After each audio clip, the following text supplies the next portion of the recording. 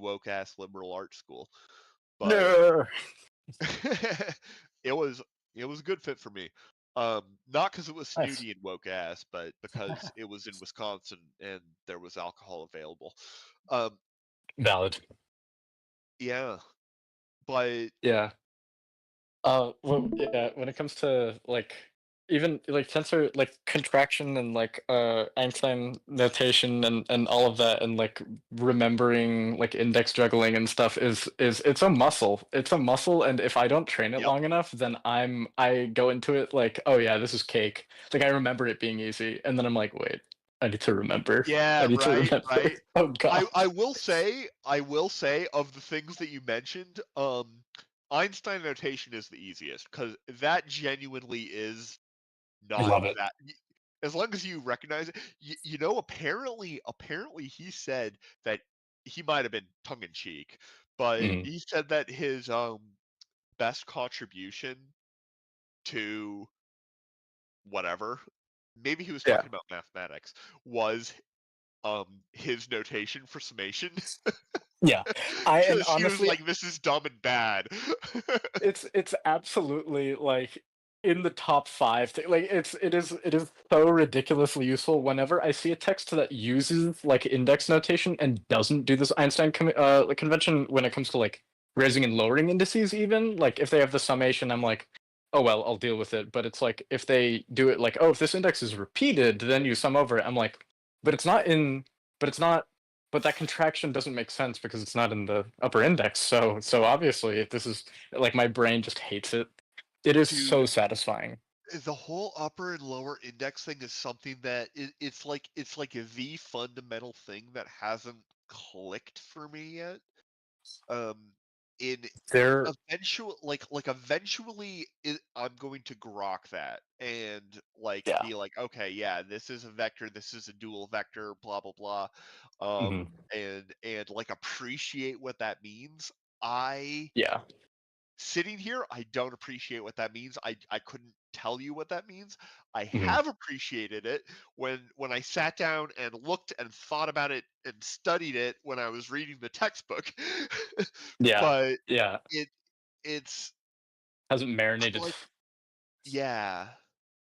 I I also like obviously my understanding of it is only so far because I haven't worked with it enough to probably understand it to the level that other people do. But it is I actually did gain. There's a book called Visual Differential Geometry by Tristan Needham, which is Is it the one with the exceptional. is it the one with the banana peel? It's got the no. This is that's is it the subtitle something in five parts? Yes, yes, Yeah, I have that book. it's so I've been fucking working good. through it. Yep, yep. Go You skip to the and differential forms part. Skip to that part because that cleared up vectors and dual thank you for vectors, saying that. like forms and dual I forms, because God, it I'm is gonna have to go to work in the wee hours of the morning tomorrow before I go to the airport because yeah. I forgot to grab any of those books and they're all in my office. And I would love to understand differential forms. That would be Yeah, awesome. if you ever want to talk about that, just like ping me or DM me or something because I am like 24/7 down. Like it could be 3 in the morning and I'd be like, yeah, I'll talk about it. It is Fuck so yeah. I love the math. I Yeah. My school doesn't offer My mathematical boss recommended physics. that book, and Yeah. so I was like, all right, yeah. And He has a complex I got analysis through one the too. first complex analysis. I actually took as an independent study, um, Ooh, my senior year of undergrad. So nice. Yeah, it complex was analysis is fucking awesome. I think it's so it was cool. the way, so the structure of how so for me mathematics was um it was a major, but it was my secondary major. Like everybody knew Mm, that I was a physics guy. yeah. And so in your senior year at our school, at least in the math and physics department, you had to do a thing called a senior experience, Mhm. and that was like, like a thesis or honors project sort of thing, Yeah. type deal. Mhm. and it's why almost nobody in physics and math did honors projects because we already basically had to do that. Yeah. And so in physics I did a much more involved experimental extension of work I had done earlier that summer in the Netherlands on an internship, and I did that myself using a thing that I had bought and asked the university to like help pay for, and do the thing. And it was cool and it was involved and it was like experimental laboratory. Mhm. But in the math, I'm like, I'm not doing anything that involved, and Yeah. everybody, like that was understood, and so Mhm. basically, I did a complex analysis independent study, and what it basically was that I took complex analysis, the class that would have been offered by this professor, but Mhm. there were no lectures or anything. He would give me the lecture notes, but I had to like learn all of the material and everything myself. That's But it definitely like a was different experience. exactly. It's a different experience, um, and it requires you to like actually do the do things yourself a little bit, but Mhm. also it was definitely something where they're like, okay, well, this isn't his main focus. We're not going to make him try too hard. Yeah. Yeah. uh, Like but the techniques more so than like, okay, give me a rigorous proof for like the Cauchy like Oh, fuck. no, I I need to like probably had to remember do the that. I had to oh do god. that, but, um, and this is the part that I've never spoken to anybody who talks about a professor in the same way that I talk about Professor Porcio, because Professor Porcio's notes were you it would take very little expanding to turn these into a textbook. Mhm. His he would present proofs, and the proofs would be complete and rigorously thorough, and he would have commentary on like the precise elements. When I took every other class with him, I took calculus 3 with him, I took abstract algebra with him, and I took Mhm. topology with him. And topology of all of them was probably the course that was the single like most thought intensive course I've ever taken. Yeah. Um, but the thing about Professor Porcio's class was if you went to class and you wrote down every single thing he wrote on the board, you could go back and recreate his lectures in your mind. They were exquisitely well organized. Wow. And they so like you would have all of the if you wrote down everything he wrote on the board, and he was writing it, so you could do that if you could write as Yeah. fast as he could write, and he wasn't like a super human at this. So Mhm. this was doable. If you wrote down every goddamn thing he wrote, you could recreate the lecture, and he was excellent at focusing on the core points. And but he had high expectations, so his exams Mhm. were difficult, but they were difficult in that it took a lot of effort to study for them. He would give a list of like 12 or 13 uh proofs that he might ask us to do on Mhm. the exam, which is a lot. Yeah. And he would only ask us to do 3, but we didn't know which 3. Mhm. Yep. And Yep. so if you studied all of these proofs and you were able to sit down and do that, these things are like it might sound like just regurgitating information. It's not like that. You don't have time to literally just memorize it. What you have time to do is figure out the reasoning and short circuit the connections and get those neurons firing, which is his fucking point, right? Yeah. Yeah. And and so if You you know the process, you studied know the logic, yeah. Yeah, yeah, yeah. exactly, if you were confident and correct that you were able to get a good grade in on his exam, that meant that you had to understand the material. And but the exact requirements were also exceptionally clear. There were never any Mhm. surprises. There was That never sounds something. like, oh my god. Yeah. That's like the dream professor. Jesus. And I hope I'll have someone like that one day. yeah, and the one thing about him um that was rough, especially if you had him at the 9:50 or 8:30 time slot in the Mhm. morning, he was not an exciting man.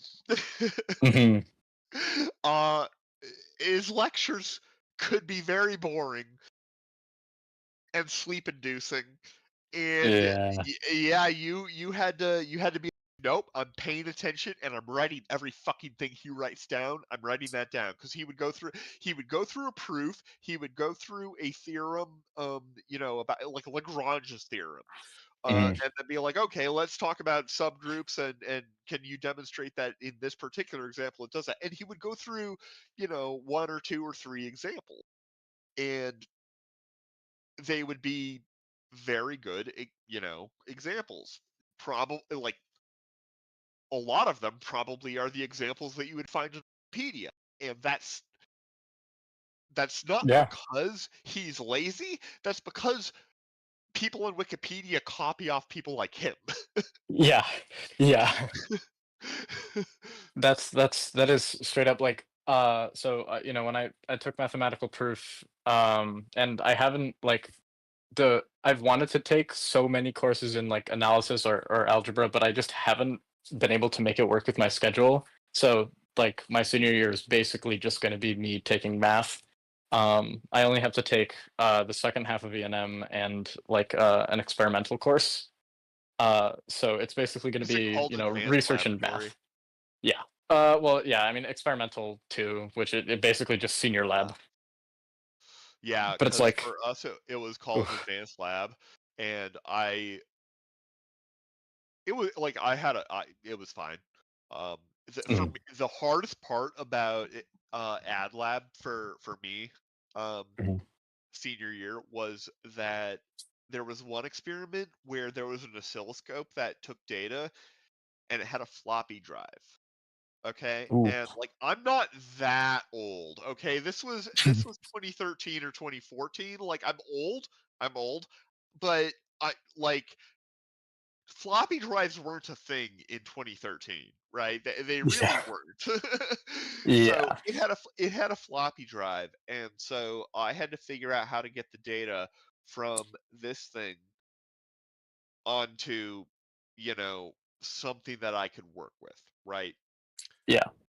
And the thing is, if you just attach a floppy drive, at least at that time, to a computer, like the old other ancient computer, especially when it's a fucking oscilloscope, formats it differently, and then it's like we can't talk to the data on this thing. We have to reformat it. And whenever you reformat, erase all the data. So Yeah. what I had to do was find a pipeline where I found a computer that I could copy the data from this original thing to that computer, and Mhm. then I could copy the data from that computer to another computer, and then I could copy it onto a computer that I could just like use shit normally, like a normal fucking person. It That required oh two my god. intermediate computers and multiple hours for me to figure this out. That's not the most surprising thing about this story. The most fucking surprising thing about this story is that that same ancient ass oscilloscope had a goddamn Ethernet port, and when we plugged it into the router, and connected to its IP address, which it displayed quite conveniently on its screen, everything just immediately worked, and it was like a modern goddamn digital scope that you could just like port onto your screen. Jesus Christ. It I it it made it is to this day the most baffling juxtaposition of archaic and cutting edge technology that I have ever seen in an unexpected location, because this is this is an ancillary function of a scope. Yeah. Wow. Yeah, it's like so thankfully, my lab used God, like the Discovery 2 or something, and so we had an oscilloscope on there, and we used software, and it was nice like that. But there were certain things that were just ancient. Like God, I think we our voltage supply was it looked like it was just from the 60s, and it probably Oh, was, honestly. did it have a big ass dial? Was it like a Yeah. stand up thing Yeah, that because it's sort like of resembled they like a stand up like a PC? yeah, because it's like if it works, they're not gonna get rid. They're like, yeah, just give it to the fucking undergrads. Correct. I don't give a fuck. And the thing is, like old school analog equipment in particular, like the thing I just described wasn't Yeah. analog because it was able to do all this digital shit, but Mhm. um like good ass analog equipment, if you don't need the digital stuff, can be faster and like better, mostly faster. Most of them Straightforward, seem yeah. to be like yeah. Um I and think especially for it students, right? Because you can see all the components, it is more yeah, like you don't have to well go into if you're doing semiconductors to explain. exactly, if you're doing like an actual if you want people to be able to actually like service stuff on their own, which is not a priority Yeah. for anybody um Yeah. that makes stuff nowadays, and like I don't blame them because if if something is serviceable with an undergraduate education in circuitry like you have and I have, Yeah. um, it's not going to be state of the art or cutting edge or really anything. It can't Yeah. really happen They're not because doing it on purpose. you need more precise and whatever engineering, but like be, it, being able to figure out like if a particular op amp in your circuit is fucked is a thing that graduate students have to do sometimes. And Yeah. it took us fucking 2 weeks once, maybe three. Jesus. See, this is Because another it was reason why I'm not intermittent. experimentalist. It only did That it. It only did it like 20% of the time. It was so.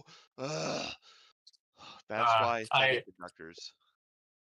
for my final project for my first lab. So we have one lab like sophomore year, and then we have one senior year. For that lab, my group's final project was we created a guitar amp. Like it looked like a bomb. Like I'm gonna be real, it looked like Oh a yeah, bomb, yeah, but yeah, yeah. it was a guitar They amp, they and my they friend brought all this look big like ass bombs. speaker, and it's like, oh my god! And then we would just people would be working on their own projects in the lab, and it would just be like my friend with his electric guitar and be like, and it would be so fucking loud, and then we were like, That's this is awesome. fucking awesome. It was so fun. Um, we got a 100 too. He was like he heard us play. He was like, yeah, it's getting a 100.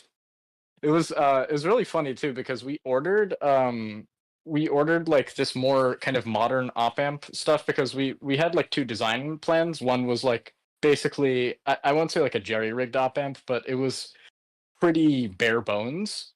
Um and to be fair, we were going for that more like crunchy kind of sound, but we wanted, like a circuit that actually used an op amp. And so, we looked up some stuff for it, and that thing did not work. Like we ordered like specifically like pretty solid The op components amp for this didn't op work. amp. As in, Uh, like, we did it was you have like bypass capacitors on the power supply? no. Well, I mean, there's your pro. I'm just kidding. But it's but That it's that like has been a problem. Having a bypass capacitor on the positive and negative supply for everything going into a particular circuit is mhm. something that I learned in graduate school. I believe. I don't think I really learned that in undergrad, but Yeah, I literally don't every circuit that I've come across, there is a zero point 0.1 micro farad capacitor to ground just yeah, over just chilling. literally Yeah. every input just to Yep. filter out the high frequency shenaniganery. Just in case. You never know. Just just if something's going wrong, might as I well. have definitely encountered circuits where things were really wonky, and then I added those things like on a breadboard where you could just like jam them in with the pins, um, Yeah, yeah, yeah. and it suddenly just cleans up so much. Now, a lot of that is because when you're using a breadboard, especially at high frequencies, things get a little funky because of the Yeah. capacitance of how a breadboard works. But Mhm. Yeah, it was yeah, so basically we had those 2 plans, and one of them was the janky, like, DIY kind of version. The other one, we looked up, some stuff on the internet. It wasn't like looking back, it was like, okay, you looked up something on the internet, what were you expecting? But, like, it looked legit, it looked like it would work, and, we bought, like, specific like, they recommended specific, uh, was it specific, diodes, and there were, I forget the name, but there were like some specific things that we got for it, and we had high hopes, and it was just like nothing. It was awful, and we were like, okay, this sucks. And we went to the other one. The other one, we did it in like 30 minutes, and it was beautiful. I mean, it was crunchy as hell, and it was super loud, but that's kind of what we were well, going it for. It sounds like you, was yeah. awesome. It's like I thought you wanted crunch. Yeah, it was mission accomplished, and we were like, oh well, thank God that worked, because if not, that would have been like, oh, I don't know if I can give you guys a 100. My ears aren't bleeding. So, it was good. It was good. And I'm looking forward to, the next one. But like a part of me has forgotten like a decent amount of circuitry stuff because I haven't like really been able to do much. I did get soldering training. I mean soldering training, but I did get soldering training for There are one of the rocketry. Sorry. what did you learn about how to solder properly? Because So there are yeah. details that I don't remember being taught or emphasized at least that Mhm. I now do consistently whenever I'm teaching grad students. Yeah. I So so I'm interested.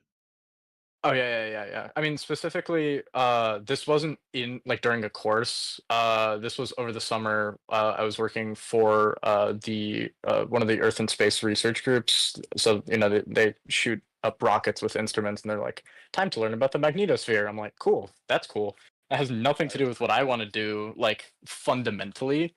But I was like, I don't know. My Because my it is research super cool, experience, yeah, and my I mean research that in experience has multiple been ways. yeah. It's like I don't know. My research experience is something to talk about some other time, but the idea was, some of like NASA certified electrical engineers were down there, or I mean soldering technicians really, and they were like, okay, well, put on this fucking vest, and let's get to work. And so it was Best. they taught me yeah, they taught me how to solder, how to crimp, and God, I think there might have been something else, but it was literally like 2 sessions in like 3 hours each. It was not the most intensive or, No, no, fair. elaborate class. Fair, but there are a lot of subtle points to address in those things. I'm Yeah. much less of an expert or familiar with crimping. I Yeah. always kind of YOLO it and normally fuck up the first few times because I haven't done it in multiple months or years whenever I have to do it. Yeah. But You have to soldering, sacrifice a couple, and it's fine. yeah, soldering I um also haven't done for a while, but I've done it enough that it's a little bit more like how to ride a bike, you know? Yeah. And the thing about soldering that I um don't remember being explicitly taught um was that one, you want to clean your solder tip. Like if you have Oh like yeah. one of those steel wool sort of sponge things to like scrape your soldering iron on, like just do that Mhm. constantly. Keeping it clean is really nice. The other thing is tinning the things that you're trying to solder. Mhm. Soaking them with some solder before you try to attach them to anything makes everything way easier. It's like Uh, magic. It's yeah, actually so ridiculous. I see it like soak up all the salt. I'm like, what? What? What? yeah, exactly. And it's like when you're first doing it, when you're first trying to tin it, it Hmm. it doesn't it doesn't catch. It sort of beads Hmm. up on it and doesn't grab onto it.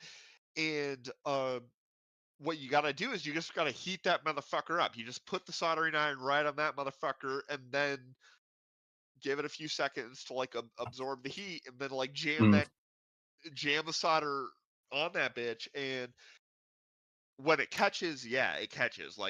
You're like, oh yeah, okay, yeah, no, that Yeah. that has now made And contact with it. I yeah. understand. It's like every time flux is like that's like actually magic. Every time because we'd put Yeah. flux on this shit and it's just like, oh, do you want to make your life like 10,000 times easier? Yep. Yeah, just use flux, and it just works, and you're just happy. It just makes your life better. And Yep. yeah, I had to replace. There were It's certain why like uh, most solder nowadays has flux like embedded inside it. yeah, Like you don't even so much better. I rarely feel the I mean part of this might be because I had to just do it with the hard knocks for the first 2 years that I ever did soldering because nobody told me those things. Mhm. That like now it's just like, oh well, I'm able to fucking get this to mind. But yeah, no, flux is amazing. Yeah. Also, lead-free solder sucks, Hmm. I've never in my opinion. lead-free solder. I would rather just like die. I'll take the risk. It's fine. Like, yeah, Yeah, don't eat it, but but it's and so and tasty. don't put it under don't put it in like a water path that people will drink. And if you don't do either of those things, well, the thing is that second one is a disposal issue. Because if you Hmm. just throw shit in a landfill, Yeah. like I guess like stuff in the landfill can get there. But honestly, if you're a water utility that's getting water from something that a landfill might contaminate, it's on you to fucking put leads like testing in it. So Oh yeah, yeah. I think anytime you're working with like my first year research I did I exfoliated graphene um with some of the experimental condensed matter, and they were like, oh yeah, you're okay, you're using God, I don't even, yeah, we were using acetone and IPA. scotch tape. Yeah, and oh yeah, tape. Oh yeah, but this was like, to make sure that the sample was clean. And it was like, uh, yeah, when you throw that stuff out, if you throw it in the trash, our lab could get shut down. I mean, I don't think it was that crazy, but they were like, Yeah, don't do that. Don't do that. acetone wouldn't be too bad. Like acetone, I'm pretty sure you can dispose of acetone if you dilute it a bunch and pour it down the drain. Hmm. Like you have to dilute it a bunch, but Hmm. because it also I it, usually it just also drink just it. I mean, evaporate. Well, that explains a lot. it's like, oh, I'm seeing it now. Yeah. Yeah, maybe Demek drank Yeah, too yeah, much. no, that maybe our problem is not that we haven't been using diamond lenses. Maybe our problem is that we haven't been drinking acetone. We should drink acetone and inhale fucking like lead fucking solder. I think it's a great idea. Yeah, but it's like there I think a lot of my research like earlier in undergrad was actually pretty formative. Like I think it gave me good experience. Like I learned 3D printing and SolidWorks and shit like when I was in at the Earth and Space Research Group, and I didn't like I learned I did physics, but it was more like I was like practicing physics while doing stuff for them. It was like Yo, I don't know. SolidWorks is some good ass experience. I haven't done SolidWorks in like a year and a half now, and one of the grad students actually just asked me the other well, technically, actually, at that point, I think it would be better to call him a postdoc because he Mm, defended a month ago or so. nice. So, yeah, Congrats and to he him. has yeah, actually today was his last day. I did not go to work today because I'm flying out tomorrow, and so today I Oh. had to like get a whole bunch of stuff done, Mhm. at home before I'm leaving. Um, Yeah, yeah, but we went out to dinner on Friday, and it was that's today was awesome. my day. But I lost my train of thought. Yeah. Let's see.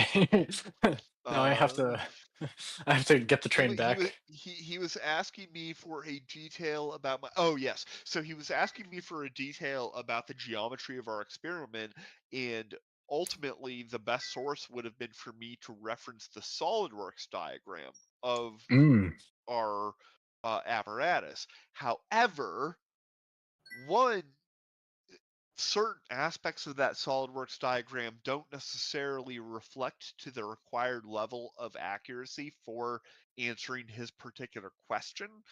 Um, mhm, the the actual or thing that we have in the system, because I don't recall it, and possibly I did, but I don't recall if I completely indicated the exact distance of a particular 1.5 inch post from the optical axis and surface of the windows into our chamber. Because for me, my requirement is to get close enough, which mm. is not necessarily the same as the information he wanted, which was a precise quantitative um, Just evaluation distance. of Oh that yeah. particular distance. Yeah, exactly. Because Mhm, there's a laser going in at a sort of a weird skew angle, and mm, he wanted to know exactly how far away it was from the coils from the nearest thing that it sort of goes by. But it wasn't. He didn't want to know that distance. That distance had already been able to give him earlier. What he mhm, wanted to know was that distance in the units of the beam waist at that location. Because we have a laser beam that's converging and going mm, through it, and he wanted to know, okay, well, that's a Gaussian spot of a laser beam, which means it has a 1 over e squared diameter and mhm. radius, which means that you can give me this distance in units of the beam waist. And I'm like, bro, we haven't even got this thing fully aligned yet. Like, I was able to give you the distance. I was able to be like, it's several. It's over 6. It's it's probably over 10. But the thing is, the laser is converging. I don't have the exact distance that the coils stick out correct Mhm. to the nearest millimeter, which I need to answer your question in a useful way. Well, apparently they didn't. I mean, I never because I never did give him an answer because it would have taken a lot of work because I haven't used SolidWorks in a long time and I don't have a reliable way of predicting the future dimensions of future atom sources because I could Yeah. measure it with my own, which maybe I should have now that I think about it, but Nah. I'm sure it was that. he was asking me for like a very precise thing that I didn't have reason to have access to without a fair amount of spelunking and archaeology to find the exact numbers that I need to assemble and compute this thing. Yeah. Which all of which would have required me to go back into SolidWorks, which I haven't used for over a year and a half since the last time I used it for this exact modeling situation.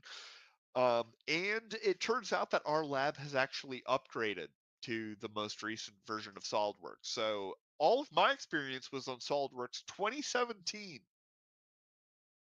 Oh not my god. 2025 Yeah, or that's like 2024. ancient history at this point.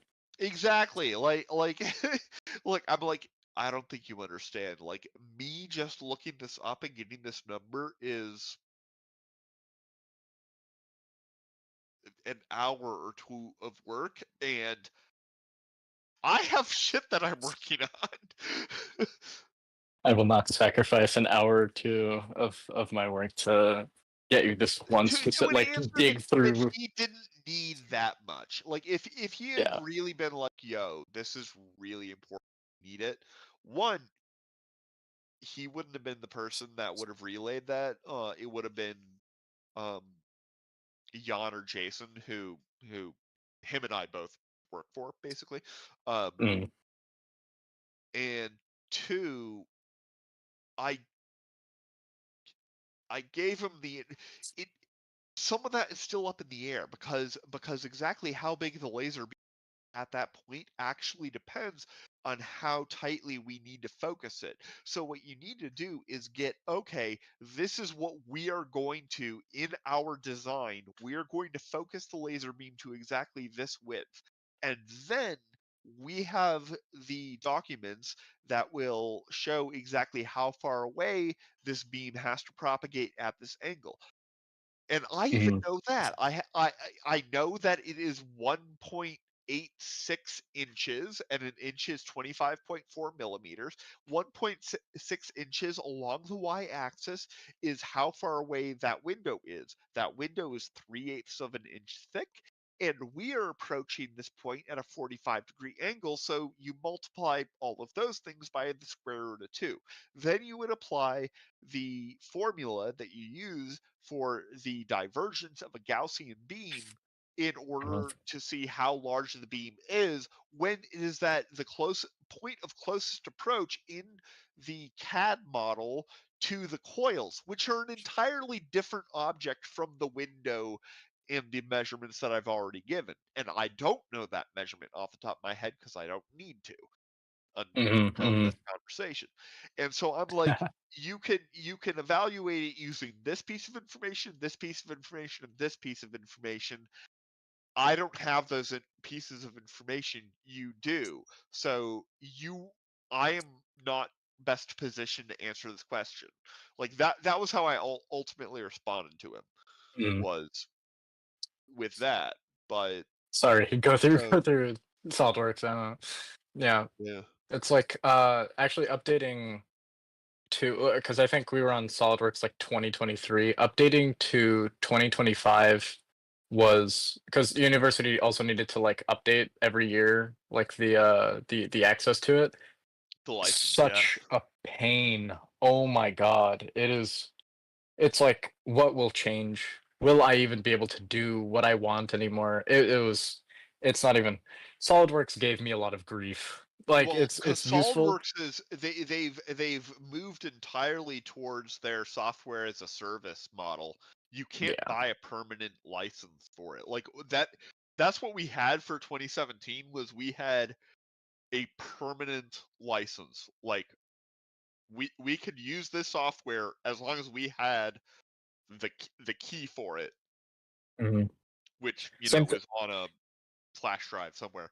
But nowadays, like, I think you basically have to have a subscription. I don't think there's a Yeah. non-subscription option. Yeah, it's the same with Mathematica where, there's this one he's a grad student, but he's been a grad I student for, like, 7 years because fucking, like God, like, do you use Mathematica a lot? I haven't used Mathematica in so long, actually. I I didn't use Mathematica for like 5 years, and then I started my postdoc, and at the lab I work at now, because I'm still on that postdoc. Mhm, Um, we use Mathematica for a lot of stuff.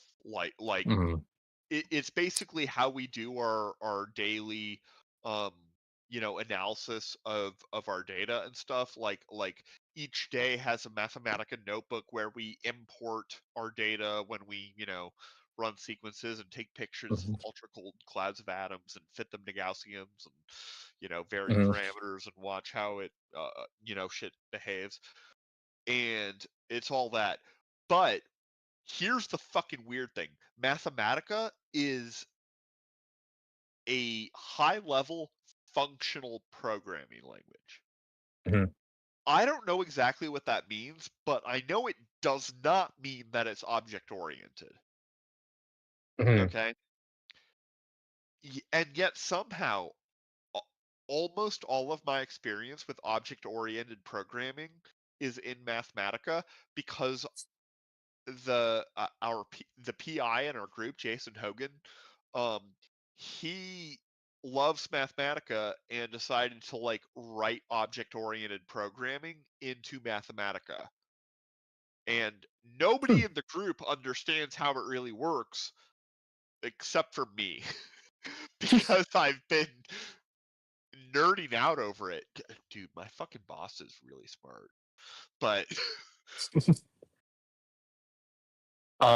When it comes to so unfortunately, I don't have I know that Mathematica is, a higher level language. I basically started like, literally, like, my freshman year, the first research that I actually did was with the head of the physics department, who's a string theorist working on, like, Calabi-Yau, like, manifolds, on fucking some ridiculous thing that I had no clue what I was doing.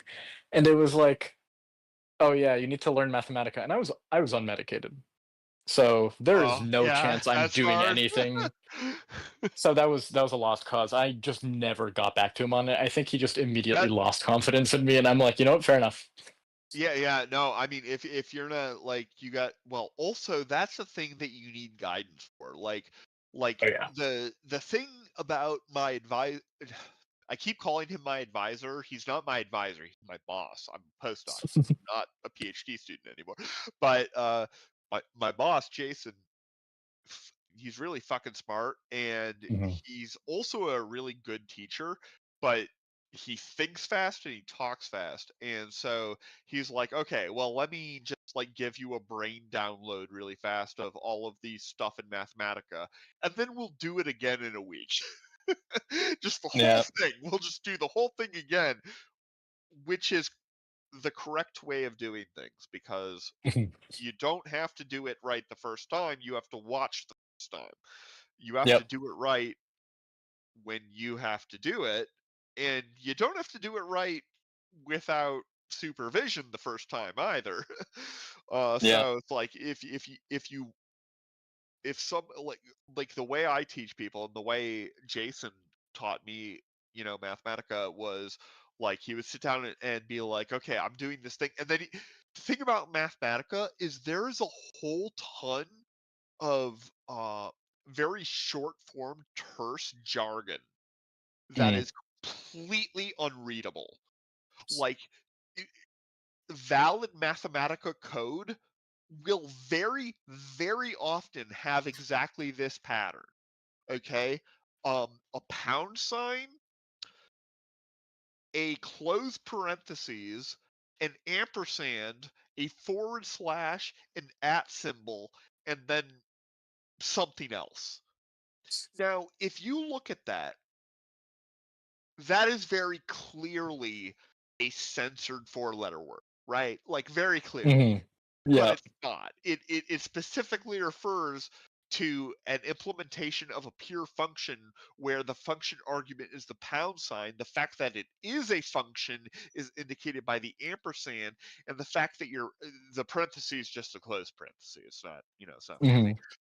But the forward slash and the at symbol together indicate that you're mapping that pure function that you just defined using those other two things, the ampersand and the pound sign, that you're mapping that over the thing that follows.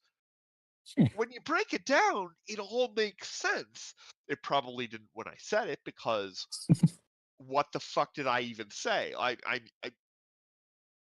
was probably censored. There's a lot of ampersands and pound signs in what I said. So Yeah, it's one of those things where if you dig deep enough, it's nothing you can explain like verbally unless the person's seen it before. I've ran into exactly. too many of those topics, honestly. Like I try to explain to my dad's a software engineer, and I sometimes I try to explain to him like, okay, this is like what I'm doing in physics, and he hasn't done calculus and stuff like that in a while, and so I'm like trying to explain something, and he's like, oh, how does that work? And I'm like, oh, you need to do like 3 years of calculus to well, okay, so there's the Laplacian. Wait, okay, hold on, wait, and he's like, you know what? Never mind. And I feel bad, but it's like, yeah, maybe I could like show him a diagram and that would help. But most of the time, it's like, unfortunately, this is difficult to explain without you knowing stuff. Right? I just made a meme actually, because I was so moved by Demok's uh performance today. I think here I just put it in the chat. My He my he favorite is a fucking maestro. Yes, that is absolutely the Demont value proposition. silence physicist. What's under layman? What's the rank under that? Because that's what I. Maybe It's, neophyte. it's like silence physicist. Person who hasn't done math in 20 years is talking. Oh, Never yeah. learned a lick of physics in their life, and Ignorant. hasn't done math in 20 years. It's like, I don't oh, think the issue is 20 years. Luddite would work. yeah, Luddite. Jesus. Plebe is a plebeian. Plebe. Oh Yeah. fuck! There was a guy. I forgot to mention this because I think we were like too locked in on the conversation. But Tapioca, there was there's a guy who came in that had the username like Q or PQ, and there was like something in between. Oh, the valid Quap. Mathematica. Quap. Quab? QP. Quap. Yeah, yeah, that guy. Quap's a fan of mine. I think So currently, but I have not yet pissed him off like Omni and company have, because the thing is, Quap is unreasonable. mhm. So, Yeah. but I just remember I was in the voice chat earlier, and I don't know who from here was also there that is like listening, but He there might be was unreasonable. He's unreasonable in a delightful manner. that's the best kind of unreasonable. Yes. It's like Yep. he Unreasonable in the mentioned way something. Bambi is unreasonable. Mhm. Yeah. It was fuck. It was oh yeah. The Okay, same so way it was I am. who the fuck was it? No, I No forget the tanks. guy's name. No tanks. Yeah, no tanks. Yeah, him. Okay, so no tanks was talking about like he was, God, he was talking about like measuring distance or something, and this was before I chimed in. They were talking about measuring distance, and someone was saying something about like it's not actually that complicated to measure distance. You just you're obfuscating it, blah blah blah, and then Quap. Am I saying that right? QOP. QOP. QOP. QWOP. It's QWOP. QWOP, like Incredible. the Flash game. You know, Perfect. QOP. Fuck. QOP. Okay, great. But it literally is a Flash game, though. I'm not making that up. I'll have to Oh, look damn. into that. Oh yeah, he said that that you couldn't measure distances because of relativity, and he chimed in, and before, like, when I started talking, he left, and so I wasn't able to address that. But that is so, like, that is such a funny thing to say, because it's like, what makes you think, like, obviously he doesn't understand relativity, but it's like, from, like, what idea of relativity does he have where he thinks that you can't measure distance? Like, what kind of physical theory doesn't let you measure distance? Relativity. Damn it, the answer was in front of me all along. Yeah, it's right there in the title. It's like, I don't.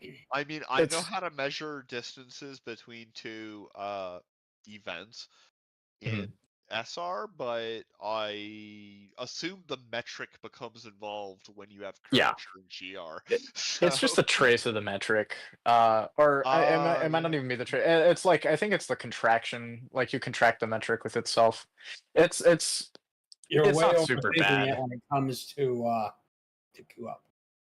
Yeah. Well, but yeah, but You're not thinking about we've dispensed with QOP and are at this point simply engaging in Gauge. physics masturbation. Yeah. Have you gone to his server yet? Because that is a QUP has a server? A I treat. have I have been well, not recently, but I think he I changed it. I don't know. I've been there yeah, for he goes through servers kind of quickly. Okay, so this is kind of I wonder why. this is a bit of an issue for me, because I'm in two servers right now. I'm in this one, and I'm in the Globe Gangsters. I was thinking about going to EA, but I don't want to just be, like, censored or talked over. So I'm like, oh, no tanks. Hey. If I'm in them, like, but EA, that's Allen's, right? No, that's No, their EA cosmology. is Geo's. yeah. EA. Oh, that's Geo's. Okay, because which one is Allen's? EC? Space Either Odyssey. cause. Space. Space Well, okay. Space Uh, Odyssey is his YouTube who channel. who Yeah, who is Mhm. Ether Cosmology? That's Alan. it's Alan. That's okay. His Discord and So his YouTube have different names. yeah. Okay, so You're right. Yeah. because dude, nobody has ever modded me on a YouTube channel faster than Alan. I showed up when he was just doing a stream one time because I had already spoken to him. Him and I already knew each other, and Mhm. I think, like, tentatively known in the community as being pretty fucking nice to Flurfs. So Yeah. um so I showed up there, and as soon as he saw me, he modded me in his YouTube channel, and I was like, Okay, yeah. well, at least I'm not gonna get banned. Yeah, it's like, I don't know which ones are, like, not, Well, like, ridiculously awful to be in. so Oh well, I mean, apparently he's a anti-Semite, which is, you know. Just, like, adding just cherry on top. so Earth Awakens is Hey, hold on. on. Are we being streamed on YouTube, right? Just for the record, I I guess don't so. know. Probably. I think we always are. Yeah, looks like Yeah, yes. I will. It yeah, that affects how I speak. Yeah. Yeah. Well, yeah. Well, I tend to anyway, just try to be but the important thing is Earth Awakens is pretty good for a server run by a flat Earth guy. Although in recent times, apparently Geo, the guy who runs Mhm. it, has become very much hair trigger with the timeouts. That's what I've noticed, yeah. I don't know. I honestly have no good. I don't know why things may have changed. It could be like a personal thing, I guess. Like I think maybe so. he's My guess is it's the final experiment. Kind of shook everything up, and he didn't respond too well to it. Yeah, that makes sense. I mean, but he certainly won't cop to that, and Yeah. who knows? And I for all I know, it might be, my evaluation of it is not necessarily, completely like I don't trust myself to have no form of bias. And apparently, our two servers are in competition now, although there's zero reason for that. But they're flat earthers just need a place to threaten to pack up their toys and move home to. Like, well, and that's what I they mean, do. so while not entirely untrue, there aren't too many servers where flat earthers will go and hang out or chill out. Like when I was on QOP server, I would go and I would just be like, yeah, hey, whatever, and like one of the flat earthers was like, you're a totally different guy here. Yeah. Because I wasn't there to to argue with anybody. Yeah, I have no interest. Like if there was like a neutral third party that would moderate things like in somewhat of an unbiased manner, then Well, that that's would be in theory ideal. what we're supposed to be. This is supposed to be, I mean, I obviously I believe the Earth is a globe, but Yeah. And I mean, I will argue, I guess as hard as anybody when it comes down to it. I mean, Yeah. I'm not claiming to be a saint of of infinite patience. So Yeah. I don't know what is no tanks like I don't I don't know what no tanks is trying to like Polaris is at 0 degrees on the equator. Well, I mean, What is he no trying to tank, no tanks asked a question, right? Asked oh ChatGPT uh-huh. how you see Polaris on horizon 3959 below you. Get back to me. So I asked. I Exactly asked. that. I asked exactly that to ChatGPT, and it wouldn't let me actually copy the whole thing. And because I did it on a quote unquote temporary chat so that it wouldn't be influenced by its background information that it has, because I use Yep. ChatGPT all the time. It's a great coding assistant. Um, Mhm.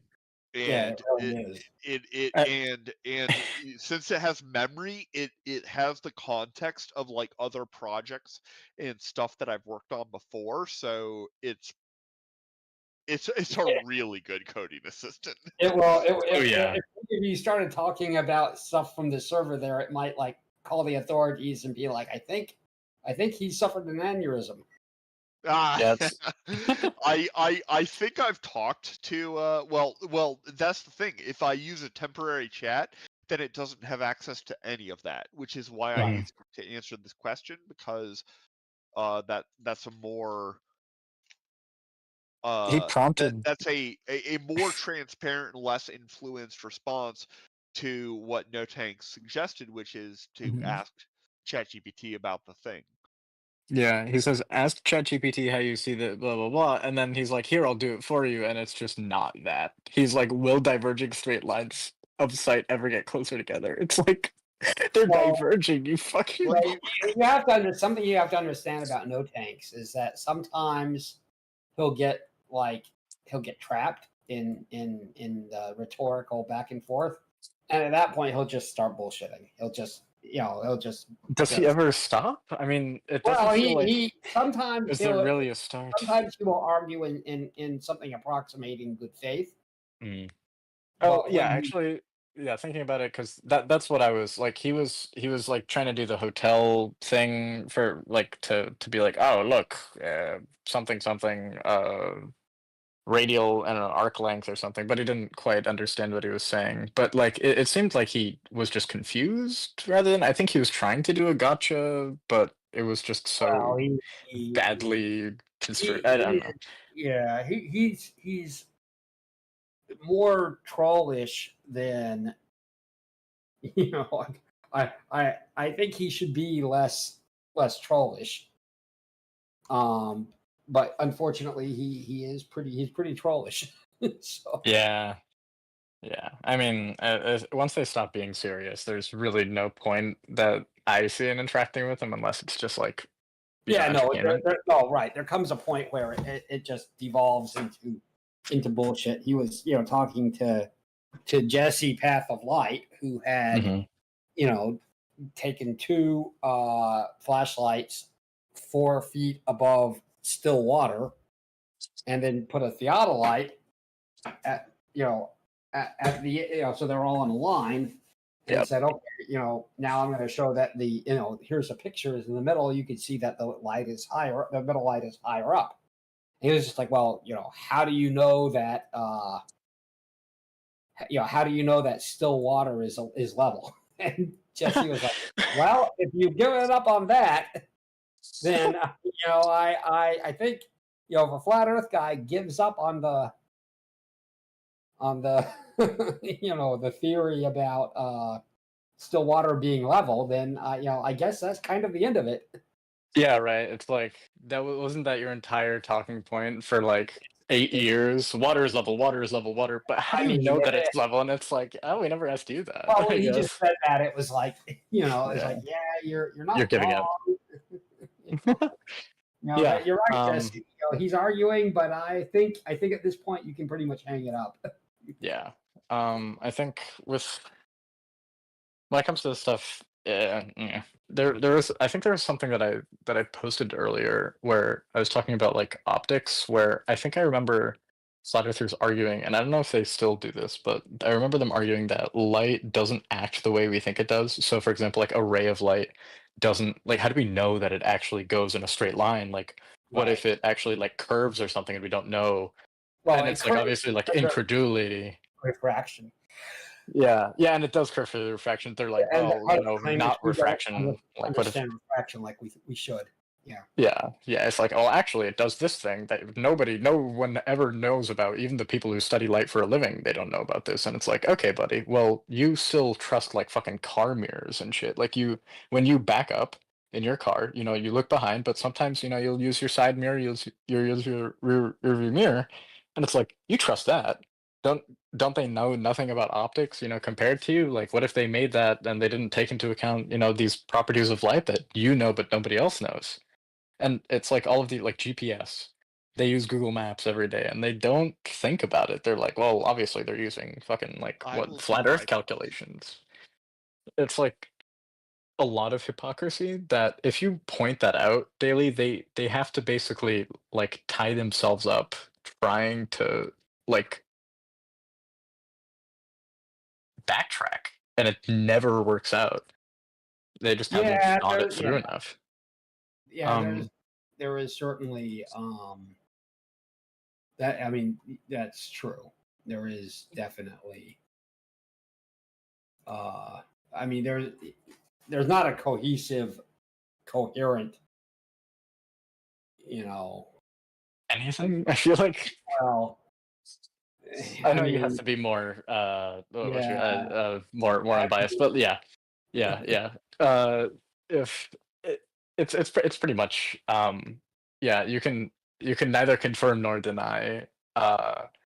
It, this isn't really to dunk on them. It's just one of those things that I've noticed. I think that's definitely something that should be brought up more often. And like the very obvious things, this is more okay. This is no longer between me and you, Omni. This is between me and Bull Knight. Am I yeah. pronouncing that correctly? Is that? Yeah. Yep. This is between me and you because we get to be biased. Um, but like in the sense that when you think about this is something that I have not been able to find any sort of answer to, and I've asked about it. But the northern and southern hemisphere, the night sky just rotates different directions. and how like I remember clearly tried to like wave it off by doing like God, it was like there was like a glass dome kind of thing, and he Yeah, would have like the classic. light going past it, and it's like, oh yeah, glass dome, that's for sure. And it's like naturally that it's all filled in, like it's basically just a glass hemisphere, and it's And like, you're outside of it. The camera's outside of it. So like, yeah, let's put the camera inside of it and let's see what that looks yeah, like. completely ridiculous. And it's like, I remember Witsit trying to do like the car window kind of argument with it, where he's like, "Well, look, if I rotate this way and you look outside the window, it looks like it's rotating reverse." And it's like, yeah, but are we ever really outside the night sky? Does that make sense? Are you um okay? Like, what is going on? It's just all these things. I've never heard a good cohesive argument for it. Even like There a is kind of like one of those, there isn't, and they can't. Like even if they yeah. had a cohesive argument, it would pin them down somewhere, and they can't Mhm. survive that like that. Yeah. Yeah, it's usually we can't know anything. We can't know that for sure. The Witsit like distances thing, that never really made sense to me because like you know that like, and I think I talked about this earlier at some point, but if you have distances on a map and you're like, well, actually, we can show that these are distances that um like specifically only work on a globe, right? And so they say, well, actually, the real distances aren't like that because obviously our map has to be wrong. But it's like, well, then is Google Maps wrong? And you can say, oh, yeah, well, actually, the distances aren't that. But if it takes me the amount of time that Google Maps says it does for me to cross this distance and my odometer is correct and, my car is telling me that I went this many miles, it's not going to be a super wide error margin. Because if it was like, okay, Australia is 2/3 the length that we actually think it is, or it's 2 times the length that we think it is, it would take me 2 times as long to get across Australia, and it doesn't. And that's like something everybody would have noticed. And that's kind of, at least I haven't really been, I've been busy, so I haven't really been keeping up with a lot of flat Earth stuff. But it's like, I feel like it'd be good to bring these things to light where like the arguments fall apart pretty quickly and then they have to rely on semantics at a certain point, and at that point you've won and it's kind of over. Well, I think. Are you familiar with the celestial theodolite? Celestial theodolite.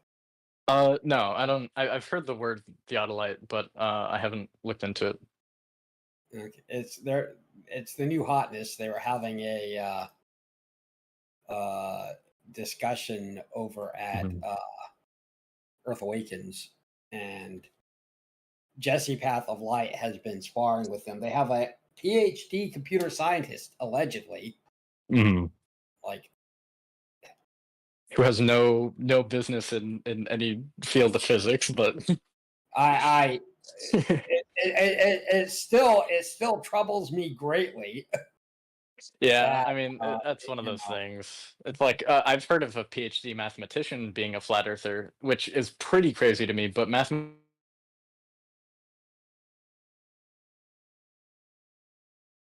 postdocs, and I know grad student mathematicians who don't really know physics. Like they never had to really take any physics classes, and it's just they're so removed from reality when it comes to the math that they're doing. Like if he's doing fucking like fucking what am I thinking of? Category theory. He does not think about lengths.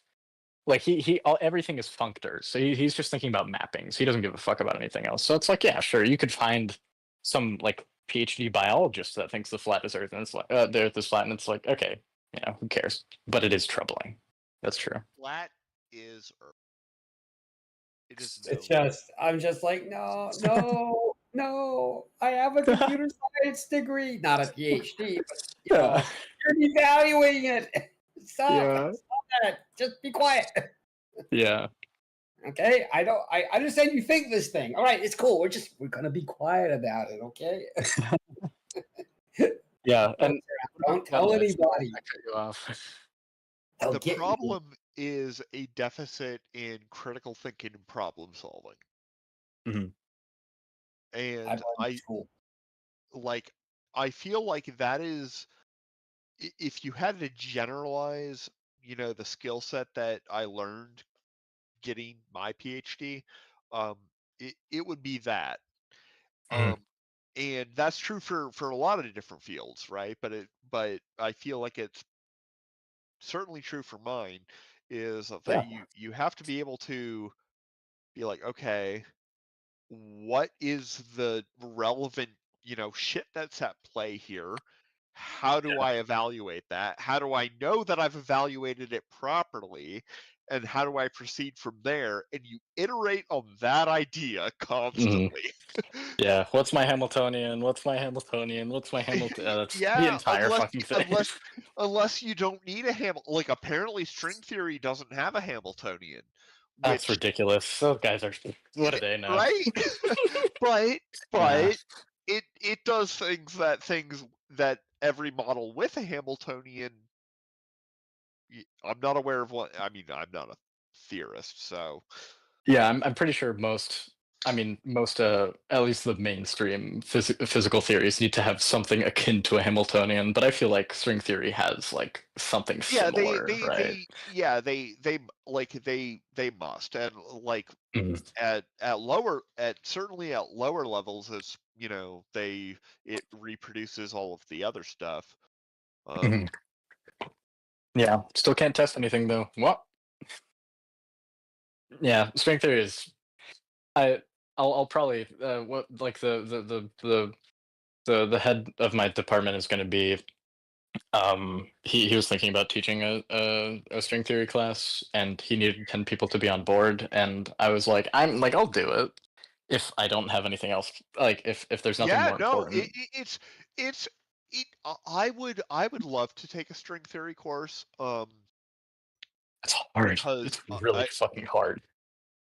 well, I can It's, imagine, yeah, it's but ridiculously. I'm a It's postdoc, so I wouldn't actually have to like yeah. do it, You could you at the very know. least audit. Yeah, you I have to could audit the audit it and course. just like sit, Yeah. because I feel like so I feel like that would be fine. Mhm. Oh yeah. So I work, because I like my office is in the same building as Lenny Suskind. Oh, really? Do you ever Yeah. see him in the hall? Hey, Lenny. Lucky. I have not. One, I'm a recluse. I don't actually go to nearly as many of the like colloquia and stuff as I should. I'm a weird person because I feel like I don't come across as super introverted, but Mhm. I am. Um, but also he's like pretty mostly retired at this point, Yeah. so Yeah. I don't think he's actually around all that much. But he did teach a class a couple of years ago. I think he does teach a class maybe every year. Um, but that class is like general relativity, and Mhm. you can actually get all of those lectures from when he taught it in 2012, all on YouTube. So Yeah. you can take the class, the lectures that he gave. I don't know if he puts up the homework, but if you did Yeah. those things, then you would be doing the exact same stuff as the people who take, introductory GR at Stanford. So Yeah, I've seen and the MIT quantum videos, and by the way, Alan Adams is insane. I need to talk to him once in my life because he is like actually Alan, like Alan, probably my who dream. is? I don't know if I know Alan Adams. Who is that? Oh my god, dude. On YouTube, look up MIT quantum lecture because I'm like surely it's That popped up for you. It's very popular. I mean, fa probably, but So Alan Adams is the guy MIT, who teaches an that specific MIT lecture. quantum lecture. Yeah, it's on the MIT OpenCourse on YouTube. And and like specifically on YouTube, and Alan Okay, Adams. I found him. Lecture 2, Experimental Yeah, Facts of Life is one. yeah, Oh, dude, I feel yeah, like yeah. I'm gonna like this guy. Dude, that is a great name for a lecture. I'm Right? already on board. I He is don't know this so guy. he's ridiculously energetic, and you Dude, know his MIT also has some great ass shit on the internet. Like, dude, the quality of education that is like available it's um ridiculous. It's ridiculous. is insane and orders of magnitude above what it was 30 years ago.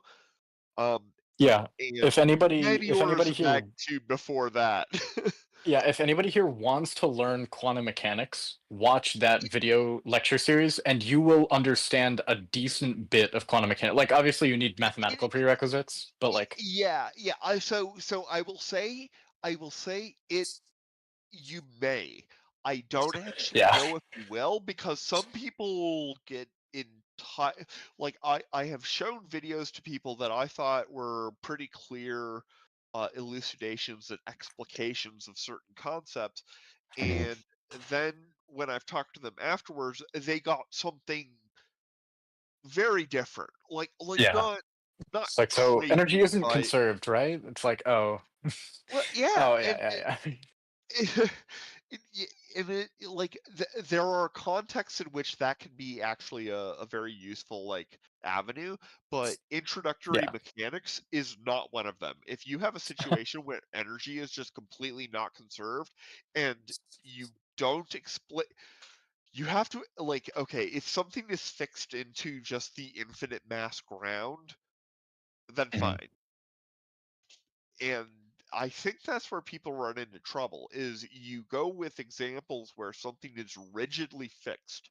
And if something is rigidly fixed, conservation of momentum doesn't apply because you're talking about something with an infinite source mass. hmm hmm Yeah, there are And plenty of yeah, yep. yeah, no, I interrupted you, sorry. I don't I don't I feel like understand what you just said there. yeah, like I know that in GR there are certain cases where like locally angular momentum isn't conserved. But like total angular momentum is always conserved, like within, the entire Yeah, universe as a system. But like well, yeah. angular momentum, yes. Energy, I'm not sure is. Yeah. Because of dark energy, like if you follow if you live in a photon or a frame of reference that's moving very near to the velocity of a particular photon, um that photon will simply redshift over time. Hmm, it, yeah. and because of the expansion of the universe. Mhm, And the reason for that is that you can derive the conservation laws from symmetries that exist in mhm. nature. That's what Noether's theorem is. Yep. And Yeah. Noether's theorem, um, when you apply that to um, the fact that the laws of physics are invariant under infinitesimal rotations, that leads directly to conservation of angular momentum. Mhm, The fact that the laws of physics are invariant with respect to translations um, leads to the conservation of linear momentum. Then the ostensible fact that the laws of physics are invariable when it comes to time translations, going forward or mhm, backward in time, that leads to conservation of the stress energy tensor, which, mhm. leads to the conservation of, mass energy, whatever.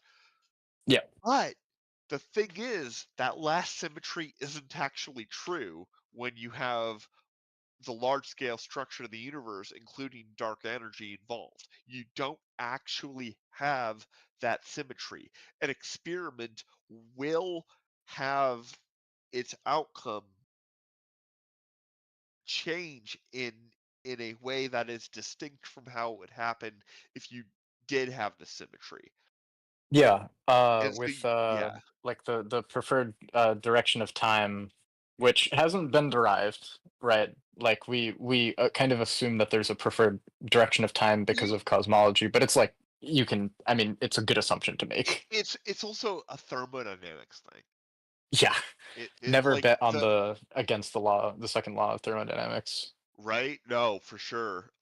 Which like irritates me because the second law is one of the most clearly statistical and not on its face fundamental laws, and yet Hmm. it has been one of the most useful and reliable heuristics since the second law was conceived Yeah, that you can't violate the second law. Like, if it's you have a held model that strong. violates the second law, it's Yeah, probably simply broken. my former advisor actually there was a point in he did a colloquium at one point where he was like, you know what, you can bet on, like, you know, if your model doesn't have conservation of energy, fine. If your model doesn't have this, fine. If your model doesn't have that, fine. But if your model violates the second law of thermodynamics, you know, abandon all hope, ye who enter here. It is over for you. And I have just kind of taken that to heart because you just entropy will always just increase. It's or stay the same. It is what it is. It's a consequence of a even more fundamental and even more obvious and less um confusing, I feel like, Mhm. position, which is the principle of ergodicity, I believe it's called. Mhm. Yeah, ergodicity, which Yeah. fundamentally is, the supposition that all states, all physical states, and, in quantum theory, that means all quantum states Mhm. are individually equally likely a priori. Mhm. Um, that doesn't that doesn't mean that it applies to a particle with a well-defined energy. Like that's defining energy breaks that symmetry. But the ergodic principle is, yeah, if you have a system, it samples all of the entire phase space of the system. It samples all of that with equal likelihood.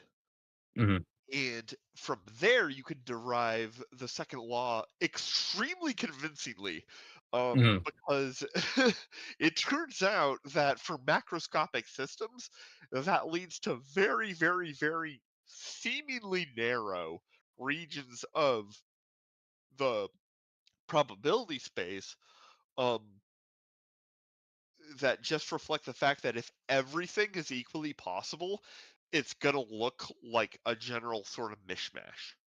Mhm. Yeah, I had certainly I'd heard of ergodicity and like ergodic systems, but I haven't actually like put enough time or effort into it. Like obviously I haven't taken stat mech because we don't have, I mean we have, you know, thermo and stat mech, but like I haven't taken grad stat mech. So I Bro, I that's took like a rad famous stat mech. weak. Hmm? I took rad stat mech, but my professor, I think she was going through like a divorce or something. Uh, Yikes. It was That's weird. I got uh, like a 70% on one like exam, and then the next one I got 105. I was like, all right, well, this doesn't feel like a me problem. yeah, my quantum professor actually she made the first midterm, which shouldn't be a thing. First midterm, what the hell? Like my midterm Right, was ridiculously right. easy. It's yeah, it's a midterm. Like, come on, it's the in the middle. It's that you don't have more than one. It's just the midterm. I They mean, need to get that straight. But yeah, basically, um, the midterm she made like ridiculously easy. Like everybody, oh, not everybody, but like the average grade was pretty high. And so then the final she made way too long, and I mean, I didn't study well enough because I knew I was going to get an A regardless. Yeah. It was like, uh, damn, maybe I should have studied because now I just feel like an idiot. And so she, Yeah, even after but you like, also knew everybody else felt that way too. And you're yeah, like, pretty much well, nobody, either you're everybody went gonna out of that with fail pale all of face. us, Pale or face. you're gonna be like, okay, well, there's a curve. The thing Yeah. about like I never was in a situation where like curves were a normal thing Mhm. until grad school, because before that, I always had teachers who had done this at least 10 or 15 times before, Mhm. and like that was their main job. Whereas in grad Yeah. school, suddenly you're taking lectures from people who this is an afterthought. hmm They are And that not thinking about your QFT lecture. They're thinking about their fucking ridiculous ass research that you have nothing to do with, and they're just like, yeah, yeah, whatever. Yeah, they'll exactly. get it. They're And grad students.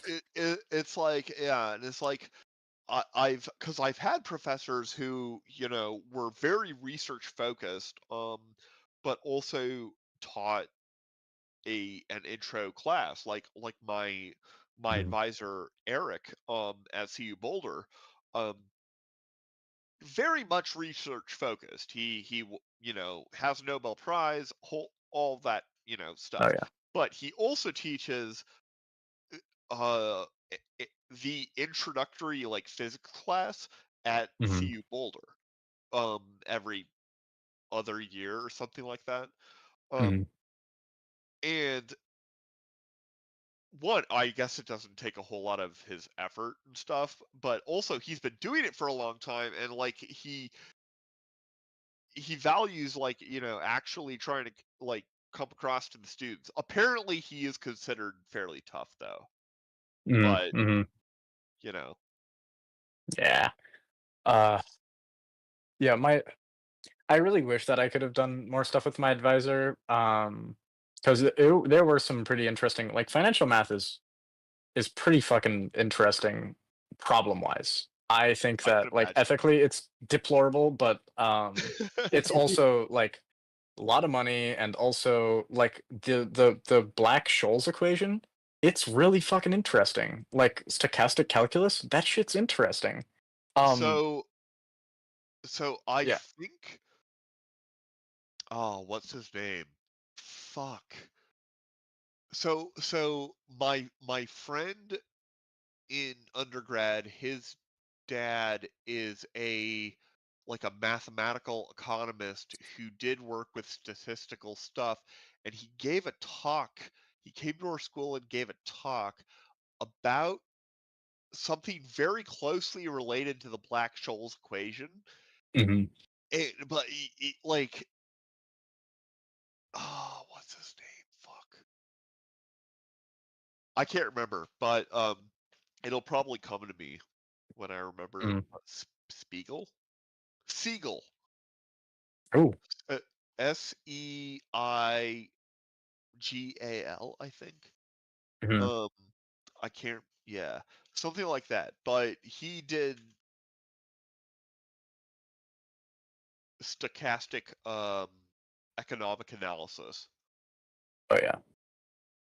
What is That the Black-Scholes equation, though? I don't remember what it yeah. is.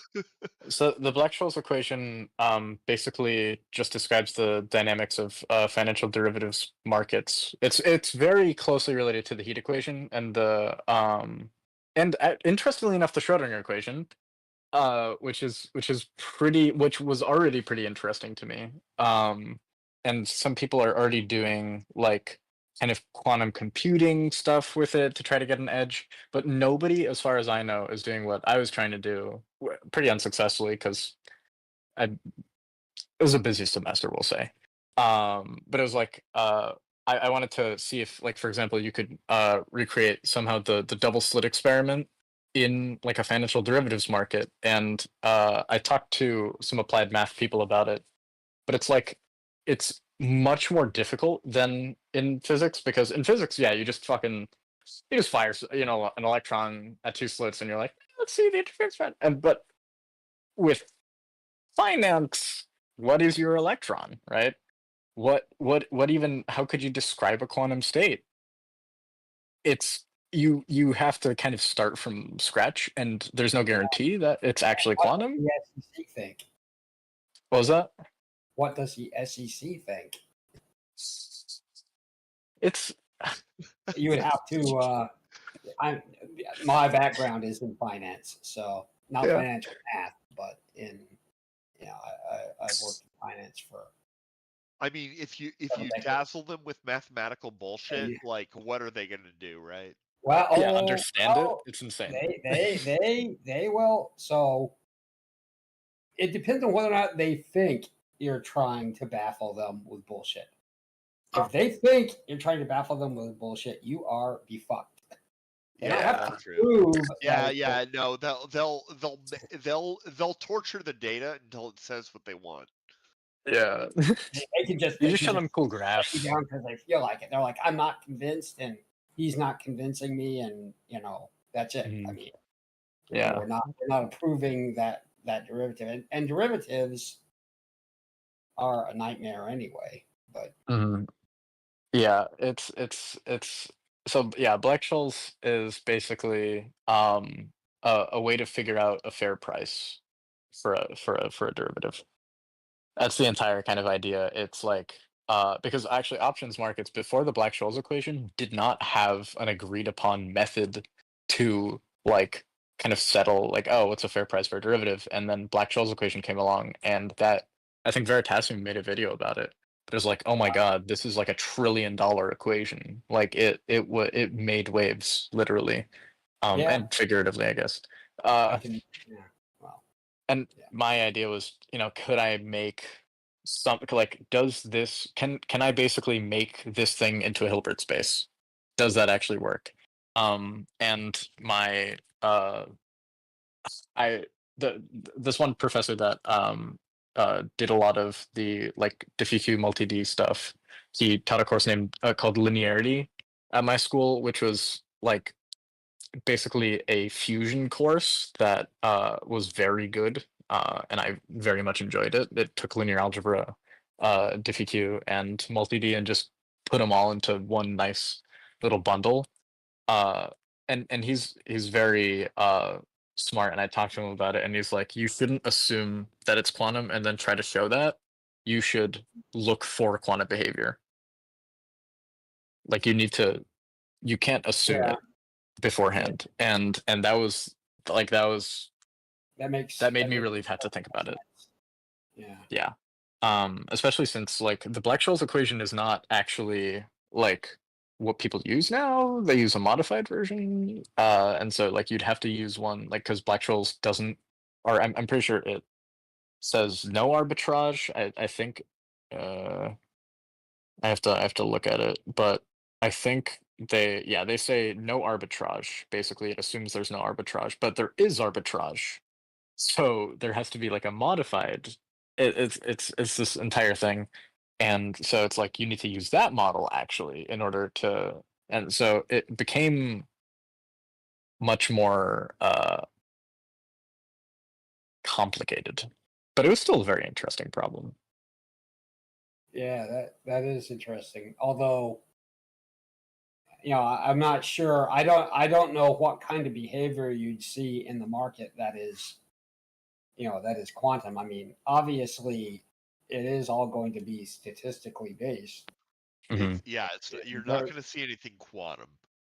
well, whatever the stand-in for quantum is in this Yeah, Yeah. I mean, I guess if you're restricting your Hilbert space to things that exist only inside the economic realm, and maybe there Hmm. are things that behave That was kind of the idea. Is like like, how me. can I kind of Actually, twist this shit, right? yeah, I should retract my We don't know confidence. if it's going to be quantum, right? It's Yeah, like if it's probabilistic and like maybe there are some things that you can model using complex number. Like you need some sort of complex kind of wave function analog in that. And I was thinking that speculation would be the wave function where it can collapse once two people agree on something.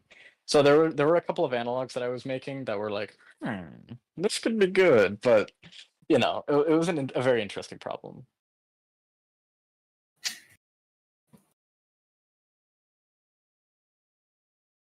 Fucking nerds. Yeah, I it's so fun. I find that is physics and pretty math nerdy. so fucking awesome. This has only paid off like once or twice ever. Um, if that, maybe I'm just making it up. But when I was at CU Boulder and I was a grad student, and we would have prospective grad student day, and you were supposed to have your lab like with a sign on it being like, "Hey, you can knock on our door and ask for a lab tour," and all that stuff, blah blah blah. And I what I would do would be, and I did definitely do this, um, was when a group of like prospective grad students would go by and I was just like out in the hallway or something where it wasn't obvious that I was an active Mhm. grad student, I'd just be like, fucking nerds. And they would get like, some of them would get like flustered about it and be like, what? And I just lived for that moment when later you would open the door and see one or two of those students and then give them a lab tour. And they You're were like, oh confused, but they generally understood pretty quickly. God, I should start doing that. Like, I- I just have like some prospective like students coming through the physics department. I'm like, "Pfft, nerds," and I'm like on the third floor of the fucking building in one of the labs. They're like, aren't you the nerd?" yeah, exactly. It's like, Like writing 'cause something on the chalkboard. They're like, yeah, yeah, it only worked on the one floor of that building, because if you yeah, were on a different floor, like, you don't go to that floor if you're just passing through. You don't go to the like, you stay on the one floor, because yeah, all of the other ones you only go if you gotta go to like a room on them. But yeah, yeah, yeah, this one, you could just be walking down that one hallway if you were yeah. just trying to get to the end of that building and then exit Mhm. out so that you could go and get lunch. That would make That makes sense. sense. Yeah, that makes sense.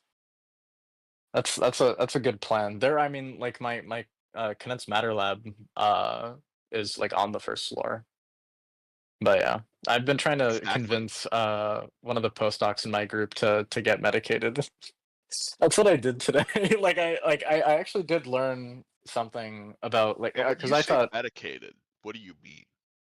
I mean I'm positive that he has ADHD. I'm positive, but I think that he Okay, should get no, like, so diagnosed. so actually, yes. No, no, dude, fair enough, man. Like, I I spent 2 hours today, ensuring that I would have, um, enough medication for my trip, because I'm leaving tomorrow to go to Scotland for my brother's wedding, Ooh. and I'm going on a vacation with my mom and my uncle, and so I'm not gonna be back until July 5th or something like that. Yeah, And I'm like, I'm okay, I run out of my ADHD meds before that. So yeah. I actually, so I'm leaving tomorrow as well, funnily enough, but it's later in the day, and I'm heading off to some place in Eastern Europe, like where my family's from or something. I don't know, it's weird. But I'm spending like basically a month. I mean, I'm going to Prague and some other stuff, but I'm basically spending a month abroad, and then I'm coming back, and I have exactly enough medication to last me. Like my ADHD meds last literally, like I will run out of meds on the day that we arrive back. And I was so fucking that terrified that it wouldn't work out. It was awesome. and you're leaving tomorrow? Yeah, yeah, yeah, All right. Well, then never mind. If you yeah, were leaving in 3 days, I'd be like, I would give you a series of specific steps uh, to ensure that you have a little bit of wiggle room, but you should be fine. Like, you should be fine. mm, And yeah. also, if you're not fine, then suddenly it's a crisis. And the thing about ADHD is you're pretty good in a crisis, I feel like. Mhm. So, there's that. Yeah, yeah, yeah. I should be fine, and I have so I take Vyvanse, right? So Oh, I dude, also have. I kind of feel like I should get back on Vyvanse. It's really hard to abuse. I really like it. That's Uh, probably one of the reasons I should get back on it. Yeah. but I also have Um, like instant release because my workday is so fucking long. The Vyvanse doesn't last long enough, so I have to take instant release Whoa, sometimes. really? See, I my work problem pretty with much 14 Vyvanse. hours a day. So I was on Vyvanse. Yeah, I never worked a schedule like that, but I was on Vyvanse in undergrad, and I got off of it because it lasted like too long. Like I would take it in Yeah. the morning, and it would fuck up with my sleep schedule later Ooh. that night because it would last like 16, 20 Oh hours. damn. I'm on like 30 milligrams, so maybe it's Oh, or maybe yeah, I'm like less. Hey I was guys, no on. medical talk in here. Start talking about how you snort them after you crush them up. I actually do that currently with my. Never mind. We're streaming. Fuck that. Yeah. I do that with my Drug Advil. talk is okay. I also do that with my heroin and my LSD and my PCP and my Your Yeah. uppers and your cyanide downers. and my lidocaine powder. Okay, Because House. I'm a big fan of the Princess Bride, so you know. Oh, wow. That was embarrassing. I for a second I recognized ivocaine powder and I was like, "Oh, that's just fucking whatever Dr. House uses." Nope, not true. Um, That's Vicodin. Yikes. Yeah, thank you. The It's a structure of V. the word is close. I see where you're coming from. Yeah. No, don't let him Unforgivable. off the hook. He should feel really bad about that for the rest of the night. Yeah, flame me alive. What are we? I forget to check chat for like 10 years. I was told on good Uh, authority in this very server just this morning that Globers don't sit around and talk about random cool shit they think. So I don't know what's yeah, they happening need here, flat but earthers to. clearly it's a psyop. Yeah, this is made to be like on the stream so that whenever they check in, they're like, "Oh my god, we've been wrong this entire time." It's Well, like, it's not saved though, so we can clip it, I assume. yeah, yeah, yeah, whatever you want. I think with yeah, I mean, meds are meds, and I'm just glad that I have enough. But Violence works for me, and I mean, it's not like I work like getting paid. I wish. Well, I guess I don't wish I worked 14 hours a day, but I wish I got paid 14 hours a day. It's just like I basically like during a school day, like during the semester, I'll wake up, eat, have classes, and pretty much just study until 10 p.m. It's not good, but it's how I survived, so it's fine. I Whatever know where works. you're coming from. It's It's a bit of a dark place, but I'm sure it's fine. I mean, it's like it's not. I'm not depressed. I love studying. I love studying physics and math, and I yeah, love it. you're It's doing just a lot. you're doing fine. Yeah, I could probably But eat more, but it's fine. no, I so I was in a fraternity, and I lived there for most of my time at school. It was like the nerd fraternity. It wasn't like a normal fraternity. It doesn't exist anymore because they stopped recruiting. But anyway, um, and our custodian, Beth, her and I became friends because I was often awake at 5 a.m., coming back to go to sleep, while she was there, like, cleaning stuff, and we would, like, go outside and, smoke a cigarette together, and she kept an eye on me, and also one of the security guards kept an eye on all of us. He would like go through, and he was like, because his other job was a job at the prison, like the nearby prison, and he was like, you kids are all so much like more fortunate and better positioned to like do stuff. So like, Yeah. please eat and take care of yourself. And also, Yeah. you're awesome. Like she was always like, all of you are awesome and amazing. Also, did you eat? Yeah. That's pretty And much I all was you need like, to hear, right? thank you, because no, I haven't eaten. It's been 12 hours and I've been too I locked in. I've been too locked in, and Yeah. I took Vyvanse, and also I took a whole bunch of Red Bull. Yeah. Too real. Oh Yep. yeah, what I learned this postdoc in my group, I was under the assumption before that the like spin statistics theorem, like more specifically, I was thinking of fermions. The I thought that when you have two fermions in the same state, that you can't have them like within the same I don't want to say system, but like some Quantum like state. You can't have them within. yeah. You can't have them being articulated by the same quantum numbers. For example, Mhm. Yeah, um, and so my thing was it's like, oh, but it's they can called the be exclusion principle. Yeah. yeah, and the exchange for like the exchange interaction basically kind of forbids you having them on the same position, right? You can't have two electrons, for example, that are at like in the same point, but you could have two photons in the same point, right? You can have like bosons Yes. don't give a fuck. And Yes. so that I was not certain about. I was like, well, obviously you can't have two things in the same place, but bosons don't give a shit. Yeah, they don't give a Bosons do not fuck. give a fuck. Bosons will just accumulate.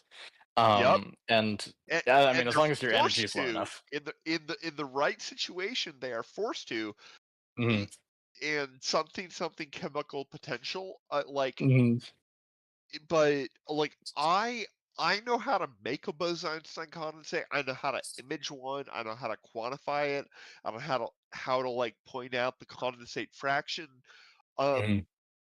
I understand, but But you don't know how to much less bottle it.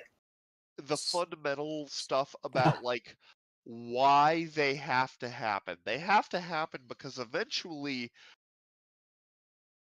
the equations basically say that you have to stash this new particle in one of these states, and with bosons it turns out that you have to stash it in the ground state, Yeah. whereas in fermions you have to stash it somewhere else.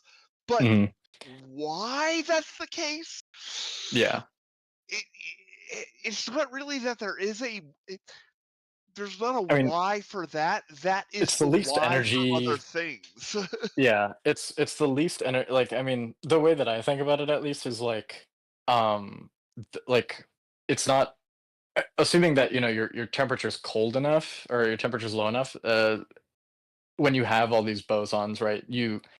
There's nothing to excite them out of the ground state, and so they just are in the ground. It's like they always like want to be in the ground state, but also why? I don't remember. It's like, is it action? Maybe I don't know. Usually it's something to do with the action. Something Lagrangian. Something integral. Nah. But I do know that with fermions, it was very interesting because Okay, I mean, I sorry. do remember I with I yeah. I missed the last like 45 seconds because my headphone battery suddenly died. That's fine. Honestly, I forget every 45 seconds I have to reset. But I have Don't worry about it. with with bosons, I was thinking it was because the ground state is lowest energy, so they're going to be in the lowest energy state because they like being in the lowest energy state. There's nothing to not have them be in the lowest energy state, I guess. Um, Well, the thing that would have them not being in the lowest energy state would, I think, most obviously be the Maxwell relation, where the proportion of probability is proportional to the negative exponent of the energy over the partition function, right? I haven't gotten there. I with that mech, Well, we never got but to the partition function. you've got really. Yeah, I mean, Well, okay. Do you know what the partition function is? It's a straightforward, easy concept. It's not complicated. Trust me. I know what a partition As is. a quantum A, physicist. no, well, a partition function and a partition are different. I don't. It's a horribly named thing because the partition function is the Well, sum of the energies of all of the states. yeah. So That's the what it is. partition It has function. nothing to do with partitioning. Well, I mean, Well, I think I combinatorics guess. wise it does Yeah, in the yeah, sense it that does. It does there. Yeah, yeah, you're right. So I guess it's somewhat aptly named, but it's like obviously it's not just taking a partition. It's taking the sum. So you're just integrating over all possible states in a system. Exactly, and you're Okay, summing the sweet. energy over all of those, and then you're saying that the relative probability of being in a particular state is proportional to e to the negative energy of that state over the Hmm. partition function. Because then Hmm. when you add them up properly, it preserves unitarity. Like Yeah, I'm all ass- of the options add up to one. I'm assuming there are some constants in there that are having the exponent be unitless. Otherwise, that would make no Yeah, sense. yeah. But yeah, Boltzmann's constant, yep, classic. because it's related to the temperature, Mhm.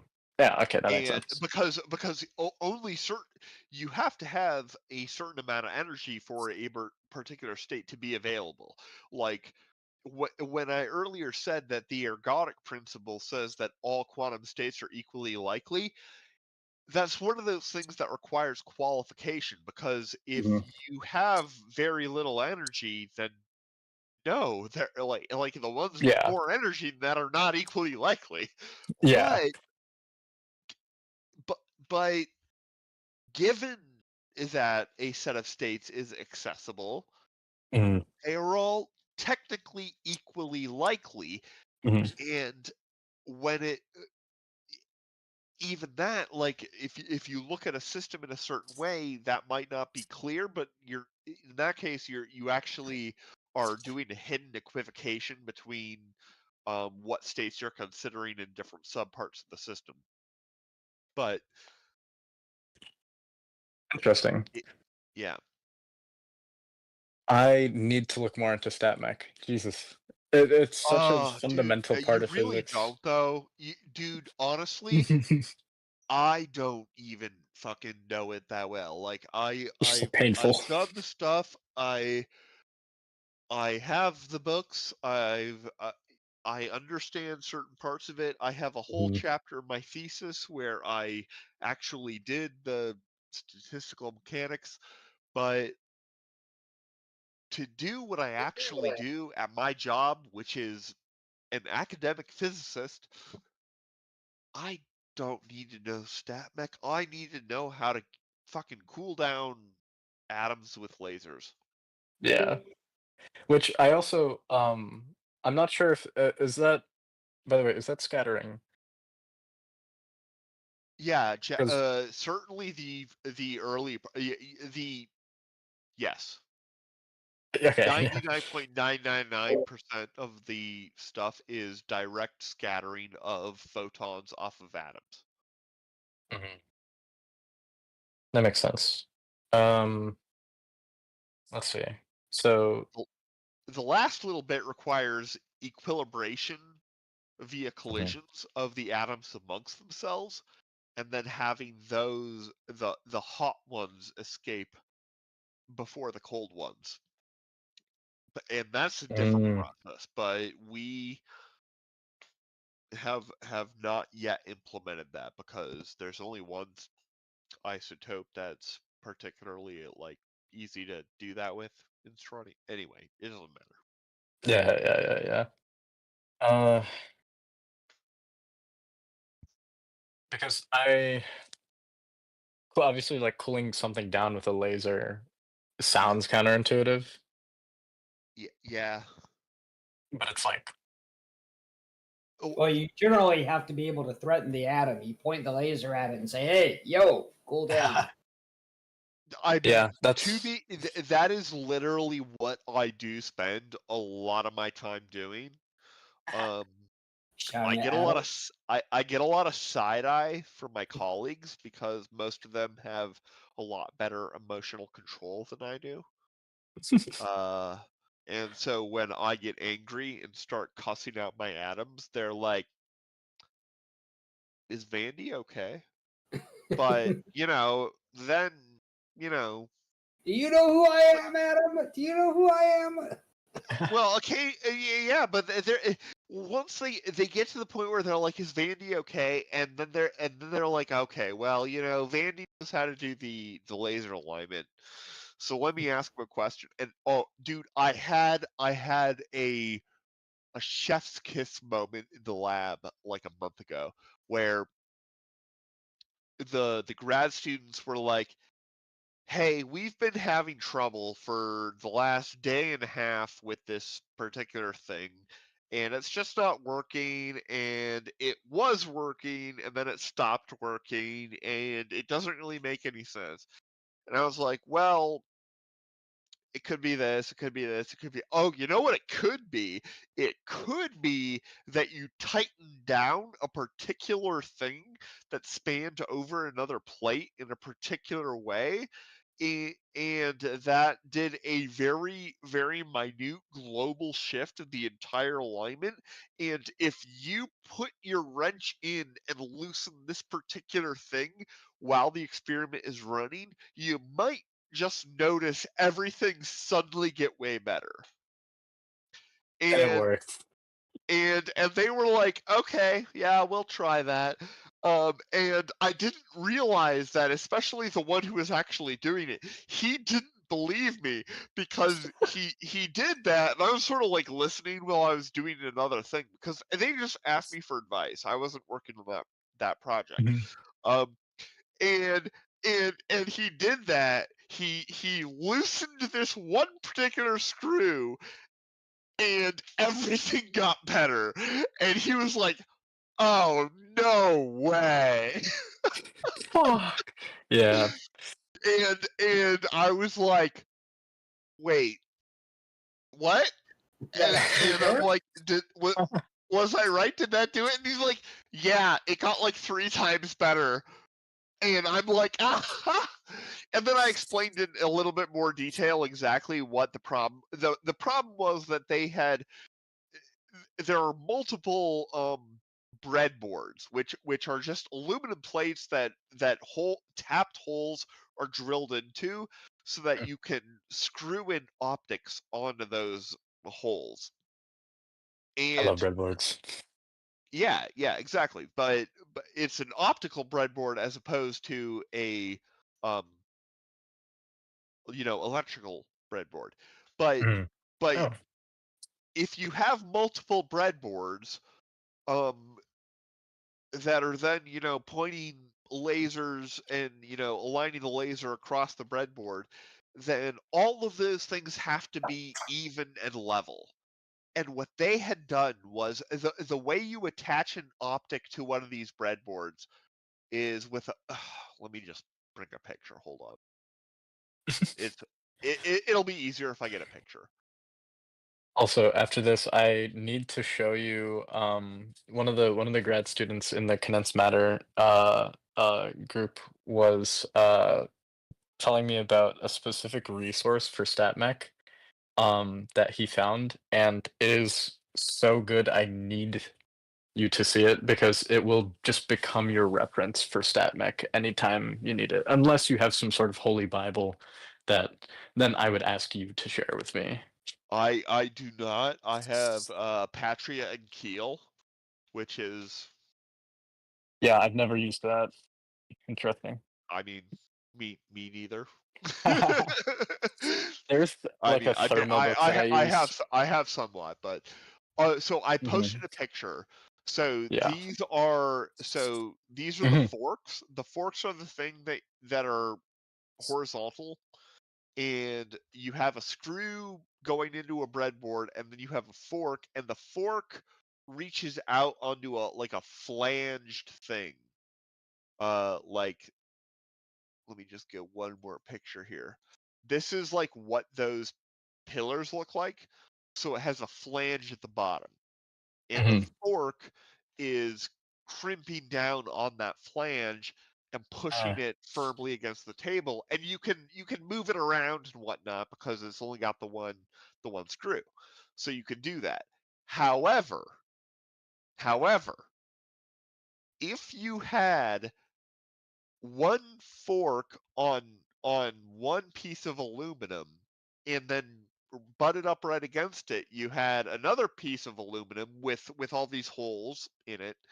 um, then you would have one fork that's putting all of this leverage down onto this entire other plate. So Mhm. every optic on that plate is going to become misaligned compared to the plate that the thing that you've put all this Oh, in on. And this is a very subtle thing because what you're doing is you're deforming stuff by a fraction of a millimeter generally. yeah, but And that does make a difference. it makes a huge difference, especially when it compounds upon itself.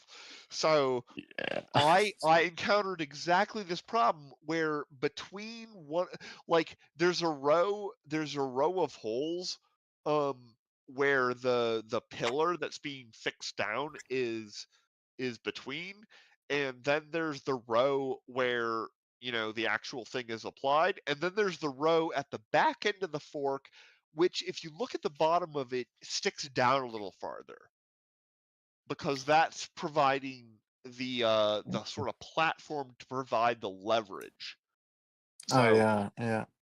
there's a little bridge there and it sticks down at the very end, and so what you're really doing is applying a lever arm between the end of the fork, the other end of the fork, and the middle. That's true. And Oh my god, yeah. Yeah, yeah. yeah, and these the everything that you see there, like everything that you see on screen is made out of stainless steel. But it doesn't matter if that bottom piece is made out of two different, you know, chunks of stainless steel. Those are Mhm. going to be able to move with respect to each other. Yeah, yeah. When it's all made out of one solid piece, like you can still get shit to bend, but you have to just over tighten the shit out of your screws, and like then you start just bending metal. Yeah. Let's see. It was, oh yeah, yeah, yeah.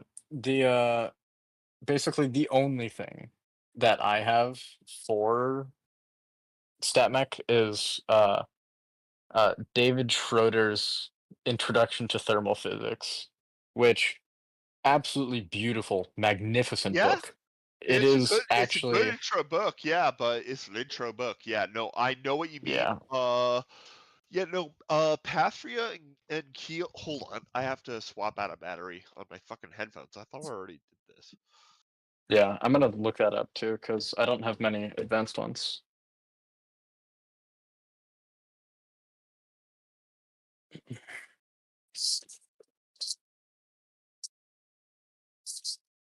Pathria and Beal, not Pathria and Keel. Hold on. I can show it on screen in a moment.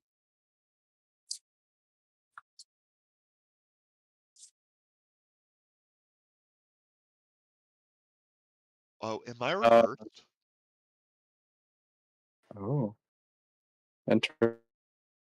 Do you see me reversed, or is that just me so that like it helps me like point in the right direction when I do things like point at myself? Because for me it's all mirrored and I can't read it.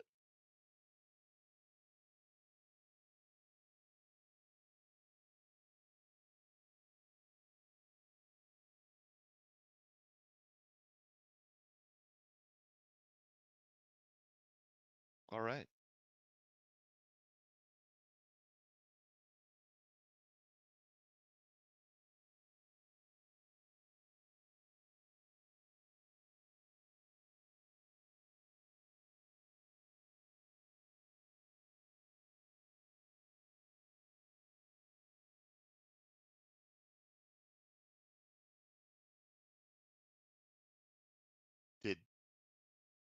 Did everybody leave?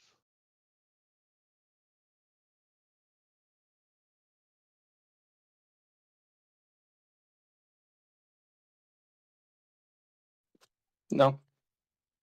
I was gonna say you're still here. I am.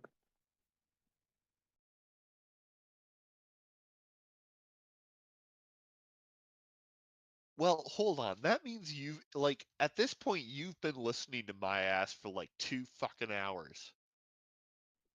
Has it been? Yeah, I guess I came downstairs at 10 o'clock. Yeah, that checks out. Not because it's your ass, just because your ass was here. Yeah. What does that say about our society? I don't know, but it's probably Omni's fault. It's definitely Omni's fault. Yeah. Because it's either your ass or McToon, Jaren, and Witsit, which that's on YouTube. That'll happen tomorrow, but You I was just know, cleaning out. Witsit is the person who convinced me that I was not going to be able to remain anonymous on the internet. Nice. He was the Yeah, I'm person gonna. where I was like, yeah, no, I'm gonna go ahead and dox myself. Let's do it. Nice. Yeah. I bought a. I didn't think it was this old. It's a 100-watt VHF amplifier. And I opened the thing up and it says copyright 1976, which maybe they just copyrighted it once, but then I had to keep taking screws out to check everything in case it is that old. So I Well, had, so 1976. Don't like patents only last like 50 years or something? it was a copyright on screen printed on the PVC Well, PCB. so copyright only is only important if you're like reproducing and selling it, right? Like you can Right. use it, Yeah, I don't know. and you can use it to produce stuff. You just can't make money off of selling the particular thing. I don't know. This, for being a 100-watt solid state linear amplifier, it was made in Indianapolis, Indiana. So that also dates it.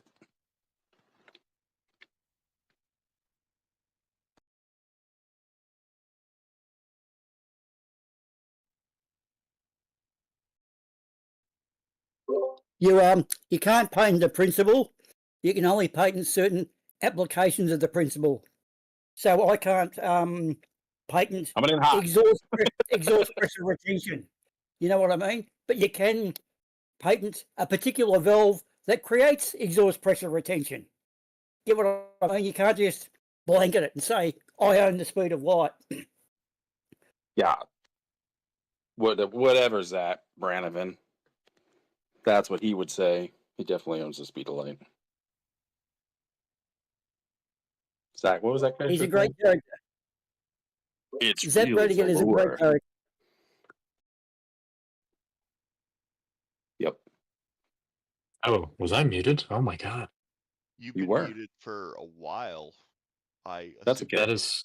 We all took a nice Oh. aside. Enjoyed a little side chat. I Got off just topic. realized I didn't talk very much. I was just like commented a little bit, and I was like, eh. But I think when you streamed, it switched to speaker, and then I switched it back to my AirPods, and then it muted me. Oh, okay. But the link that I sent is for David I- Tung from Cambridge. I have it open. I have not seen this particular lecture series before. It is. He has a lot, but it is quite good in my opinion. Like 5 separate PDFs for StatMech, and like it's good. He has quite a bit, some ENM stuff, some vector calculus stuff, which like, I mean, Poisson and the Laplace equations aren't anything new, but it's like it's nice to. I think there's a little bit on Green's functions. I will say the Laplace equation. Oh man, I don't think I even saw Green's functions as an undergrad. And I mean, they're not. dude, if you grok Green's functions, with as little experience as I presume you have with them, I am stunned and They're impressed because they are black magic that is hard to articulate, in my yeah. opinion. Unless you The way have that I actual. Go on. yeah, the way that I look at them is just it's a like a technique in a sense. Like it's a tool that we use to solve this particular linear differential operator. And it's like, okay, yeah, this thing will work, and it works because of the delta function, like the definition of it. But like it's useful, But it's cool. but okay, but why does it work? What is happening with the Green's function? What is the Green's function doing to the system True. that provides that information? That's I right. think Like I think because the thing about Green's functions and the reason that graduate E&M um can suck and be a pain in the ass is that you might have a professor like I did who uses John David Jackson. And Jackson yeah, is like I just still hell. use it. I still use it, but it is challenging.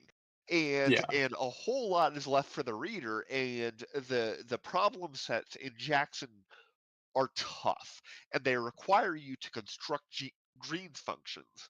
And Mm. if you don't grok what a Green's function is, that is very difficult. And if you do, it's just normal difficult. Yeah. It doesn't get actually easier. Don't No, ever it assume gets that. easier, but it doesn't get easy. Yeah. Yeah. It's like I don't know. I had to look through Jackson a little bit because my condensed matter textbook is graduate level, so one of the beginning things is awful. It's so fucking awful. It's if you ever want to take a look for any reason, it's called it's Modern Condensed Matter Physics by Gervin and Yang. But it's don't I don't know massive. that one. No. It is massive, and the second chapter, basically like a little the while in, you get oh god, okay. I'm gonna switch to my computer real quick and I'm gonna screen share this thing.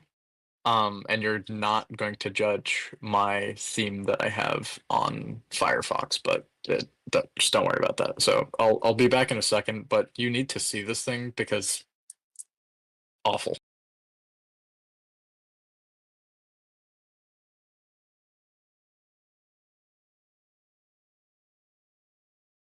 I'm very excited. Yeah, I'm ready to hit full screen. I gotta. There's a Wordle. Did I do this Wordle already? No. Can you guys hear me? Yep. The volume's turned up. Can I hear you guys? Can you? I cannot. I am going Oh to well, that's fix terrible that. because I mean you can probably right no you can probably see that I'm like glowing green, so I'm gonna keep on making myself glow green so that you know. Fuck. Okay, hold on. I'm trying to do this. Yeah, nothing. Okay, that's What the so fuck? fun. Why did I Oh do no, I that? hear it now. Okay, great. Okay. Oh, perfect. Okay. Somebody speak. Speak. Speak. Nice. Okay, I'm gonna screen share my you guessed it, my screen. Let's do I mean, if you're gonna screen share my my screen, screen. like I'm gonna have a whole lot of very probing questions, right? So Speaking of probing,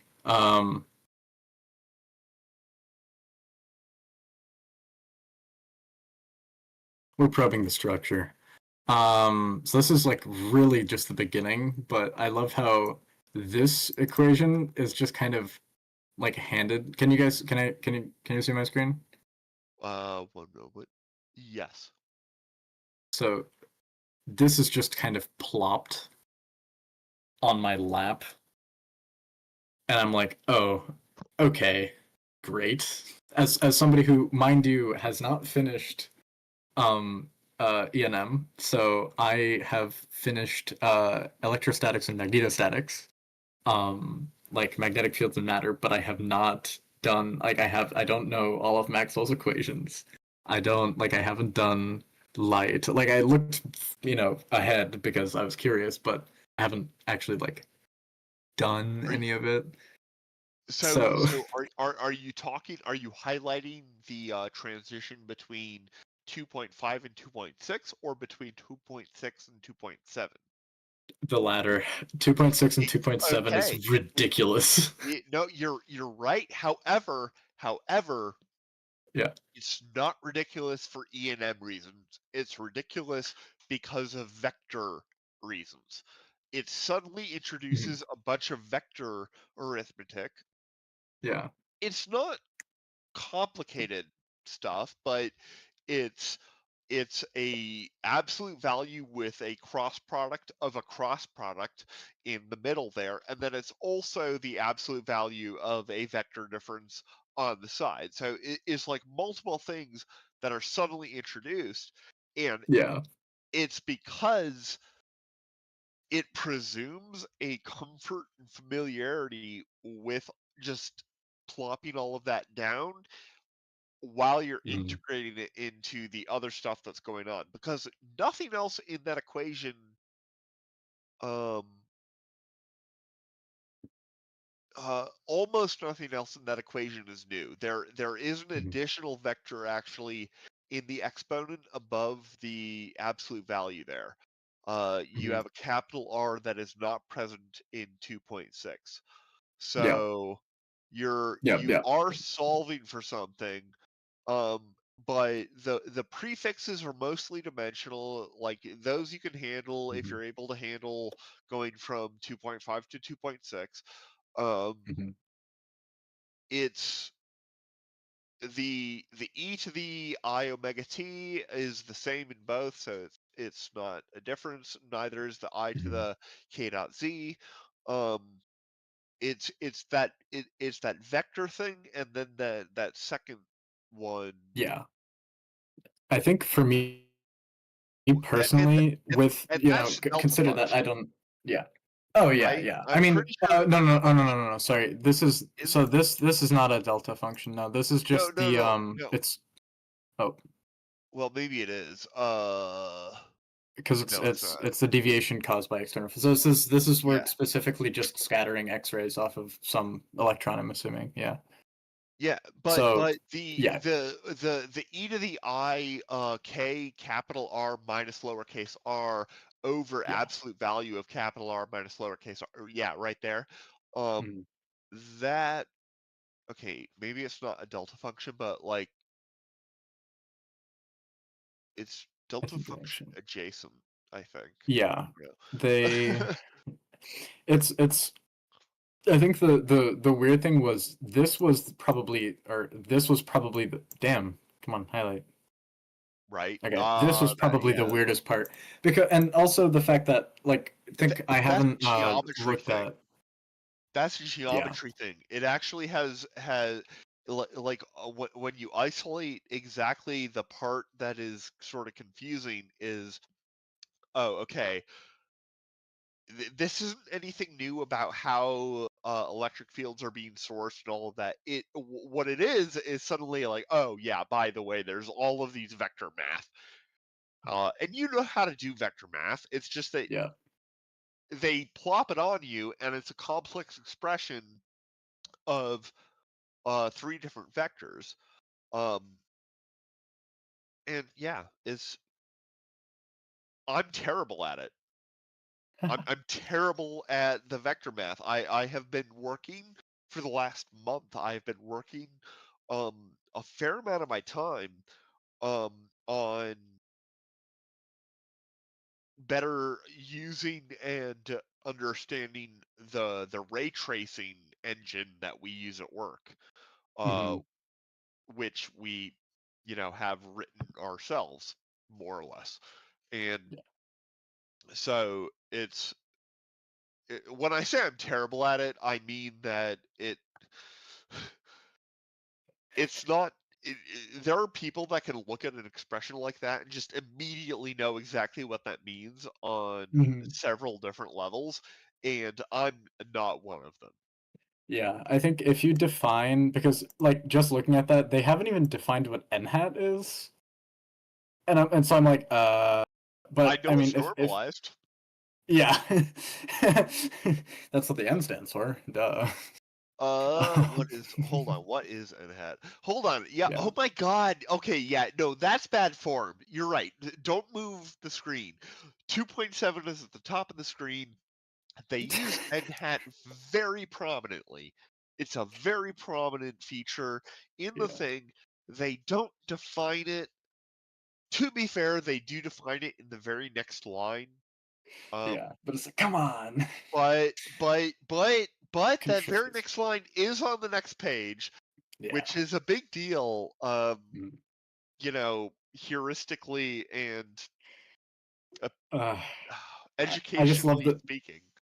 I love the no explanation for it either. They're just like, just look at Jackson, and I found it in Jackson Or too. okay, Jackson and Zangwill is great, by the way. Hold on, I I haven't have tried. Oh, actually, uh, check this where out.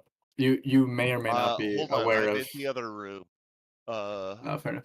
Oh no, it's at work. I brought it to work but I have Zangwill at work. Modern What am I looking electrodynamics at? angle. Look at that. Oh, interesting.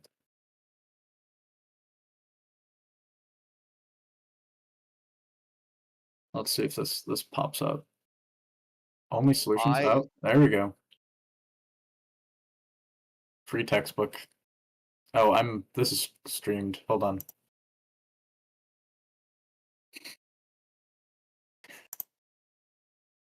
It's not uh it's not illegal technically, but never I hurts. mean yeah, fair. I was putting the other copy, so I've been propping up my like light on the chair near my desk because Yeah. I do a show on Sunday night. Mm. And so I have the light here. And I've been propping it up on my very old stained and coverless copy um of Griffith's Electricity and Magnetism. Is that the Yeah. title? I actually, yeah, I Yeah, can't it's like fully intro see because to E&M. uh, it just starts halfway through the table of contents, right? And Oh so my gosh. that's my copy. That's my copy of that. It's not for sale in the U.S. I purchased this in the U.S. Um, and it's an excellent book. However, it's the third edition international version. I'm a Mhm. pirate, apparently. Yep. Um, but it is the third edition, and now there's a fifth edition, and I actually should buy that because this Mhm. is like having a rock solid ironclad undergraduate text for a particular topic Mhm. is very valuable moving forward. Yeah, I agree. I mean, obviously, as an undergrad, it's valuable, but like you need sometimes the things that they take for granted need to be explained. It's like I don't Yeah, remember why this works. and it's one of the things that like I simply reject the idea that people should be expected to know like every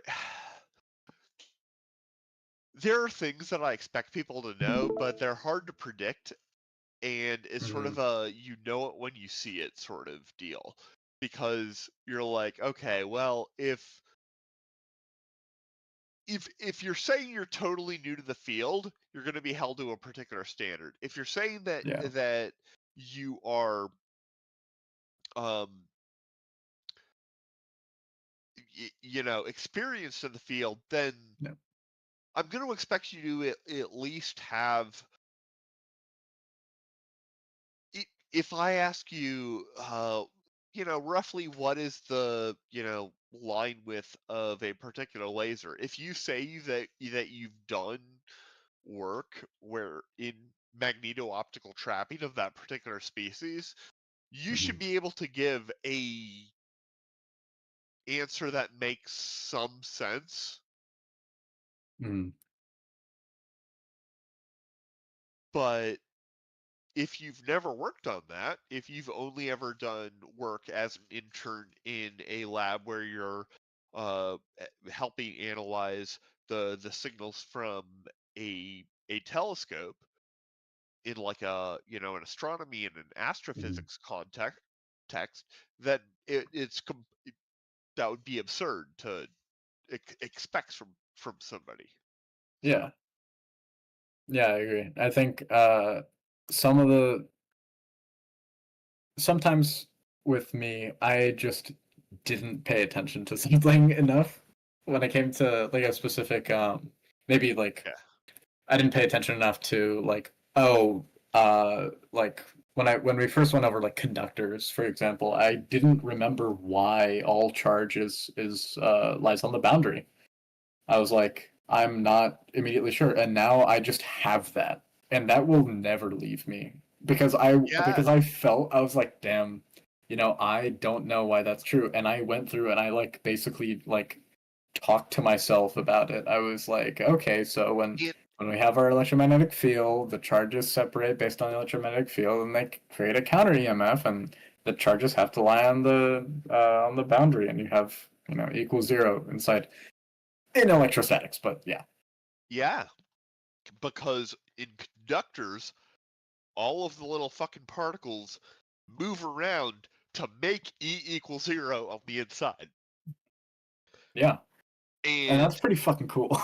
it's really fucking cool, and it also you get that in electrostatics, but then you apply that electrostatics concept and it explains why reflective things are reflective.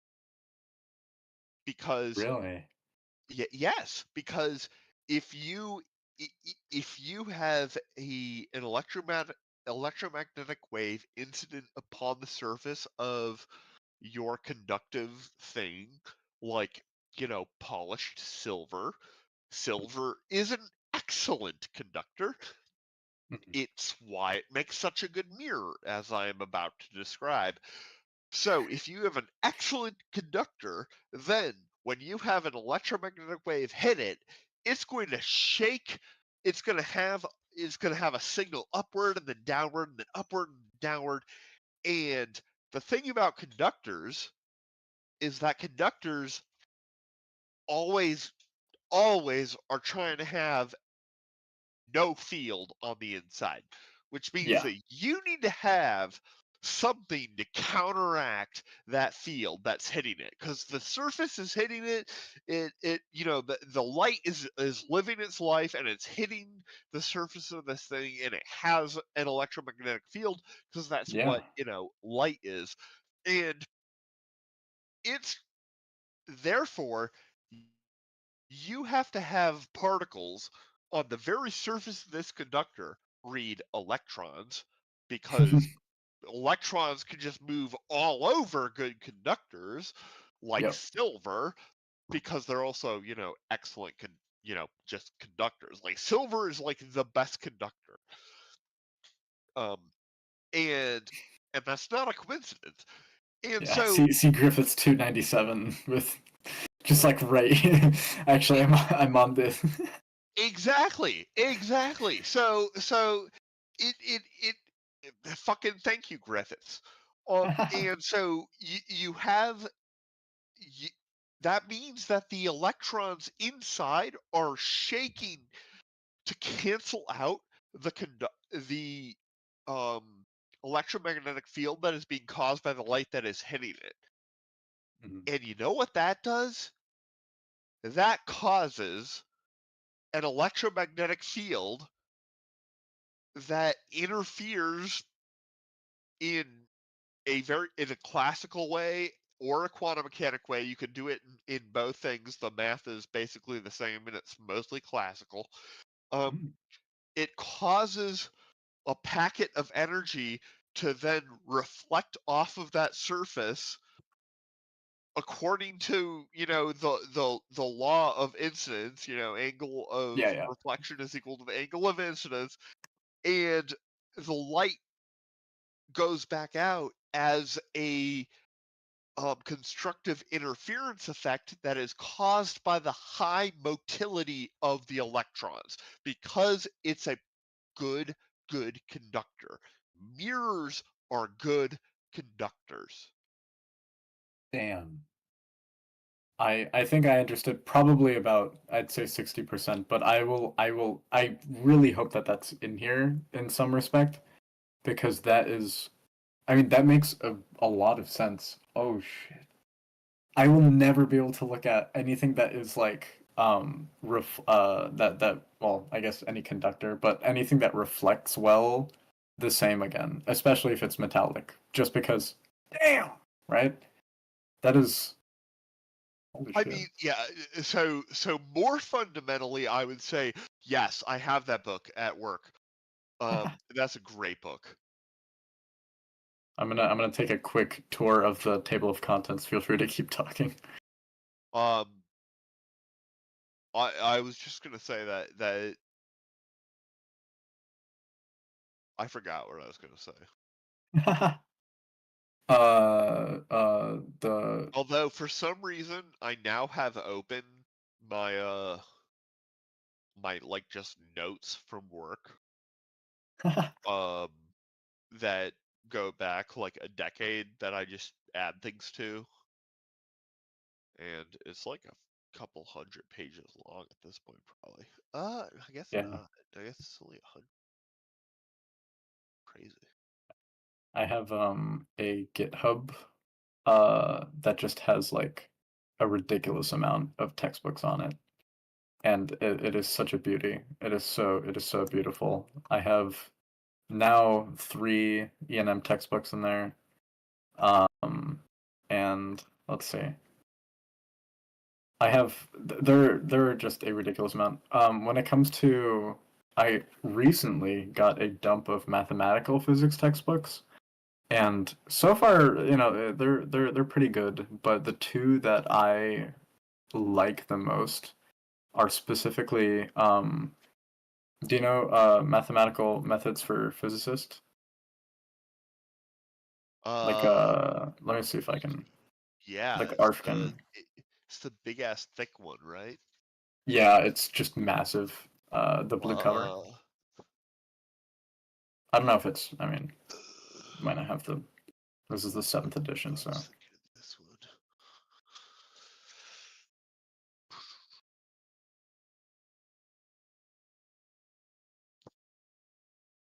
I was someone thinking of else. a different one, but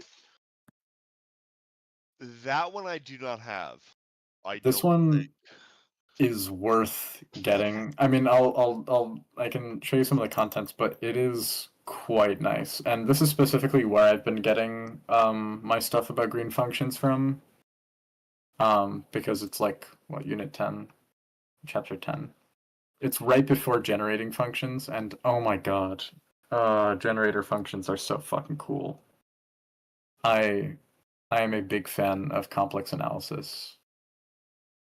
So fucking cool. Let's see. Yeah, you're not wrong. So yeah, it's basically I really like how, okay, mathematical preliminaries, determinants, matrices, sure, a little vector analysis, sure, that's fine. Straight into tensors and differential forms. So they pull no punches here. Do you have Goldbart and Stone? I do not.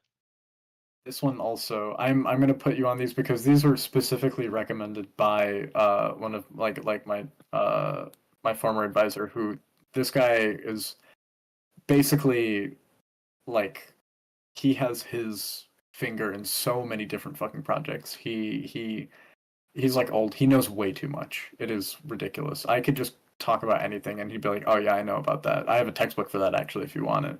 So he's great. But this is Goldbart and Stone, and just from the contents, you'll love to see what it starts with. Fun. Yeah, no, Starts because with calculus aversion. That's definitely the part of calculus that we're all most comfortable with, right? It's like preliminaries. It's like calculus of variations. I mean, Though it's like yeah, the fact that Green's functions are this far in here, it's like, this could be that's a useful. little interesting, actually. Uh, It's quite good. I Like, who have talks about like I Cauchy feel data? like there was a day where I understood Green's functions much better than I had before, and I wrote up an understanding that was based more on the geometrical so whenever we asked our professor who taught us about Green's functions, like what a Green's function was, he would look at you, smile, and clap. And the impulse created by, a thing like that is described by, the Yeah, inverse square, delta function and yeah. right? It is, but like it's more than just being a delta function, because like a lot of things are a delta function. That doesn't mean that they have the same, peripheral geometry. And a an impulse that is obeying like Laplace's equation, for example, does. Mhm. Interesting. Yeah, I'm not familiar. So, I mean, I'm the kind of person. So, my school doesn't have mathematical physics as like a degree, but Bro, um, if you you haven't gotten your undergrad degree yet. yeah. If you understood all of this at remotely at the level I was describing it, I would feel exceptionally inadequate, because it took me multiple years in fucking graduate school to Dude, Well, Green's okay. functions make no goddamn sense. I am on record saying this. They make no goddamn sense. What happens is you hear the same explanation 15 times in a row, and then suddenly you get it.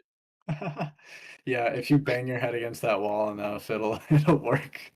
Let's Yeah, see if I can yeah. find the. And that sounds very reasonably to so many people like total bullshit, and it's like, yeah, no, but you get it in a very specific quantifiable way that you can't just make up. Like it Yeah. If you get it, you're going to have specific answers to specific questions. Um and that Yeah. falsifiability is a bitch, is my point.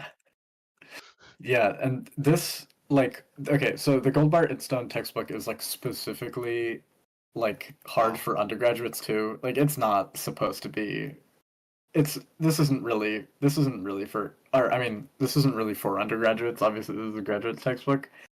But like even for graduates, you look through this and you're like, if you're not specifically kind of focused on the more mathematical side, you just look at some of these things and you're like, Like, completeness of eigenfunctions, get the fuck out of here. well, I mean, this isn't as bad, but still, I mean, if they're referencing L2, then you already know it's not really for undergrads. yeah, no, I don't know what the fuck that is. Like, I know what completeness of eigenfunction is. I don't know what fucking L2 is. It's Yeah, probably a measure on a two-dimensional surface. pretty much. I mean, it's what square integrable functions, I think. It's some functional analysis gibberish that Yeah. nobody See, really I understands. never took much analysis. I took analysis in sophomore year, and then I don't think I ever took like a higher level of analysis. Um, Part of that might have been that when I took it with a professor, and he made us use his textbook, which is Yikes. the only time that's ever happened to me. I'm so And sorry. yeah.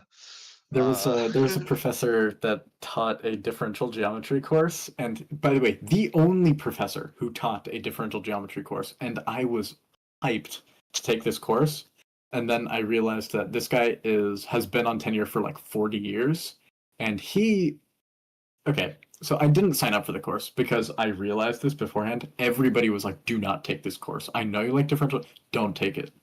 And one of my friends was like, "I'll take it just to kind of like see how it is."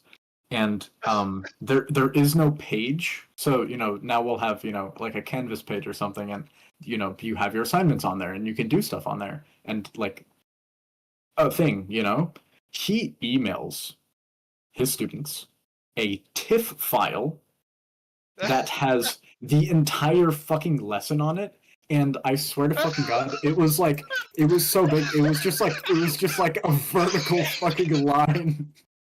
What? It was What? so fucking Why is funny. he using TIFF files?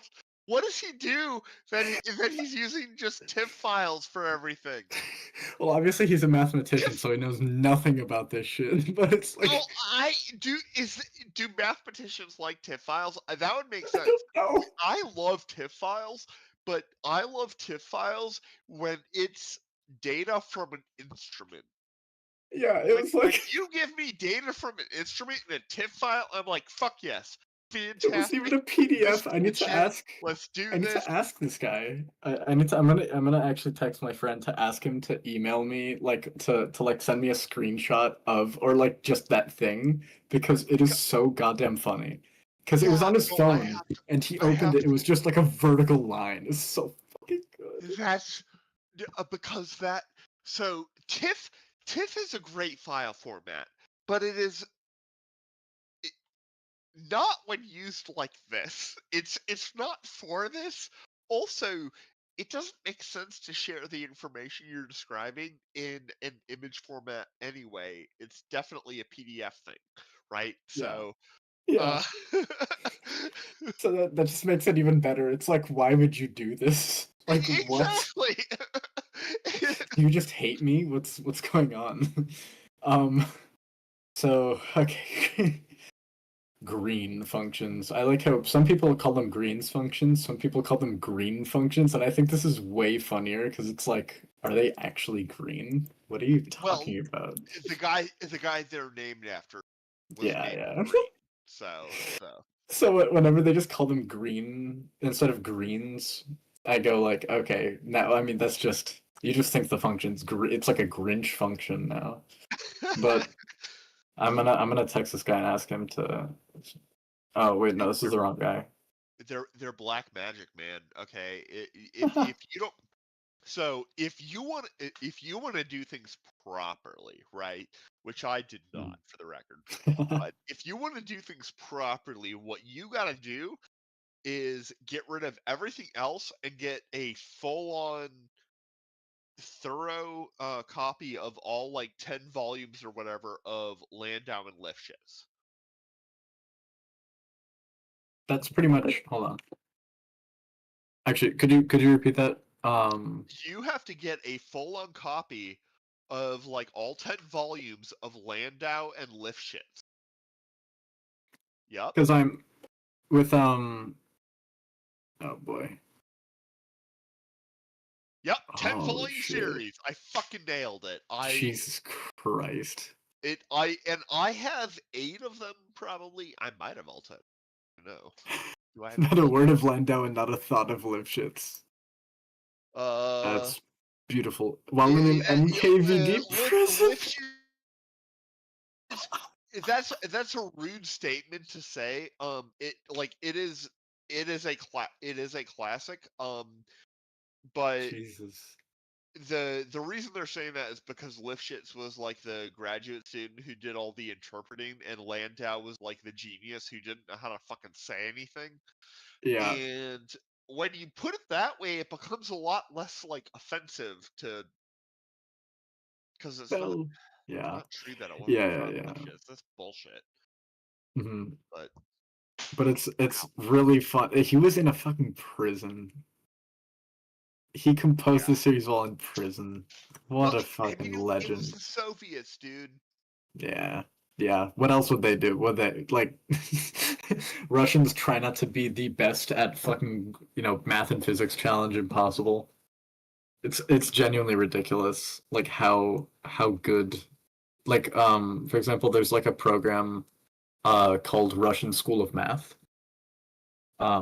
I don't know if you've ever heard of it. But it's like basically like Oh, okay, I, let's I, I, I never went to school. just like just like yeah, I homeschooled myself. You're like, I'm just gonna move on from that. It's like anyway, fucking, but Russian School of Math is basically like it's just like extra math. Like they just teach you basically advanced math before you do it in like because American math is kind of ass. Um, Yeah, it's not. yeah, but the idea is basically okay. Let's have you like get to pre-calc by like I don't know like freshman year of high school or something. And so I never I'm got to not it that gonna. early. That's pretty intense. Like you don't have It to is. like that's Yeah, those are like that's a lot to ask just of right? people, right? Like you're 14 at that age, right? Pre-calc Yeah. is a lot. Yeah. And so my brother actually is doing that right now, but I never got oh yeah, this is mine. I never got to like I never got to it early enough. I started in like 10th grade and I did it for like a year and then I was like, this is whatever. Like I just didn't it was over Zoom because of fucking, uh whatever, all this fucking COVID shit or whatever. And I was like, okay, this sucks. And Oh so I my god. stopped. But like my brother's like an actual like tank when it comes to this stuff because like he just kind of like knows pre-calc now and he's in first grade and I mean props to him because that's I definitely wouldn't have had the attention span to do that uh at his age. Like I was learning like algebra 1 algebra 2 at that age, so he's really good. um, but it's like Russian School of Math, like that gives you a taste of like, damn, the Russians really, really know what the fuck they're doing. And like my parents grew up in Eastern Europe, and so their education, even though they lived in like the equivalent of a third world country, they had better education than people have over here when it comes to math. It is ridiculous. Like my dad learned and still remembers mathematical Right. induction. That's what happens when you live in a totalitarian state. Yeah, Well, they force mathematical induction into you. But I he remembers her from definitely learned 6th grade. mathematical. I remember that from early in high school. I don't Yeah, know about I'm. 6th grade, but it's not that it's not that hard a concept. Like you can teach I this to a agree. 6th grader, right? I think proof in general isn't like if you teach it to if you get somebody thinking in terms of mathematical proof early enough, it's not bad. But I think Yeah, I never understood why it's so baffling to people. I think it's Mhm. because of the way it's presented, like narratively speaking. Yeah, Because, like, if you actually look at what we're saying, okay, strip everything else away. You have this information and this information. What do you get to know? the conclusion. Yeah, Yeah. fucking that's it. And it's yeah, once you realize that that's what it is, it's like okay. And it becomes a lot easier that way. But it's like I think that was very mystifying for me. And like especially starting out in proof, I was like, well, unmedicated, but that aside, it was like, damn, this shit is so like different from everything else I've done that was kind of a big blow. But like I tutored so what I do is I tutor for money, but also so that I can like recall shit, which is super helpful, by the way. Teaching is fucking awesome, great It way to is make the sure that you it's remember the stuff best way to learn something is to teach it. easily. And so, like, tutoring proofs was really helpful for me because, now I feel like I'm much better with proof. And so it's like, okay, yeah, I can do this, but I feel like proof should be taught earlier. But like the fact that my parents were doing that shit in like middle school is like communist countries were like human rights aside, human rights aside for a second, like they had that shit on lock. But I mean, ultimately, that's like they've kept it that way. They're not communist anymore. Like they just have that down still. Like the math is still quite strong. Romania's quite good for pure math. True. In fact, the current president of Romania is a 2-time gold-winning like Olympiad mathematician, which is Nerd. fucking insane. It's actually very good for Romania because corruption and stuff, but yeah. In any case, what Green's functions or something like what even Yo, define? green functions are so cool, though. I mean, Yeah. there are whole aspects about them that I don't even properly appreciate because I don't understand like what a propagator is properly. Hmm. Um, I'm there with you on that one. right? But Jesus. I mean, no, they're like it's one of these things that when you look at what they are as a like a tool, a well-defined discrete like entity in and of themselves, they were not recognized until remarkably late. Hmm. The only example that I can compare it to, and actually I think this example is an even glaring example of it, would be Barry's phase, quantum mechanics. Hmm. Yeah. Barry's phase was a result that was not appreciated until like the 70s or something.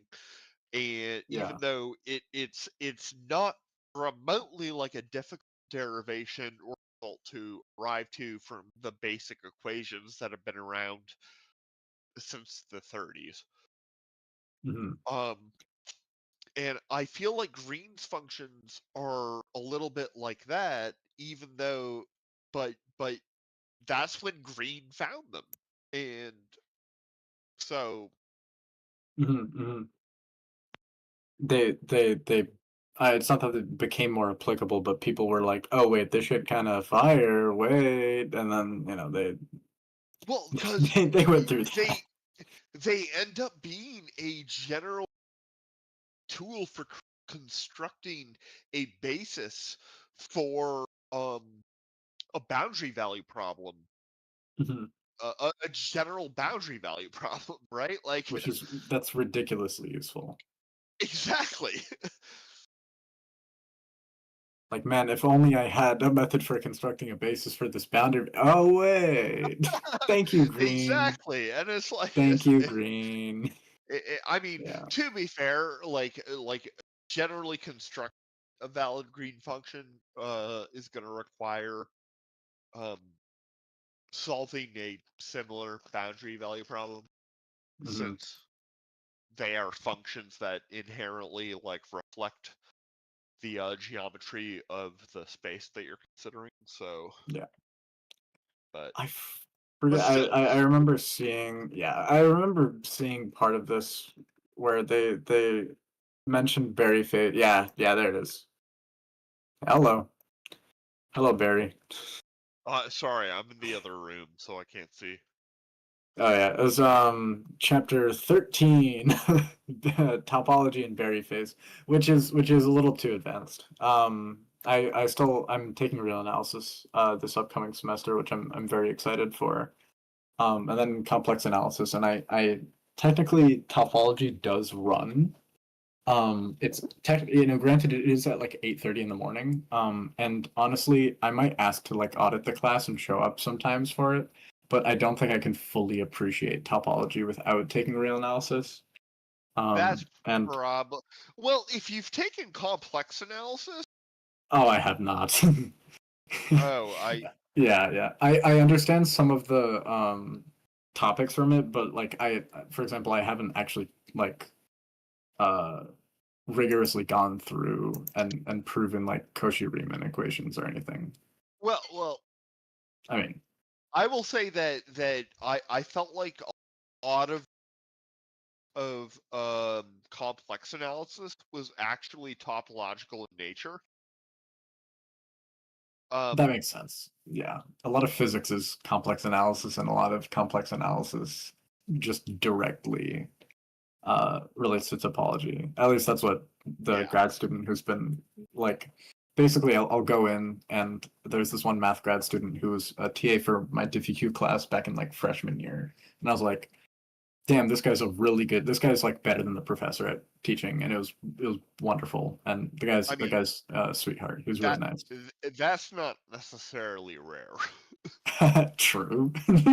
But he was like especially good, where he would just like, we would have some confusing ass lecture and then we'd go in and he's like, yeah, so variation of parameters is just this. And I was like, oh, okay.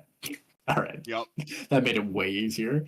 And so he was, we kind of kept in touch, and over the summer I was like, yo, how about like taking real analysis and topologies, topology is useful for condensed matter. Maybe you could teach me certain stuff. And like I have, like, for example, he told me what a topology was, and I have to kind of remember now. Hold on. It's a topology is, well, it has to satisfy it. It needs to. Bro, I'm Let's not see. sure I can answer that question. But like, I know it's a it's one of subset these things. of. Like like, what do you mean by a topology? There's probably Yeah. a well-defined answer, but Yeah. I don't fucking know it. The And I would say that topology, yeah, it's like defined on a set, right? So it has to be like, it's a subset of a power set of that set, and like they're like unions and intersections, and I think it's closed under arbitrary union and finite intersection is the technical definition. But it could be the other way around. I think that sounds yeah. right. But there are like, he gives me examples. And ChatGPT, by the way, very useful for giving examples for problems, especially for self-study. So Yes. good. It's ridiculously good. ChatGPT. Chadwick, my brother. You call him Chadwick? I call It's him such a Chuck. good name. I call him Well- Chuck. I literally it's like one of the foundational memories that I instilled early on. I'm like, listen, I'm Vandy. Yeah. You are Chuck. I'm not Chuck, you are Chuck, because he made that mistake a whole lot of times early Mhm. on when I was using Chuck to help me like do stuff. I was like, no. You're Chuck. I'm not Chuck. Yeah. You're Chuck. I sometimes catch myself calling him Chadwick to people who aren't in on it. Like, this is a thing that me and my friends call him. And so, like, I'll, like, talk to a professor and be like, yeah, I asked Chadwick about this. And he's like, I don't know Chadwick. I'm like, no, you know him. You know him. Trust. So it's like, yes, you know. Oh, my God. Adiabatic evolution. It's like, oh, you know what Chadwick is at a fundamental level? It's like a kind of shitty expert at everything. Yeah. It's like, sometimes he totally fucks up. And you can't Right? really tell. Yeah, it's like, It's like, yeah, but it's yeah. it's an experimental version of the Wikipedia of tomorrow. Yeah. I mean, it's obviously it's not like an expert, but it takes it tries. It's a shitty expert because It the masks thing as an is, expert. it's able to oftentimes provide highly specific and helpful answers, even when it's wrong. Well, in coding, that's true. I don't know about other things, but in I agree. coding, AI is like ridiculously effective and helpful for Oh yeah. a beginner to intermediate user or advanced user. Yeah. Yeah, my dad is a software engineer and he uses Chat. I mean, he doesn't use ChatGPT. He uses GitHub Copilot, but like, come on. Dude, GitHub Copilot is like the fucking best. My fucking problem is that I do most of my fucking bullshit coding in Mathematica, which Ah, yeah. you have to kind of do in their software, and you can't have GitHub Copilot active in that because I can't run Mathematica through VS Code. Everything else Mhm. I do through VS Code, and I have GitHub Copilot, and it's fucking awesome. But Yeah. not Mathematica. Sucks. I should try Mathematica again. I haven't I'm not very familiar with like the syntax, but I don't think it'd be difficult to actually figure out. I just need like a project to use it on, and I just haven't had like I know MATLAB and I know Python. I mean, And that's Mat- enough. so which one do you know better? Python. Okay. Honestly, at this point, it's kind of Python probably, but So MATLAB does something that Mathematica also does, but Python does not do. mhm. Can you guess what it is? Holy Uh, wars are fought on this topic. fucking crash on me for no reason. It's more fundamental. It's a fundamental It was one about time. it's a fundamental feature about how the languages work in describing arrays. Oh, this is MATLAB versus Python, right? MATLAB and Mathematica and Julia versus Python and most Sage other math, things I that I can assume. think of. Okay. The way that they describe arrays, fuck. Because I know, like, I noticed a difference when I first started, but it's actually all right. Like Yeah, if you have to describe a for loop, how do you ensure the boundary conditions properly? yeah, for I, and then like in You gotta Python. make sure it indexes properly. Yeah, and so what's the difference? oh, you start at 0 instead of 1 in one of them. Exactly. And, oh, they do that in Mathematica? Yeah, Mathematica indexes from 1, just like MATLAB. I think that's some people would say that's like fucking normal because counting, but ew. Because I started with Python. I understand where you're coming from. I'm personally definitely on the index from team, Mhm. but I do. Your arguments are probably better. Now, honestly, it is useful to index from 0, but I think it's fundamentally, I think it's just like a convention. And honestly, indexing from Yeah, 1 and makes more sense. when you I don't run into it being a problem because one of the reasons that I hear is that whenever you write a for loop, like you have to do things differently than you would normally, and I'm like, one, I don't even think that's true, but maybe I just compensate for it automatically, and two, Mhm. I never fucking write for loops.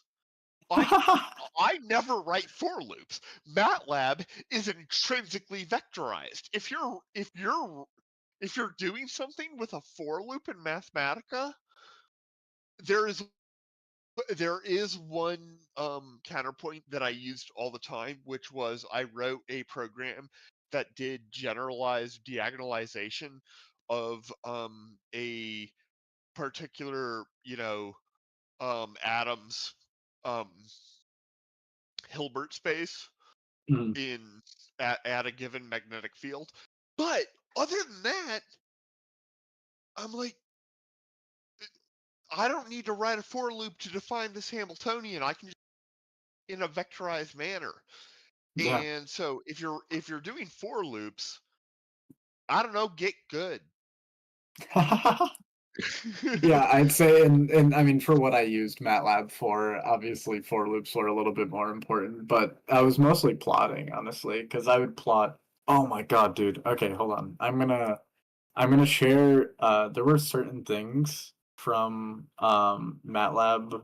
I mean, from MATLAB. I mean, this was from specifically this class. I took a dynamics, like a nonlinear dynamics and chaos class last semester, and that was a good fucking class. It was really really fun.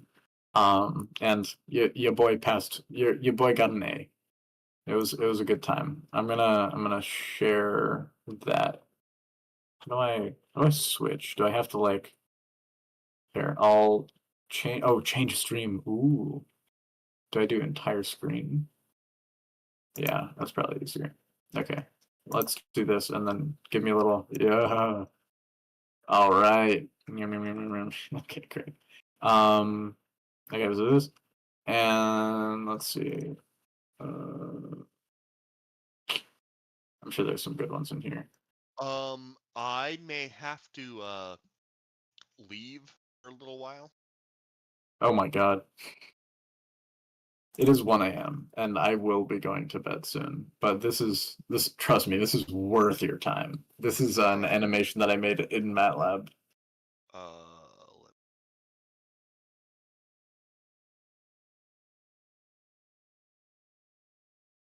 Oh, dude, hold on. I see what you're saying. This was Oh, like do once it I again. figured Do out it that I again. could. Do it again. Do it again. Yep. I just saw it. Sorry.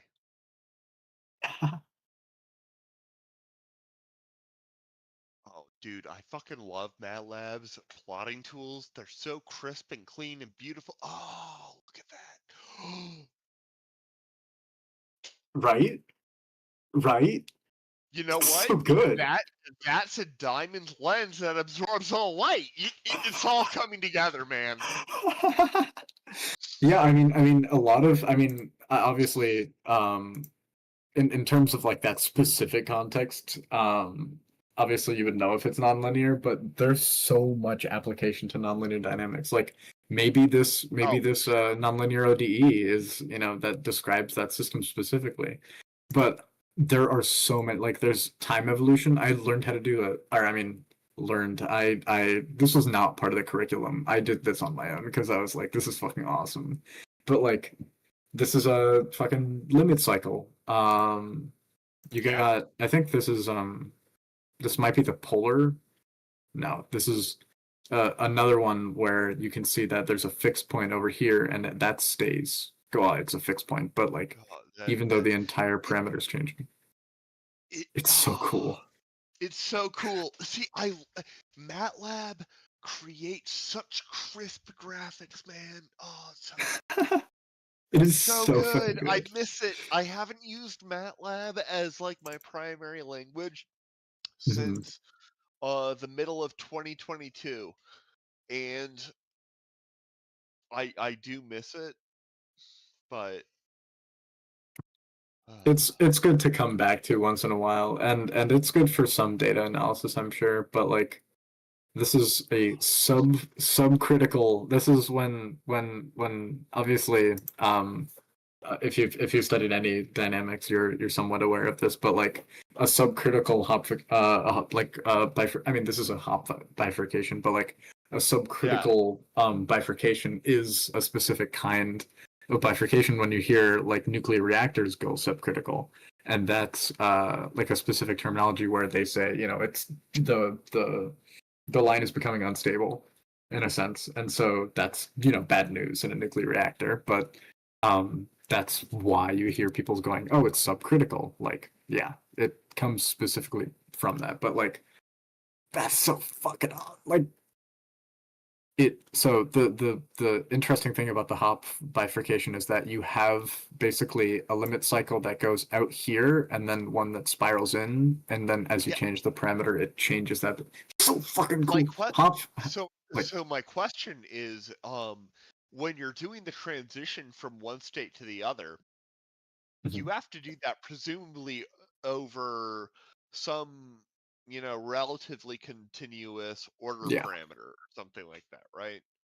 And so you're going to have a parameter that is determinative of if it is, you know, stable or unstable or quasi-stable in a particular way, and it looks kind of like you cross over this boundary where that's not well defined, and it remains undefined at like the as it were ringularity around Yeah. around the thing. but there's also a singular point on the inside Mhm, that mhm. seems apparent. Press play. Yeah. So yeah, and here bifurcates, and like you have that interaction there.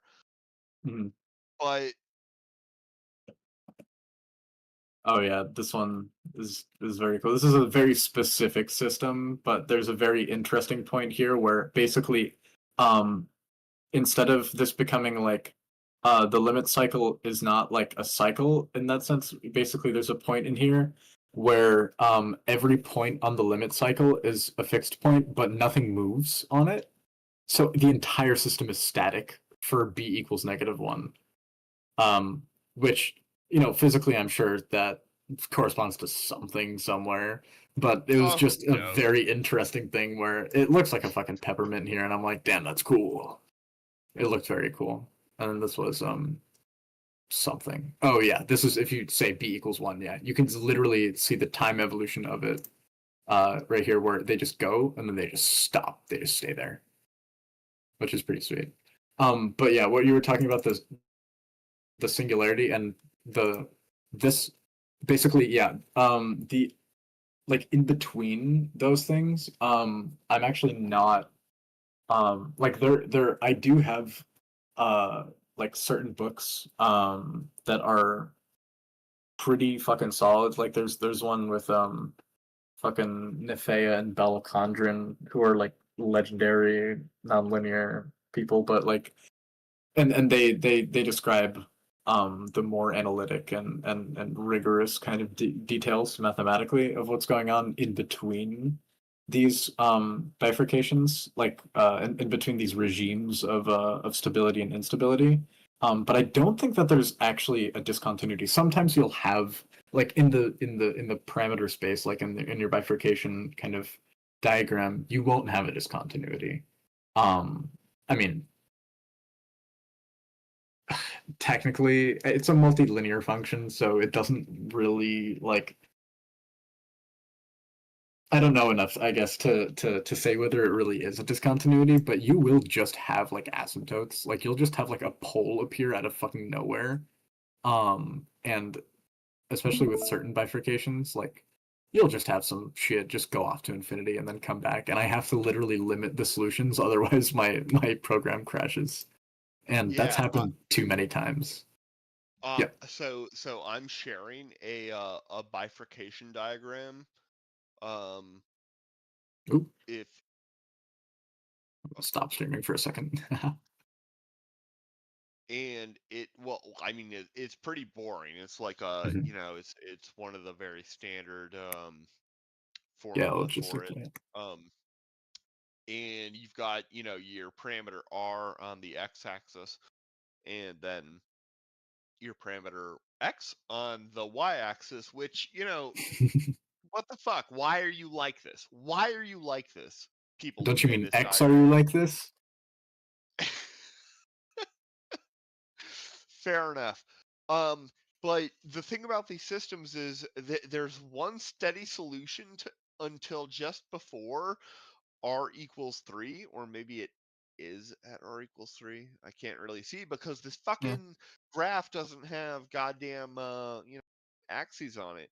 And then it goes over, and then it bifurcates again, and then it bifurcates again, and then it bifurcates again, and then all shit goes hella loose Yeah. for a while until Mhm. suddenly, just randomly, um, for an extended period of time, it does it a few times beforehand. Like at a little before 3.9, it Mhm. just decides to like clear up and be chill for a while, and then it goes, all wacky waving and inflatable arm flailing tube man on you. Yeah, yeah, yeah. There are like weird oasis. Oh, I'm hearing my own Exactly. voice. Hold on. Can And I? it and like you see here where like you see curves that are intersecting. I would bet a fair amount of money that those things really do intersect to a very high level of precision. Yeah. like right here. Because the But like X that's not a coincidence. no, the X But that it's mapping there is those are fixed points, so it's talking about fixed points. yep, exactly. So those will annihilate, and that's what And you're seeing. and that's what you see for like all of the darker locations Mhm. are accumulation and fixed points. Exactly. Yeah. And you can see some of these paths, like this path that I'm tracing out right here. I don't know if you can see my cursor, can you? Yeah, I see it. Yeah. But Yep.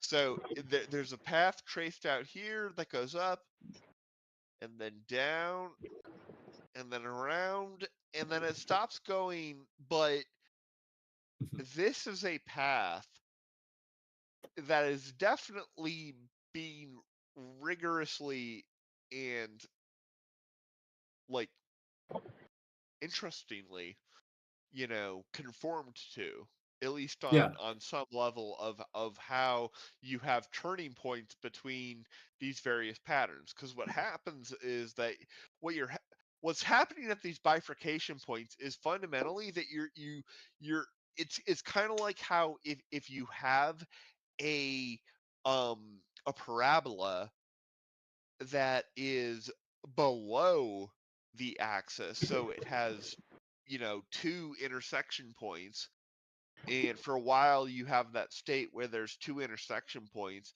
and then suddenly you cross the Mhm. axis and it goes from having two to having one, and there's a fundamental digital shift in symmetry. Yeah. Whoops. Okay, I'm gonna not do that because I'm gonna stop. Yeah. 'Cause- When so I've tried mentally a couple of times to connect this to like conservation stuff, but I don't know. It hasn't fully materialized, I don't think. Let's see if I can... Yeah, I mean that's fair. But it's like, okay, if so I do know, for example, if I have a limit cycle or I have like specifically certain like closed curves that I'm gonna have a conservative system, and then that usually corresponds to like order in a system. Like you just won't have like a limit cycle is basically just an attractor. It's not exactly the same, but right, but they're fuck, that's gonna get me Close thinking. enough. I'm gonna be thinking about that. Yeah, speaking of attractors, and this is really hello, well no, there wasn't. I thought there was a guy named Tractor in here. Never mind. Fun ruined. But there's this, this is a parameter. I'm varying a parameter here, but this is like full solutions to the Lorentz attractor. If you're it's a pretty famous system. So the Lorentz attractor is basically right, you have these manifolds and you just have solutions that, they'll like conform to their own thing and then they'll kind of like go across a little bit. And then once this parameter hits like 23.8 or something like that, it's like God, yeah, you it can see has that to they get grow. closer and closer and then boom, Boom. just immediate chaos. And this is the butterfly attractor, right? Yeah. And a lot of people get it confused with like the butterfly Yeah, effect stuff, totally but different. yeah, it has nothing to do with Yeah. that. Well, But I wouldn't say nothing. It is, yeah, mathematically an excellent example of the butterfly effect because it's one of the most, well studied and simplest examples of chaotic behavior in a, you know, yeah, system. exactly. And if you But start any of these with like different initial conditions, completely different results. yeah, but It's ridiculous. the reason it's called the butterfly effect has nothing to do with this particular. Yeah, nothing to do with hurricanes, nothing to do with anything, anything like that. Let's see. Oh, the special lab. I think this one. No, never mind. I don't remember. I should probably get going actually. I need to go eat and stuff. So I Oh, good will. lord. Yeah, Yeah. I also need to. My water bottle's been empty for the past like hour, so I'm probably Yeah. gonna go do that as well. Yeah. No, but fair enough. Good conversation. I feel either bad or probably something else for anybody who was listening through that entire thing. Well, I But mean, if they were listening for the entire thing, they were here for all the DMOC shit. So true. Yeah, that's on that them. was. Yeah, I feel bad. I feel bad about that. They had to listen to. Oh my god, Yeah. he Anyway, was doing so well. Yes. I'm I'm gonna go eat. So it's Yeah. been good. I'll see you all Yeah. It's been later. real. Talk to you later. Yep. Yeah. I'm gonna mute myself and skedaddle on down to get some water. I might stick around. We'll see. I might stick around and finish some homework or something.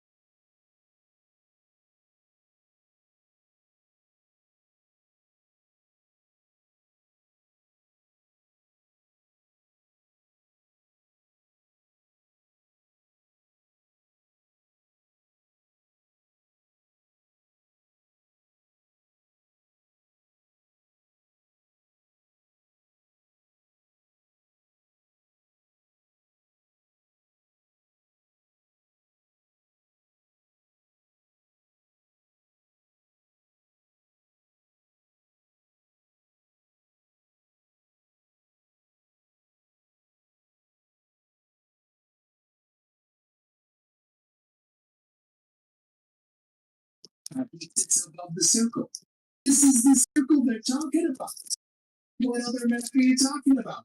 No, you know what Austin said since he said, "Oh well, Kirk, there's a dual pole map that people are talking about."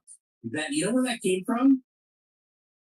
Flat Earth Society forums. Flat Earth Society forums prior to any of the existing Flat Earth.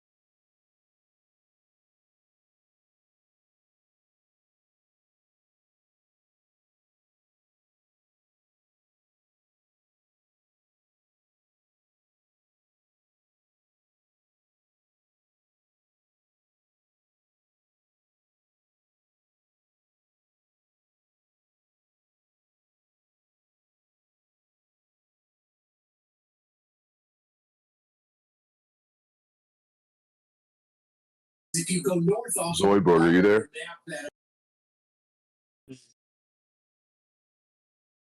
Good evening or afternoon to you. Good afternoon. I was wondering, did you watch the Jarrett versus Witsit debate? No.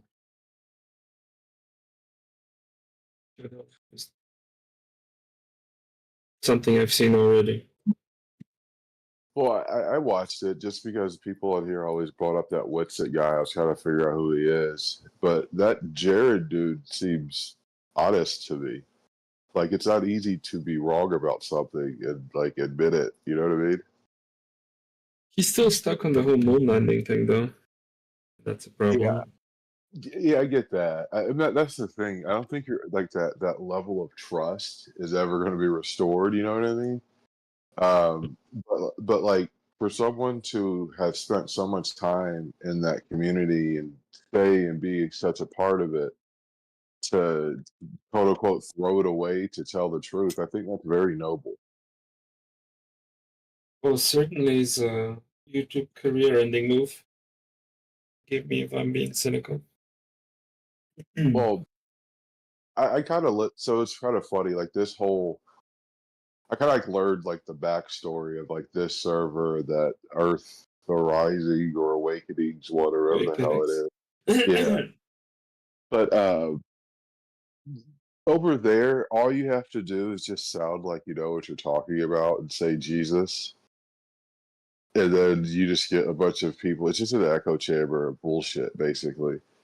On this channel, you actually have to speak about what you believe and provide evidence for it.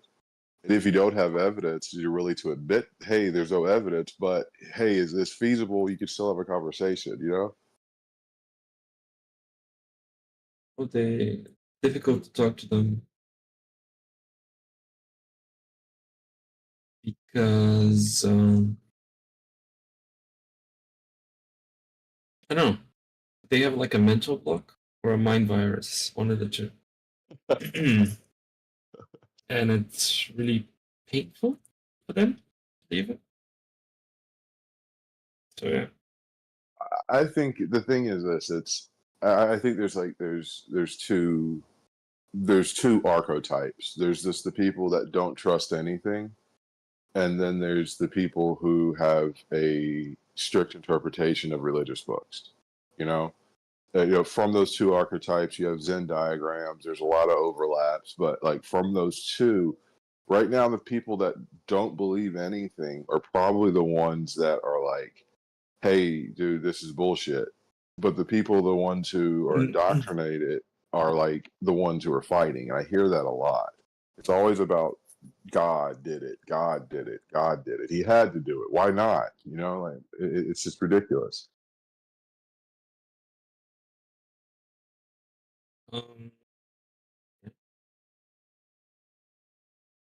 I agree.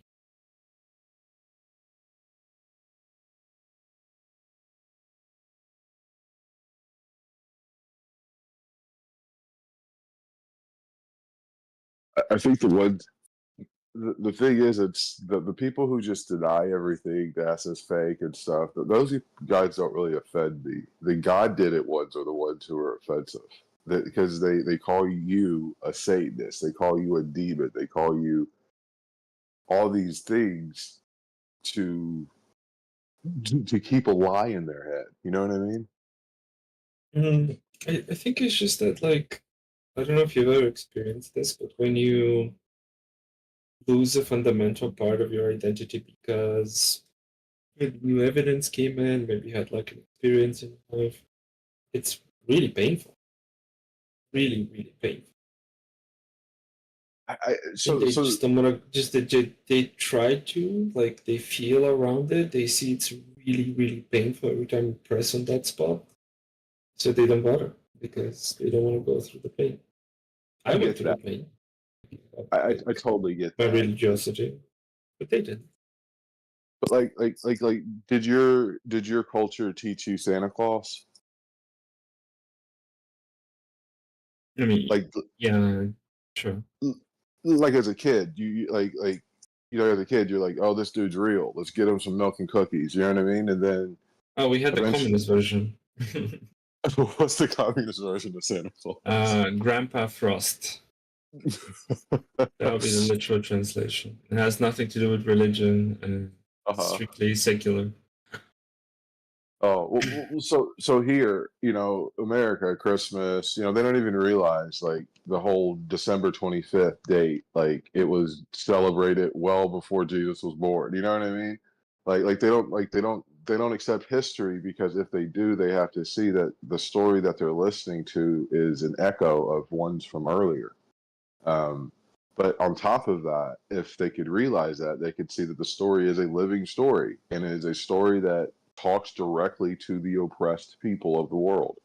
And it encourages them to be better by not killing their masters. You know what I mean? Like, I mean, it's just like it's a story that happens, you know. And if you want to say, oh, God's chosen people, God's chosen people, God's chosen people are who's being oppressed, apparently.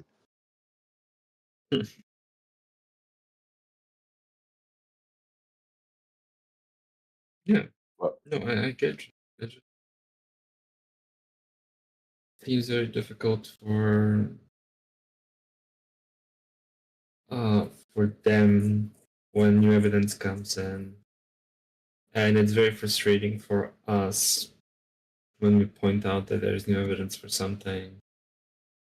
And the worst thing is that there's like a bunch of problems in that interaction, in the sense that like we sometimes have, I mean, we're talking about people who have understood that it's a globe based on whatever evidence, versus people who think it's a plane because we have some this psychology thing that's happening, as we talked about so far about it, and on top of that, like different standards of evidence, right, which comes from another framework, right, which is like the burden placed on them by another framework, which is some sort of metaphysics, right?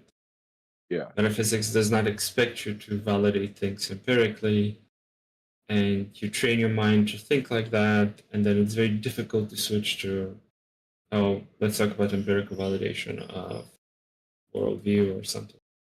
So it's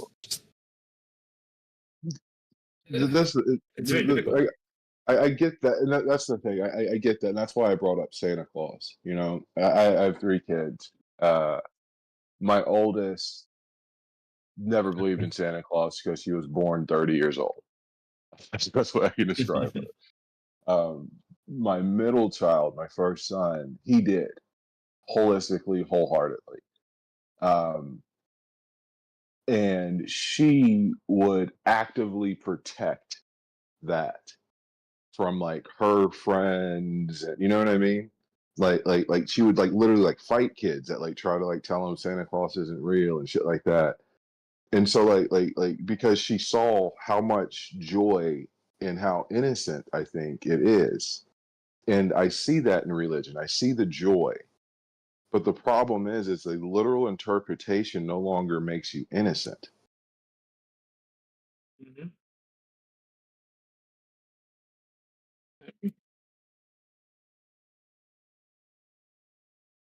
It's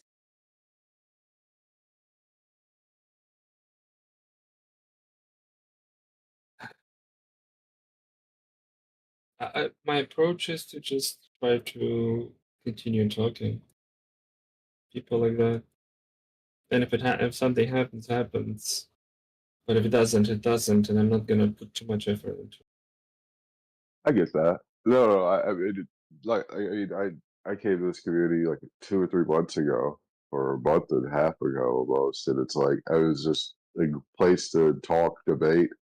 Um, I don't think the moderation is bad. I think people have bad manners on both sides of the aisle, and if you moderate either side, it's like you're picking sides. You're this, you're that. You know what I mean? Well, I'm extra vicious towards the globies, to be honest. Honestly, if I were to own the server, I would be extra vicious towards the Glober. But at the same time, there needs to be a bit of honesty that needs to be incorporated from the other side as well. You can't just argue with incredulity the entire time and expect the other person to participate.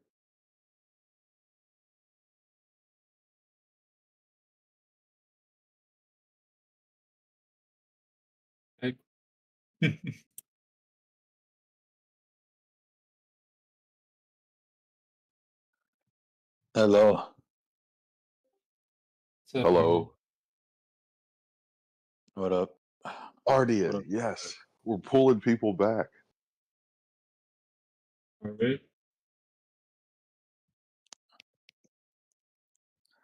What's up, Zoidberg? Oh, nothing. Same.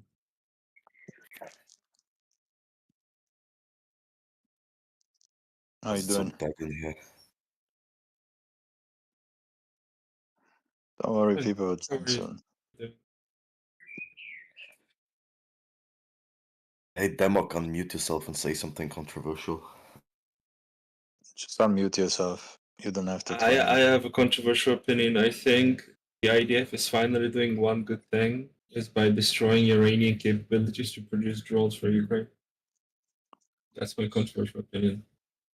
By destroying the Iranian infrastructure, we're helping.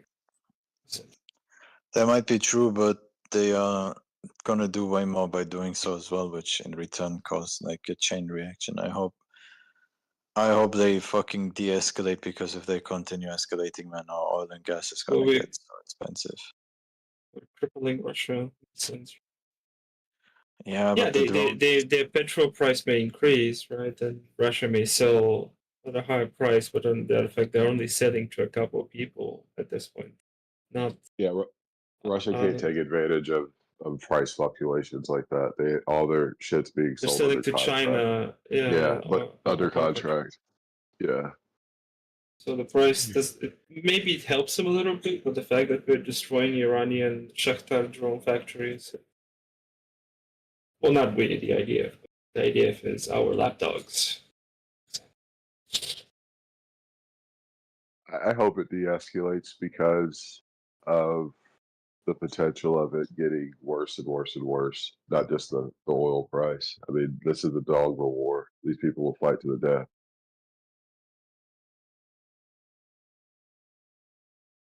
I'm actually hoping the Iranian people, seeing that their government is weak, and like rise up and do another protest, rebellion, coup type of thing that they did like 2 years ago.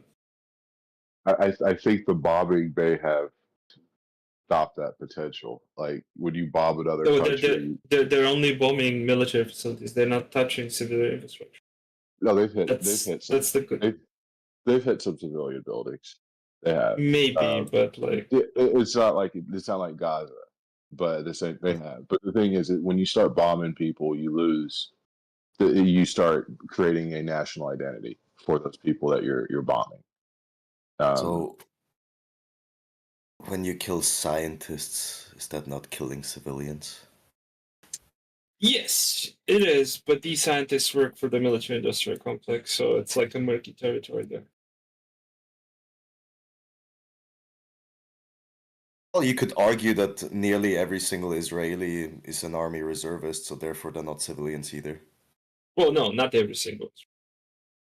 Oh, not Some every can single be one, but almost every single one. potentially, and like very old people are not, very young people are not, relatively old people are not, relatively young people are not. Like 1/3 at all times of the Israeli population is an army reserve.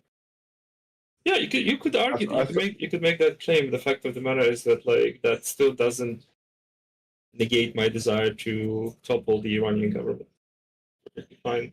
Then if the IDF is the instrument we used to do, is then Soviet, who cares? Iranian people are free. We don't have this bullshit sectarian situation that happens there with the Shia and the Sunni. We don't have the friction between Saudi and Iran. We don't have friction between Israel and Iran. Houthis are disarmed because Iran stopped supporting them. The Hamas is disarmed. Hezbollah is crippled. How you doing, man? Baruch Hashem. Boker Tov. Boker Tov. Yeah. It could be a good thing, but I don't think realistically it would be a good thing. But it could be a good thing. I don't really care for that accursed religion on Europe, so that was cool.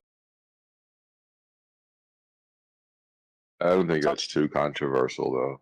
You know, Iran does a lot of bad things, then it's going to, but, I think the idea. Compared to what? There's a lot of bad things compared to what? Compared Israel, to. United States, don't really see it.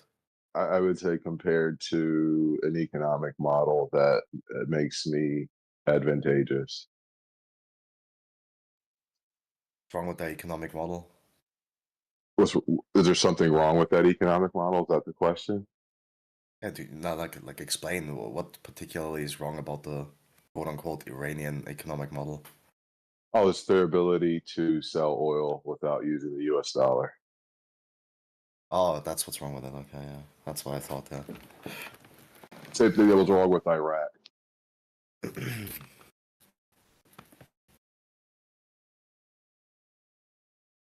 You seen the videos of the people like rejoicing that their own cities are getting bombed? What's up with that?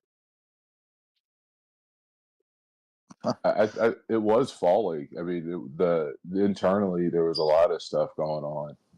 There probably is a faction of people there that likes to see that this government's getting hit. Yeah, they're only attacking the RCG, not the regular army, because in Iran there's like a separation. The RCG is protecting the regime, while the regular army is just the regular army. So Israel is specifically targeting the RCG. They also are targeting mostly civilians.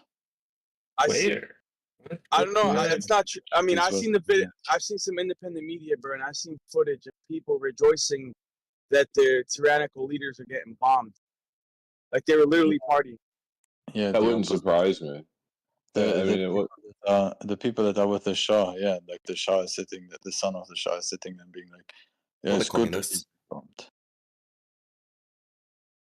I mean, why don't you talk about the people in Lebanon who were celebrating when the missiles were flying into Israel? I've seen that too. I've seen both. So what was up with that? But that's in Lebanon. No, but that's in Lebanon, right? So what's up with that? I'm talking about in Iran. In Iran, the people in Iran, their own celebrating that the rulers are getting taken out. I mean, the regime was getting taken out. I have seen equally as many minorities within the area talk about how they are against it, right? I've seen people who were born into prisons and saying, just because we got wrong doesn't mean that you should come and bomb us. This is making things worse. No doubt, but it'd be equivalent to seeing people in Israel rejoicing Jerusalem or Tel Aviv's getting bombed. No, bro, majority of people in Israel are not celebrating Israel being bombed. The majority of people in Iran are not celebrating Iran being bombed. All right, but I'm not saying that majority. I'm saying some. I've seen some. Yeah, because there's an opposition within Iran. The Shah that got couped by the current regime, his son, he still wants to be the ruler of Iran. And he knows that he can be a useful tool to the West. So if the West wants to push a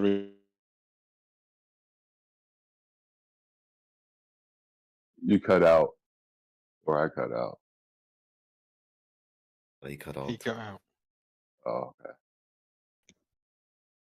Yeah, I mean, I think what he's saying, Lion, is there has been a deep opposition to Iran's government, but bombing anybody doesn't make that, you don't win the hearts and minds war with that, you know. Yeah, I get that. I'm opposed to war. I'm not opposed to it. I'm opposed to not profiting off of it. I'm saying it's like a last case scenario. It's not something that you really be want. fair- It's not ideal. You can, like right now, like Trump's trying to make a deal. To be fair, bombing Iran is probably preferable than bombing Palestinians, as long as they're diverting their bombs to Iran and not people in Gaza. Then that's fine. Like I'm fine with that. That's a double win for me. Why The why fact- why do you say Yes, that? Why do you say why do you say that it's better to bomb us than Palestine? No, Iran. It's better to bomb the IRCG than I know. Palestinians. I know. I am Iranian, but why do you say it's better to bomb us than Palestine? Oh, because the IRCG is an oppressive regime that oppresses its people, and we need to help the Iranian people liberate themselves. I don't mean to be disrespectful, but I don't need you to tell me what is ISRG and Oh, whatnot. this is I've been there for long enough. I know them better than anyone in this chat right now. But let me be very Sure. clear. I am absolutely against the government. There's no questions there. Okay. I've Okay. seen the war, and I've seen a lot of things you cannot even comprehend. Okay. I don't want to see anyone get bombed. Have you ever let me ask you a question, okay? Let me be very clear. Have you seen a bomb, actually? Have you ever seen a cruise missile landed 500 meters from your house? Have you seen that? Have you felt it, actually, is my question. Mm-hmm. Have you? You know where I'm from? I don't know. Yes, I don't know. Tell me. I'm from Israel. Okay, so let me be clear. For 8 years, How we're old under are you? How old are you, bud? Just out of I'm curiosity. 47. Okay, I'm 40. So I've lived Okay, through 47. two intifadas. Yeah, okay, so I've seen what happened, okay? Don't get me wrong, like I said to you, as the government, I'm 1,000,000,000% against them, okay? In no shape or form Same. I'm supporting them, okay? They're a bunch of dickheads, so that's that, okay? But Yeah. here's the thing, okay? Just saying it's better to bomb Iran than Palestine is not cool in any shape or form. I'm trying to find a way to justify your wording in my head, which I cannot. Well, did you understand what I was saying? I think that once the IDF is diverting its attention from antagonizing and torturing the people in Gaza with bombs towards the oppressive IRCG regime in Iran, that's a better calculus for me, better result of the calculus. I'm not fine with bombing Iranian civilians. I'm fine with bombing military targets that belong to the IRCG and the government. Okay, here's the problem. Okay, when you say military, that's the thing. As an example, if you're hitting IRG, whatever, okay, that's fine. But when you're still hitting the military, okay, how much do you know about our history? Is my question. I'm no expert in Iran by any measure. Okay, so after the revolution, the first thing Khomeini did was basically he said, okay, who got rid of Shah? Who supported that? Okay, apart from the outside politics, okay, army was the one actually to control. Army basically it was a coup within the army. An army took over basically. They brought Khomeini. Okay, first thing happened after the war. Guess what? The weakened army. Right now, just right now as we speak. Okay, that's what I'm saying. It's a bad thing. Yes, Netanyahu would put this brave face. Oh, it's for Iranian people. I do not believe if once again he's doing it for us because of sake of he loves us. That's massive lie. No, Okay, obviously he's not doing it for us. by weakening our army. Do you know who our surroundings? They got Taliban, number one. We got South Arab countries are waiting. We got on the west Turkish waiting. Okay, we got on the east also. You get all this. We are surrounded. Okay, if they weaken the army as they are, okay, not IRG. I don't, like I said, bomb IRG. I not give a flying monkeys what happens to them, okay? Like I said, I was there for 24 years. I spent my adulthood. I've seen shit that I don't want anyone to see. But weakening an army is a bad thing. And he's doing it. He's putting everyone in the same plate, and he's just destroying the country. He's making the country defenseless. Do you understand that? And number two, he keeps saying he wants to get rid of this. He's trying to attack. You clearly did not hear the premise of the conversation. I said I'm fine with attacking the IRCG because it's an army protecting the regime, while the regular Iranian army is probably not be a good target. I started the conversation prefacing with this. If you said that, I didn't hear, and like I said, I mean, Aryan, Rene, you were here. Did I not preface? Yes, that was a direct preface. Okay, so if I might have misheard, so my apologies. I didn't, like I said, I was not trying to be disrespectful. No, I'm not trying to antagonize the Iranian population by any means, or the Iranian army. I think the Iranian army is the army of the people, and they should be rising up and striking down the IRCG. It's easy to say, like I said to you. So the it is. I know it's very optimistic. Oddly enough, like when I was a kid, the bomb landed about 500 meters from where I live. Unfortunately, my house is close to Khomeini's house. Has nothing to do with anything. But it was when my dad decided to bought a house. There was a quiet area. He decided it's not a bad idea. Okay, he didn't know it's going to turn into what it is now. Okay, well, in a way, it's the north side of the town.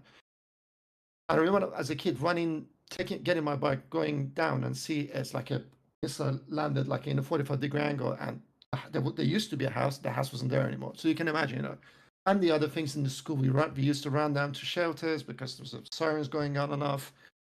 Or same. And every time we'll visit for the summer, like we'll have. As an example, I've seen limbs flying around, like seen a hand, but I was trying to look for the rest of the body. I've seen brains, seen all that BS. Okay. It is what it is. The thing is, like again, the very first attack happened 200 meters from where we live, and I have a mom, I have a family there. Okay, and the problem is now because these constant attacks, like this is a part I don't understand. They're hitting an area where it's infrastructure, either water or gas or whatever. Okay, you're not cutting gas to these idiots. You're cutting gas to the people. Like right now, District 1 has no water. You know this. District 2 has also no water. And this keeps happening because what they do, they say, oh, we found this place, we're going to bomb the shit out of it. But guess what? I almost guarantee, it's pointless to bomb that place. Hey. No, I agree. Like they should be more careful. They should hit only telling my mom to leave the city, she could not. And she was right. She was like, okay, where do I go? Because shortage of gas, shortage of water, and a lot of things. And she said to me, if I go and stuck in the road, I'm done. And in the middle of all of this, there was an attack on a highway, which is one of the highways leading outside of Tehran. And then Trump goes, leave Tehran. 10 million people population. Where should they go? He doesn't even understand what he says.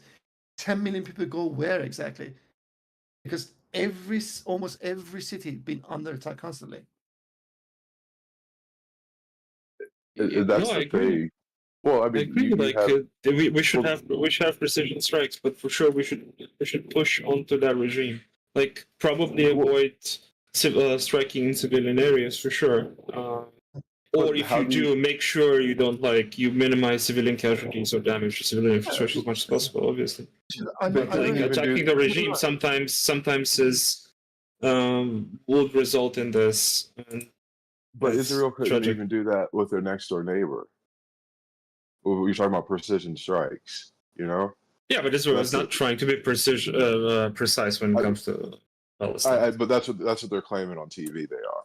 Yeah, but they're lying.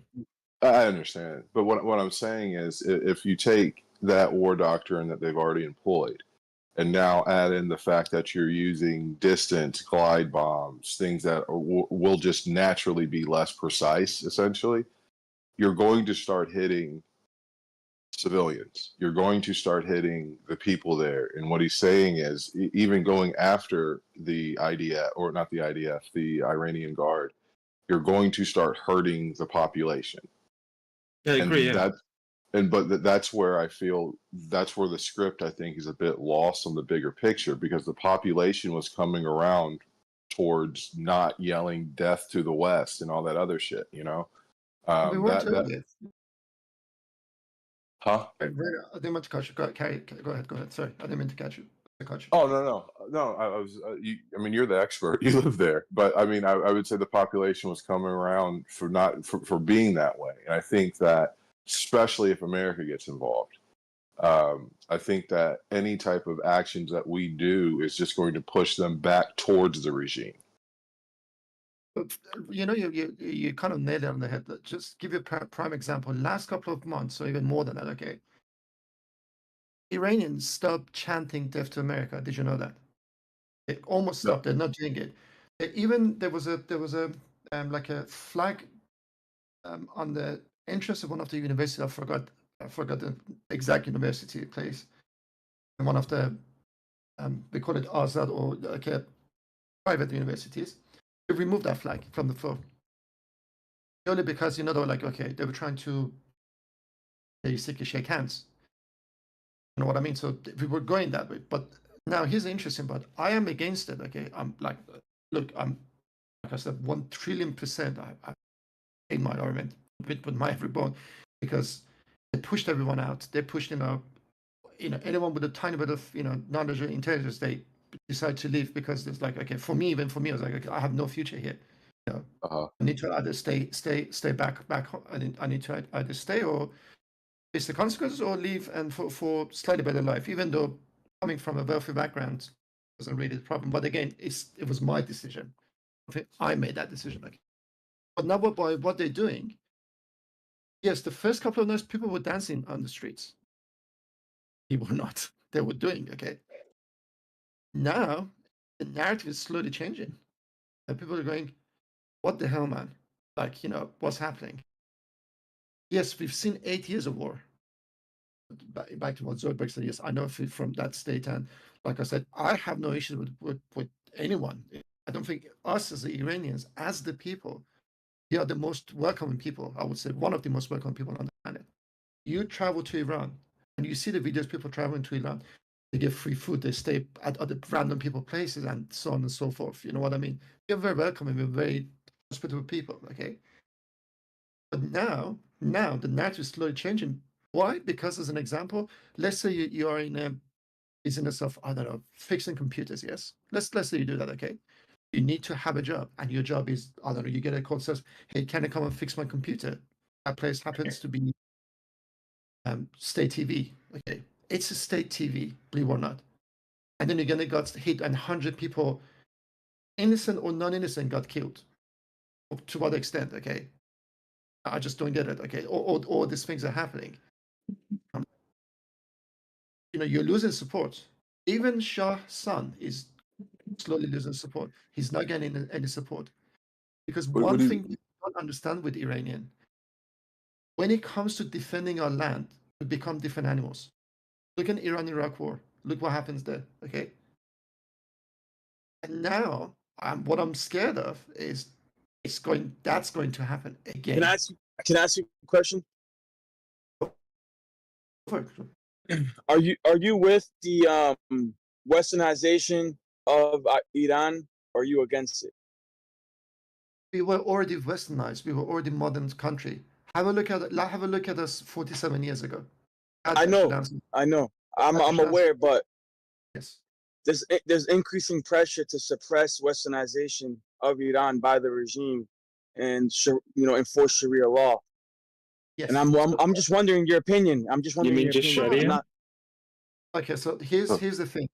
What happened is 47 years ago, before the revolution, what we had is what you guys have now. And we are the only country who went backwards. So people are not asking for anything. We are not asking we want to be westernized again, or we want to become a westernized country. We were already a free country. Does that make sense? We already have That's not what freedom. Well, I know what I you're mean, saying. research. well, you have to look into it too. I mean, Iran and Israel used to be very good allies. They used Yes, to they try. were. They were probably. I mean, honestly, Iran was probably one of the major reasons why Israel was able to get a foothold in that region early on. You know, the what he's talking. So like everyone's aware, like the U.S. wants Iran to sell their oil in U.S. dollars, right? We had industry there, we had all these things there, and there was that the coup, and they nationalized all those things, and America's embargoed them, and this is the result. You know, like that's the thing that pisses me off. It's literally if it wasn't any oil there, it wouldn't be any fucking problems. But the fact of the matter is there is, and that's what. And I agree with that. I agree with that. There's the motive to coup for the coup d'etat was to get them trading in petrodollars. No doubt. But I want to ask him like on a personal level, because I'm not from there, bro. All I know is what I read on the internet and what I research, and I've seen pictures in black and white from like the 1950s, bro, where you seen Iranian women with not like they looked like Western women, dude, wearing skirts, not mini skirts, but they were wearing skirts. They weren't masked up, and they seemed happy and free, dude. And then now you look at Iran, and I'm not sure, but since the Islamic Revolution, it seems like they're trying to go backwards, and it's been it's flip flops, like back and forth between, Islamic regimes, and then like there was one of your guys was trying to promote, secularism at one point.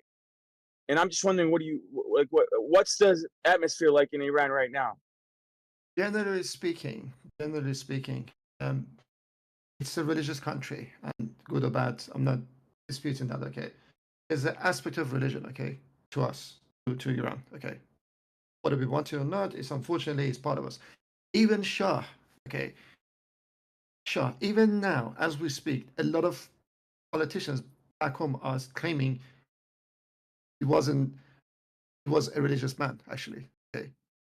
But again, he was like, okay, you need to be, we need to be free, and the freedom is a lot of things. Women education, he was massively for it, okay, like freedom in every aspect, okay, was the part of the thing. So there's an aspect of religion, and as long as there's an aspect of freedom, religion, it's a bit of a complicated thing, okay. And that's one thing with us. There's always this. There's a lot of things that it doesn't make sense to an outsider, okay. The concept of being martyr, okay, the concept of being a man. It's just you have this.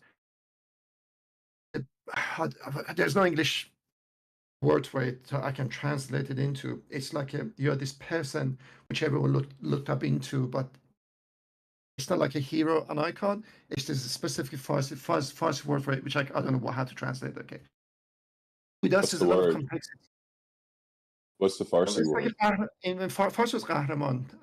It's like a hero, but the way we use it is different. Pahlavan. Sorry, Pahlavan. Pahlavan is the word I'm looking for. Padawan? No, Pahlavan. P-A-H. Pahlavan. Pahlavan. It's like a hero. You know what I mean? It's hard to explain. Like I said, there's no Farsi. There's no English for it.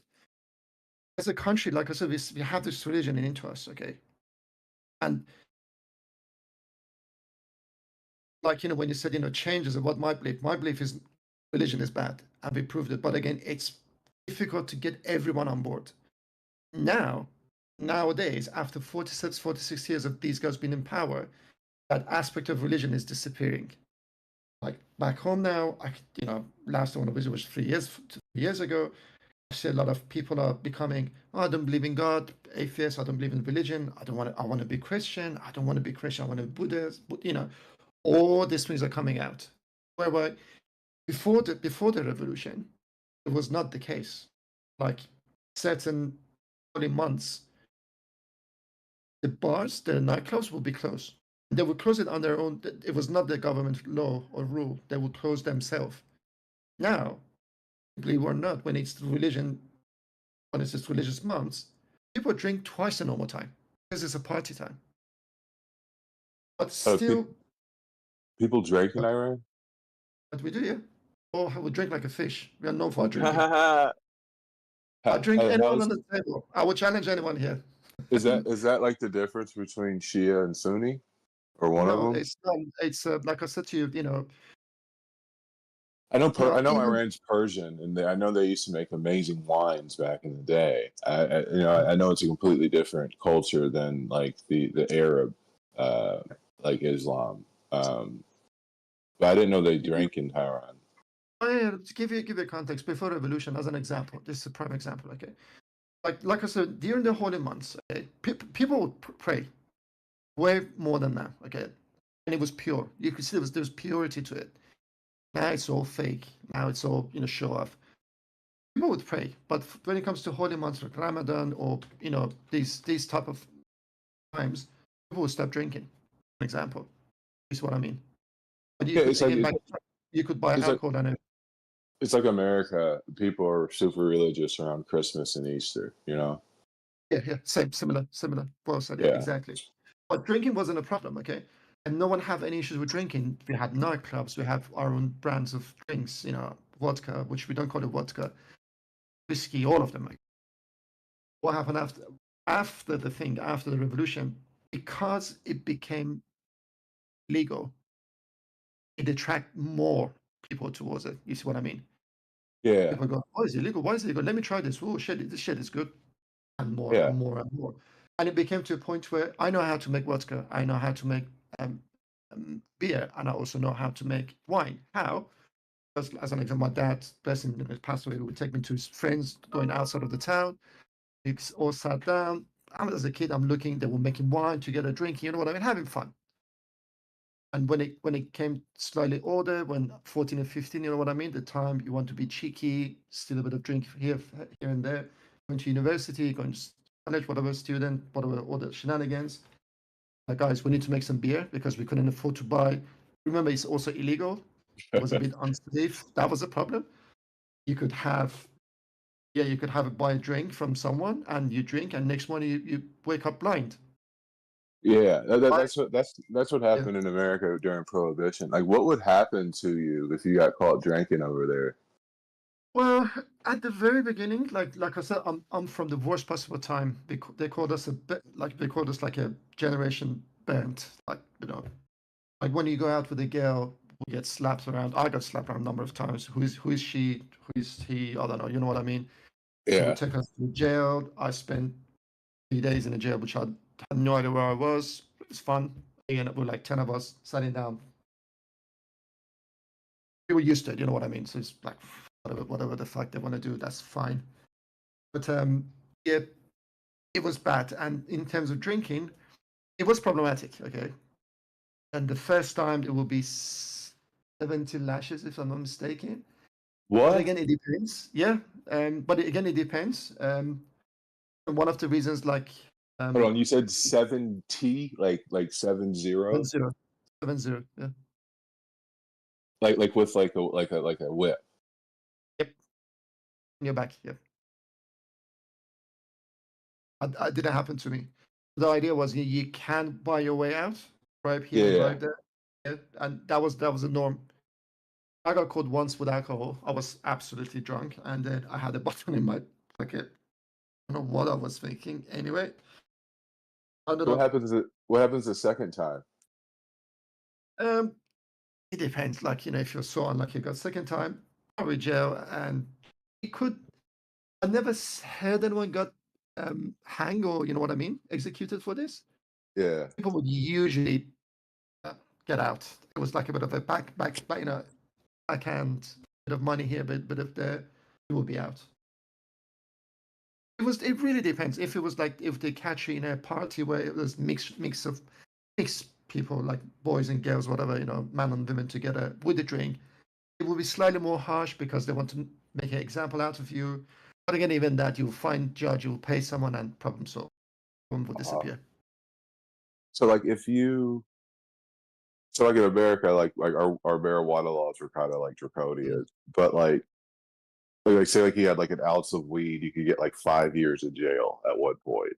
I don't know if that's as bad as 70 fucking lashes, dude. Oh yeah.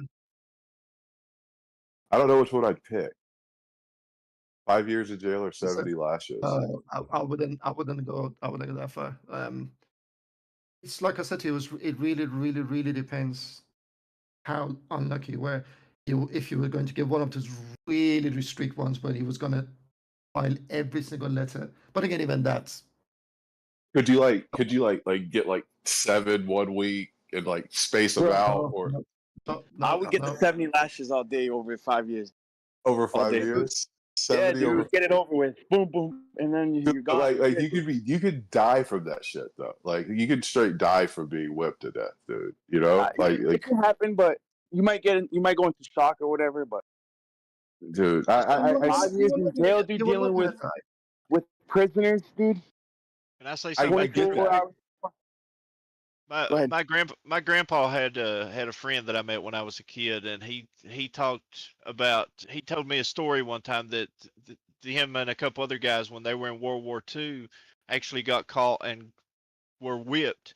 And he showed me the scars on his back, and he said for the rest of his life that his back is so sensitive, or was, he's dead now, that he couldn't even hardly stand for his wife to lay his hand on it after they whipped him like that.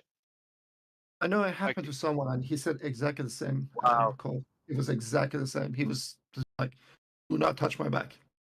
He was that sensitive. Yeah, he was saying exactly the same. So, like I said, I mean 5 years or 70 lashes. Like 5 years is a long fucking time, but dude, 70 lashes. If it was like 10, I'd be like, fuck yeah, I'd get drunk on the weekend. You know what I mean? But like, that's an extreme amount of number. That's an extreme. in order to get alcohol, the idea was nowadays, like it's like so open. Even you go to restaurants, you can drink. Not like obviously, but sort of absolute. I don't know, Jack Daniels or whatever in front of you. It doesn't work that way. But it's like everyone knows, no one says anything about it. You know what I mean? Everyone, yeah, closing their eyes. That's what I'm saying. So like, we knew this guy. We would call him. Hey, say, hey, uncle. We had a code name for him. Hey, listen, have you got any Diet Coke for us? He's like, oh yeah, I got Diet Coke. I also got, I don't know, what's the other one? What's the yellow one? I forgot. Mellow Yellow or Mountain Dew? No, I took out the drinks, like fizzy drinks. The yellow one. Oh my god. Mountain Dew. Not Sprite. The other one, Sprite, not the Sprite. The other one. Right. Oh, the only yellow ones I know are Mellow Yellow and Mountain Dew. Orange. I forgot his name. So it was I got it's like, okay, the chill. They're like, oh yeah, it's cool. I said, okay, can you use your pass? He will come down. He would drive backwards to the parking, open the bonnet, we choose what we want, and he would go. And I asked him, where were you last week? I tried to contact you, you were there. I was like, oh, don't worry about it, I got caught. I was like, what the fuck? What do you mean you got caught? What are you doing here? I was like, oh, don't worry. It's a new number. I was like, okay, I get it, but what happened? He's like, dude, it's an advertisement me. If I get caught, I go there, I know a couple of people, I pay them off, but while I'm there, I hand out my phone, I get more customers. It's just like, that's genius in a way. It's like, that's the marketing for you. But again, going back to what I said, one of the, I was chatting to a friend of mine yesterday about this happened.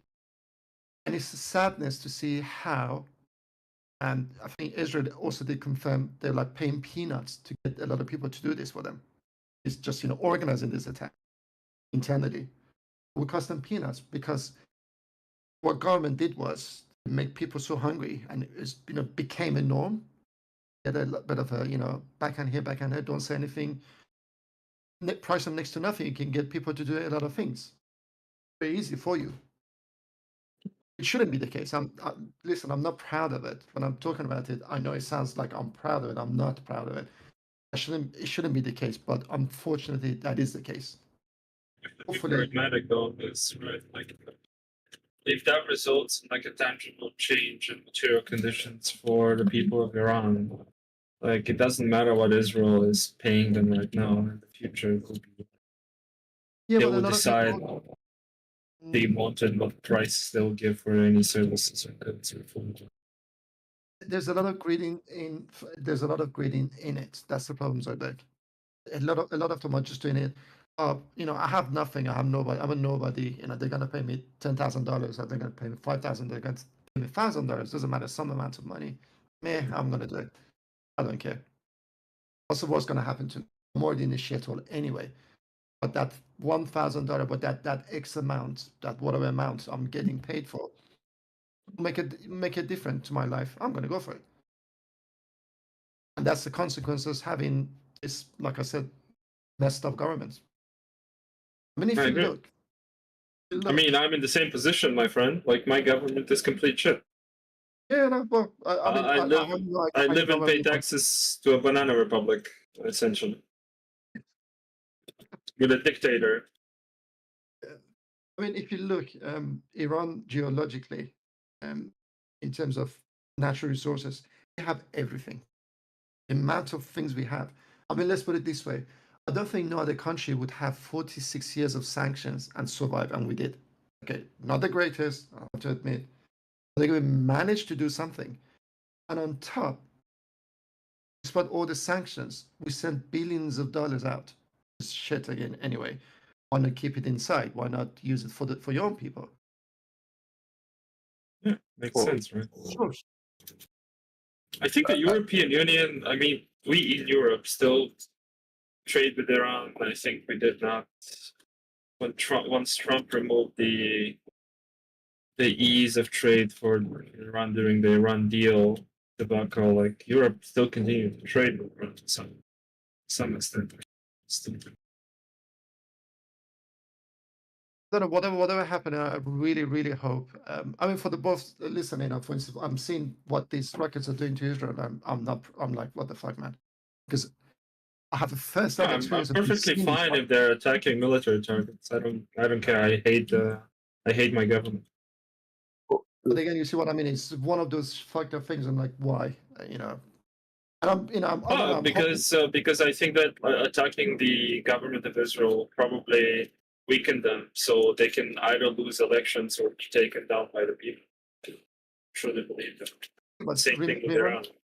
yeah, remember at the end of the day, and I said this, and no chance we're going to win this war. They're playing it. They're Well, playing yeah, this. they have the technology.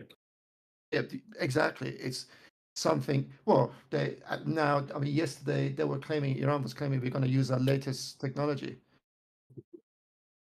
Isn't the issue Syria right now?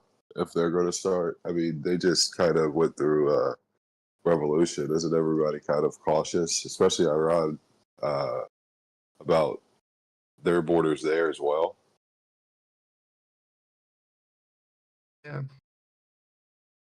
It's definitely a situation. I mean, for me, like, to be fair, for me, this is, and like, I know it sounds very cold and calculating, but I'm trying to be pragmatic.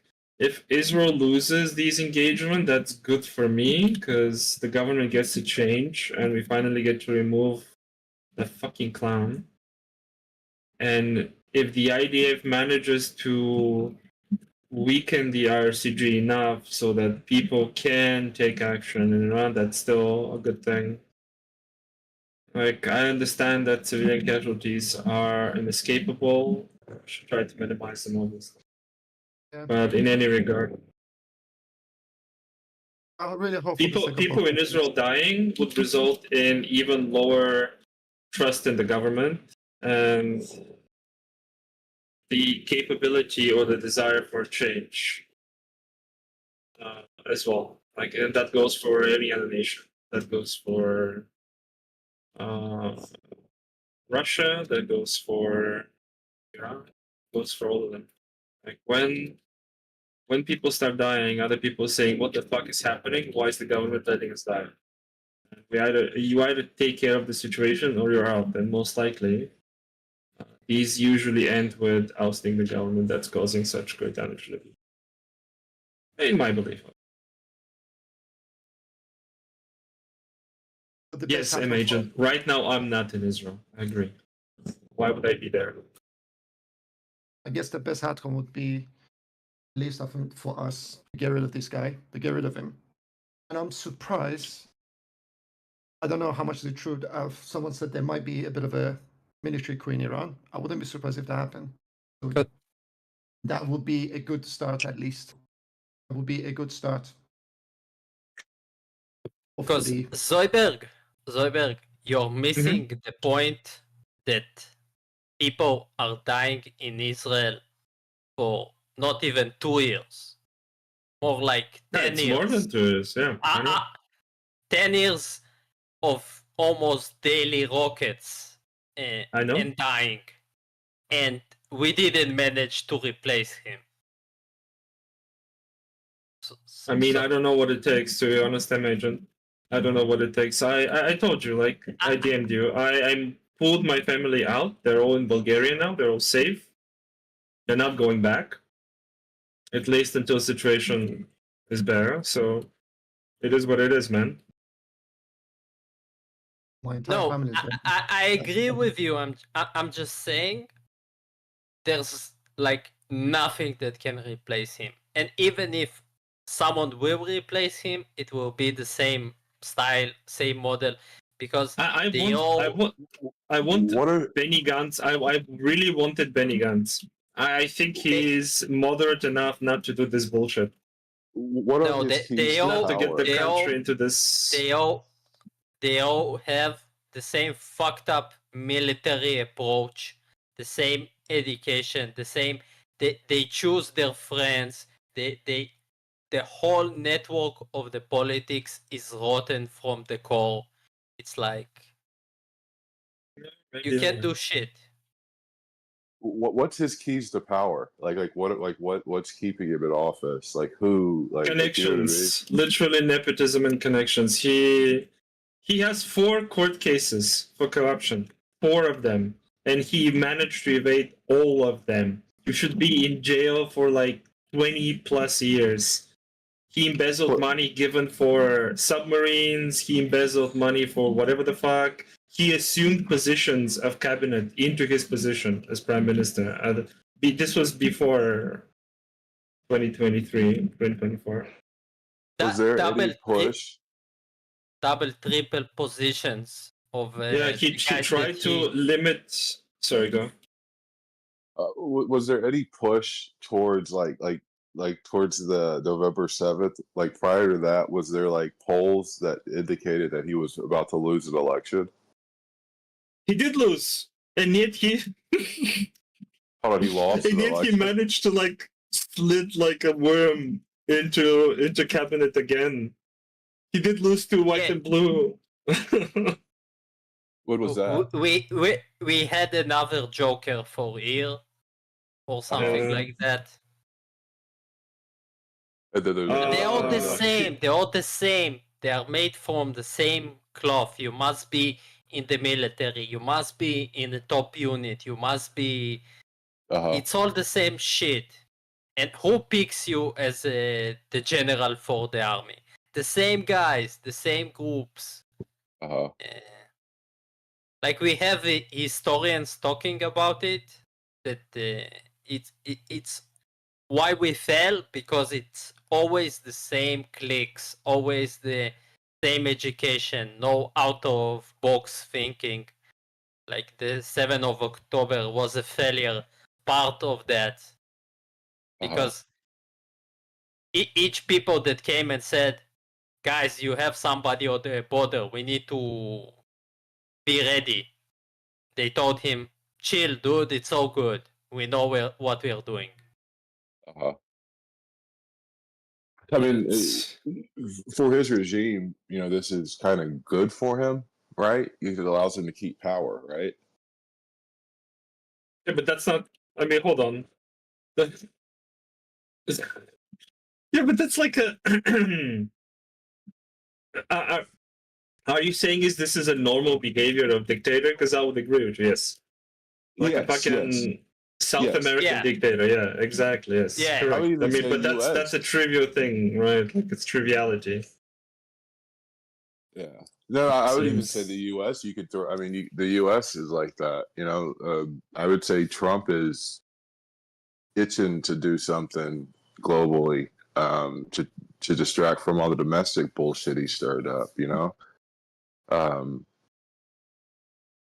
But I mean, but yeah, I mean, it's. I was just asking questions. I mean, I don't live there. I don't know much about the politics.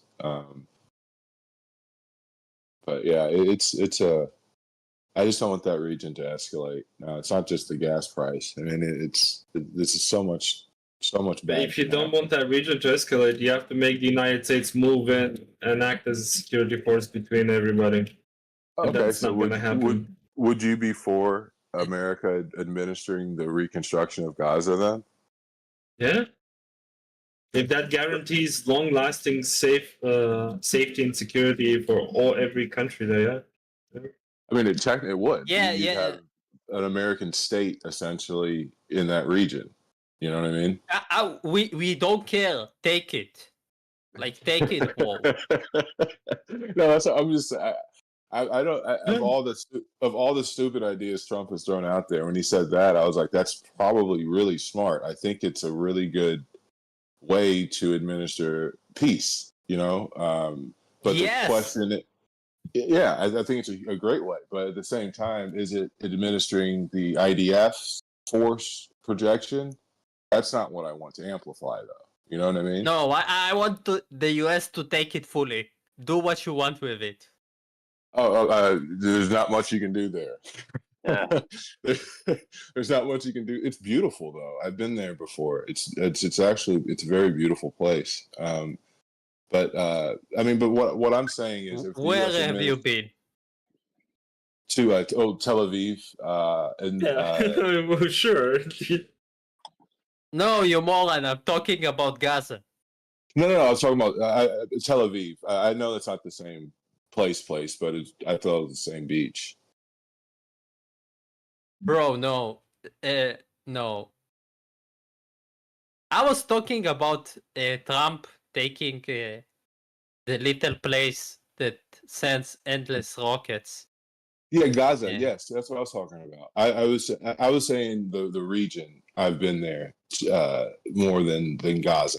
Are you a soldier or this business? Or? It was for sports. Okay.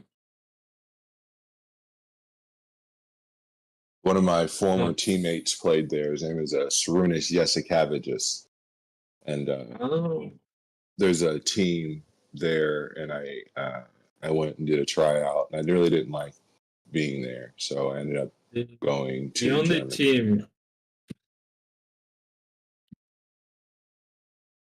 The only team you should support in that region is Hapoel. My little sister played volleyball there. She loved it. She liked it a lot, but yeah, I mean, like I said, what I was saying earlier, it's if America was in that region, I think the unfortunate outcome could be the IDF has greater force projection, though. That's indoor not or beach volleyball? Indoor. That's Indoor football? No, Volleyball. volleyball. Oh, volleyball. Well, She played we beach, too. always wanted to. I don't know if you heard this one, but Gaza would be a great theme park. We can flatten it. We can do a parking lot. Sell it to Disney. Awesome. No, we can sell it to Disney. Perfect. No, I mean, the thing is, the problem is, if America administered, I would hope that they'd let the people there that aren't Hamas come back.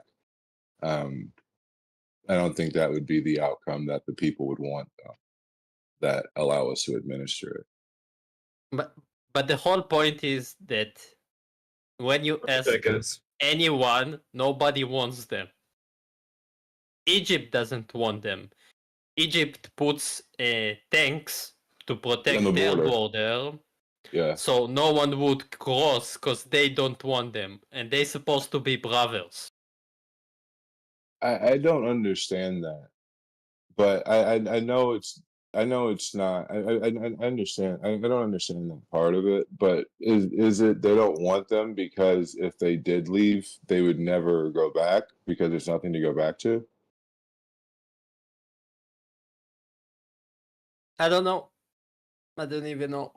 I just know that politic-wise, they tried with every Arab country around here just to ask them, will you accept like 10,000 Yeah. of them or something? And it was always no. Yeah, I get that. I mean, I remember that, you know. But Also, they don't want to live. They don't. they don't want to live, like be alive. No, like leave the place. They Oh, rather leave. Oh, yeah. yeah, like higher percentage of them chose Hamas. They chose to live this life.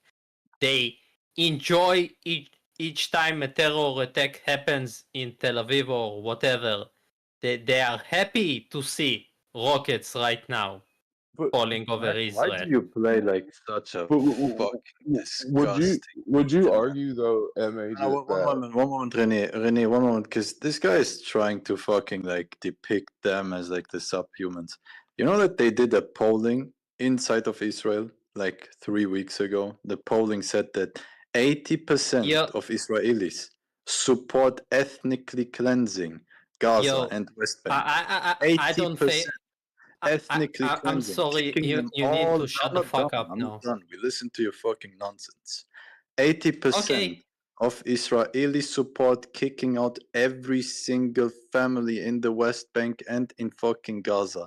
On top of that, 50% support biblical massacre against the Palestinians.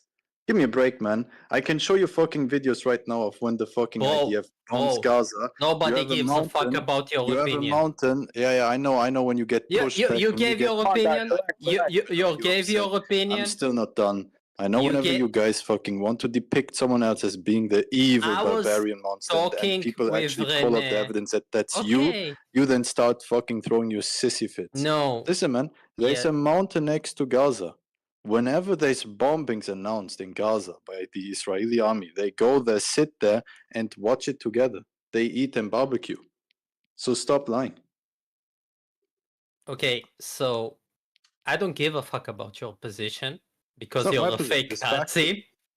Okay, I don't know what you are being fed on and what you read to circle jerk your opinion.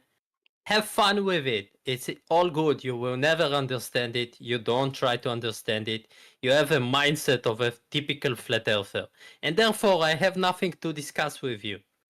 Sorry, when the Israelis were caught raping to death Palestinians and they were caught on camera, did the Israelis start a fucking protest that the person who was imprisoned should be released for raping to death a Palestinian?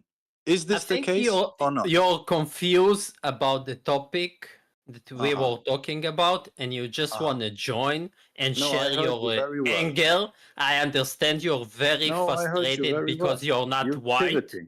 You're not answering my question. You're pivoting. I heard you very well. You said that the regime in Gaza, this terrorist regime, was voted by the Palestinians.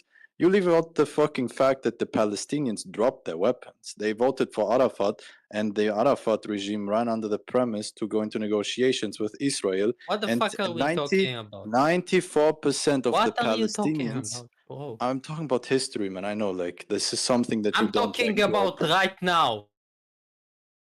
Yeah, I Right understand. now. that you don't like So what do you opening history right because now. what it do you makes think the look term bad. from the river to the The sea means to you? Well, I can tell you what it Slogan. means. Want me to tell you Tell what me. it means? Yeah, yes, tell me.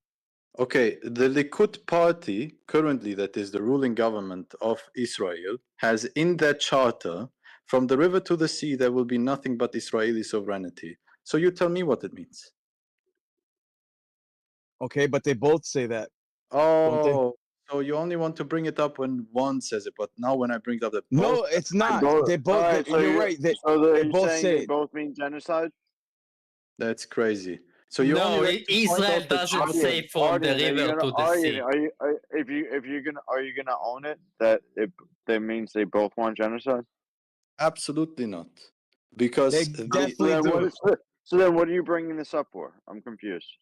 well, because I want them to remain, in fact, standard within their own appliance of standards, right? I want them to have one standard for both. I personally don't believe. Adrian, I'm not. Listen, I'm not denying. I'm not. Hold on. I'm not. I'm not denying that Israel also wants to expand its territory to the sea. Yeah, but who Right, came? Who like? If you want to really like apply this premise that the sentence means genocide, which okay, let's do for the sake of conversation. I don't mind. It means genocide of the other side. Who had the charter first? Hamas or Likud? I can tell you that Likud had it for 20 years prior to Hamas. Hamas didn't even exist when this charter was being made by the Likud party. I want to hear your answer to Lion's questions, not for the sake of the conversation, but for what you actually think it means. I believe that there's a difference between saying I wish freedom and I wish sovereignty, because one is asking for Jews to remain an ethno-state and have sovereignty, which is the exclusion of the other people in the area. The other one is not asking for exclusion of the Jews. The other one is saying that, hey, we want to have the right to be free in all of Israel and Palestine, because these people, 6 million of them, got displaced. There's not a single Jew that got displaced. There's zero Jewish refugees. There's 6 So you million don't know what it Palestinians means even. refugees. Nice. So when you sit he's just denying. what am I denying? Yo, listen. You don't understand thing the is- sentence to am I make your denying? claim. Go ahead. Nice. Bro, what you am I gotta keep going back in history, dude. You can't just stop. 100 years ago. You got to go all the way back, to the Byzantine Empire, then the Ottoman Empire, then the Crusades. Okay, let's go to the Ottoman Empire, because that is less than 100 years ago. When the Ottoman Empire was ruling let's go. India. Well, let's go back to the first century, right? How many You Jews got were the in temple. the area during The Ottoman temple Empire? was destroyed. Well, you said The temple was destroyed in 70 You AD, said the right? Ottoman Empire, right? It was the You diaspora. said the Ottoman Empire, right? Well, hold on, dude. Hold on, that was bro. Rome, Lion. Yeah, hold on. We're gonna go through the timeline, right? Because Okay, let's go. this is a Let's go. complex. The most recent There's Ottoman been a Empire. there's been a power struggle in that land, right, back and forth between the Muslims, the Christians, and the Jews for the last 2,000 years, right? Now No, it just happens that not. the tables a have lie. flipped. The tables a have lie. flipped, and the Jews and the Jews and the Christians that's have a control simple lie. of that territory, right? And now the Muslims are getting suppressed and subjugated, right? You're There's just wrong, segregation man. in the land. What's Is there not? what's stopping? You're What's stopping just them? flat out lying. The Jews had no fucking control, and you let the fucking Jew off the hook by being a fucking brain dead monkey that you are. Like the fucking idiot now is gone, Just who was rhetoric. depicting the Palestinians as quote unquote voting for Hamas, when majority of Palestinians do not live in Gaza. Gaza is like the minority of the Palestinians. They only have 2 million there. And the people who voted there, the vote was 20 years ago. Half of the population in Gaza is 18 and beneath. That means over half of the population there hasn't even been alive when the vote was made. Irrelevant. Let It's people vote for logically it. irrelevant, And on dude. top of It's it, logic. and on I'll top of explain. it, and on top of it, God. the Palestinian Authority was voted 41% in 2004, and the Hamas was voted at 43%, 2% more. So when this guy sits there and says, "Oh, they voted for it," no, the only people who genuinely voted for a genocidal regime are the Israelis. And when he sits here and says, "Oh, that's not true," the polling, I sent it in text. Fine, dude. I sent Let it. me ask you a question then. Even if hold on, let me get this out, dude. He won't stop talking. I'm still Bro, even speaking. if I I listened to your whole all like right, go. fucking Yeah, I like know, but you've been history. speaking for a while. They're getting antsy. I'm sorry. Go ahead, dude. History, like fucking appeal to fucking I whatever. haven't man. even said anything Again, yet, dude. the point is I'm very trying to go simple. through the history because you're short-sighted right now. And even if I grant you all of you that, interrupting even me, if I and grant, it's very ironic because you're the one who always Hang takes on. the longest to speak, Go right? ahead. So for you to All right, interrupt go me ahead. because I'm taking too long is kind of funny when you fucking yap on for hours, right? Hours. All right, I'll hours give on you your end. space. Go ahead. now the Already meta. interrupted, But I do want to go next. Go ahead. There wouldn't be any meta if I would be still speaking. Take your right? time. No, it's fine. Take your Here's time. more Go ahead. meta. Well, I will give you more if you continue on doing the meta about the meta. Thank you. So the point is that when the voting was held in Gaza, this is like 30% of the Palestinian population, by the way. Majority of the Palestinian population voted for the PA. Now, again, the Gazans specifically, less than 50% voted for Hamas, and 41% voted for the PLO. Now, with that being said, this guy was sitting here and acting as if these people are monsters who just want to genocide the Israelis. If you go back 20 years before that, before they voted for Hamas, they voted for the PLO overwhelmingly. 94% of all Palestinians voted for a nation in which Jews, Muslims, and Christians are all allowed to remain and have co-equal rights. And they voted for a two-state solution in which they recognize the Israelis. To this day, the Israelis have not recognized Palestinians, even though they recognized them 40 years ago. They haven't done it in return. To this day, the Israelis continue expanding on Palestinian territory, displacing families, and so on and so on. To this day, every single year from the past fucking 40 years, 20 years these people were being prosecuted by the Israeli regime, even though they were doing nothing but giving olive branches, left, right, and center. And what did they get in return? Bombed, displaced, bombed, displaced. Well, at one point they were like, you know what? If negotiations and the peaceful means don't get us our nation, then we should vote for someone who is fucking maniacs and support violence, which is Hamas. And that's how Hamas was born. Hamas got the legitimacy by Israel fucking over the Palestinians.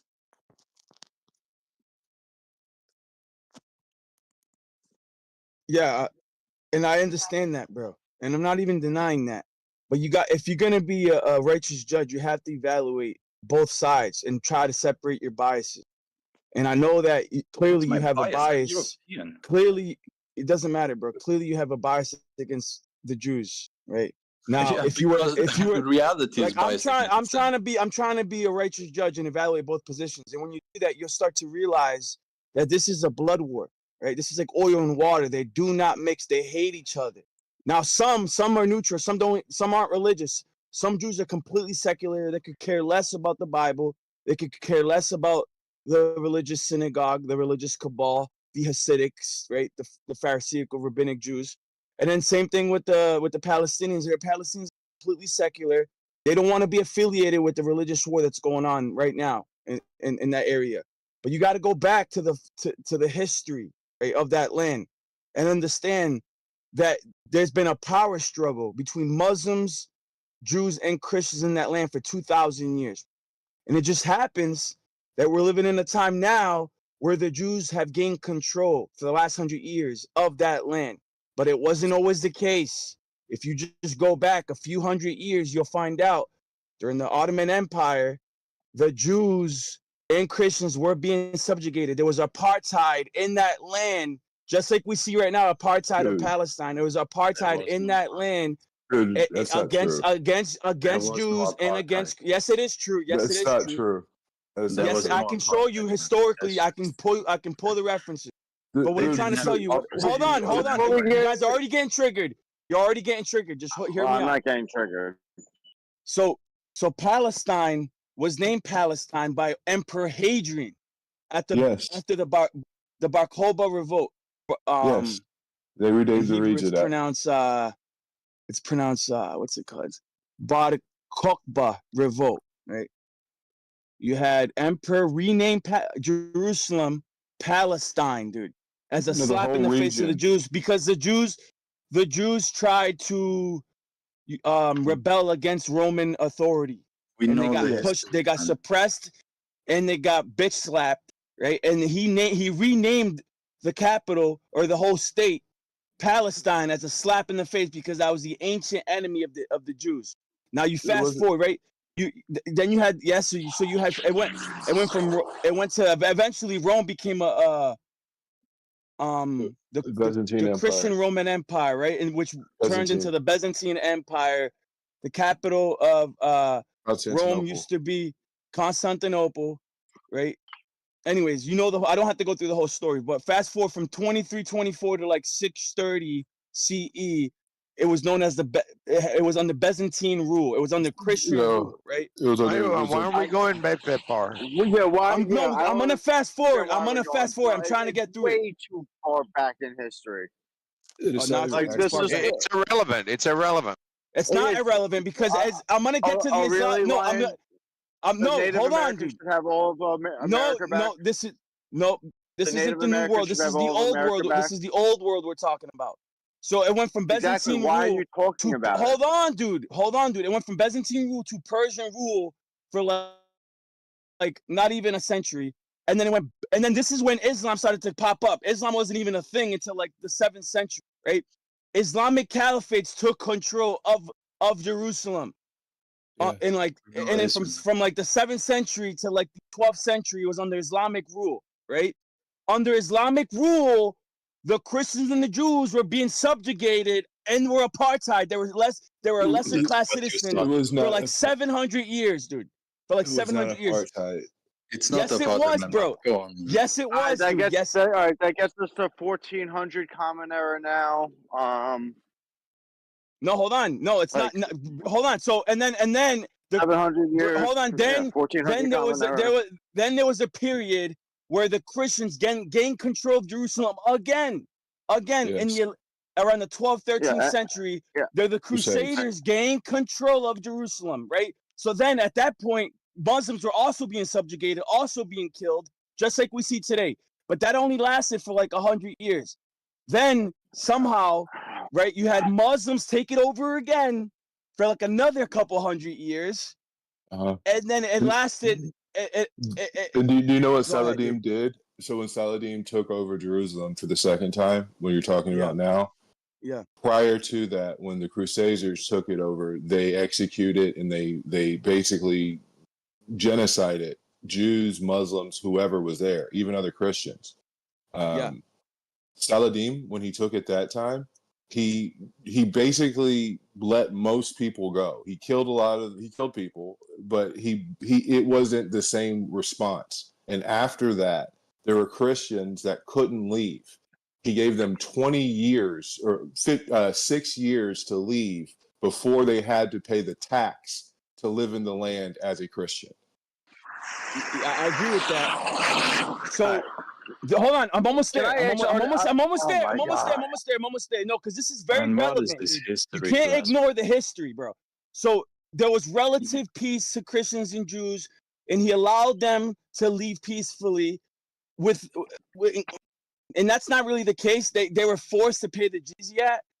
And granted, Saladin was a lot more merciful to the Jews and the Christians compared to other Islamic caliphates of the past that were literally beheading them and killing them and persecuting them for like 600 years, 1,000 years. Now, okay. So then from Saladin, you fast forward through the Ottoman Empire, throwing that from Saladin all the way up to the 1900s, dude. Christians and Jews were being subjugated, and they were considered lesser. It's not just being taxed, dude. It's not just the fucking tax guy. They were literally lesser class citizens in Israel, right? Now, it wasn't called Israel, it was called Palestine since the 1st century. But the Jews and the Christians that were in the land were lesser class citizens. They were basically considered subhuman, right? They were forced to pay the jizya. They were just, That's not true, man. You're just lying. It is true. Yes, it is true. They are not and then finally, they are not considered subhuman. Like, stop this fucking nonsense, man. They are considered people of the book. Muhammad was even the Ottoman Empire was very important. He said, "Do not touch." Like Muhammad was like once walking and found like a Bible on the ground or Torah, I forgot. And then somebody else wanted to throw it away, and he said, "Do not do it. This is people of the book. You treat them with respect." Yeah, I know that, but they don't follow their fucking book, guy. I know, bro. Hold on. I know in the book it says that they should respect the people of the book. In Al-Mazida, or I forget. I know the chapter. I've read the part of the Quran, dude. But they don't follow the fucking book, dude. What's your point?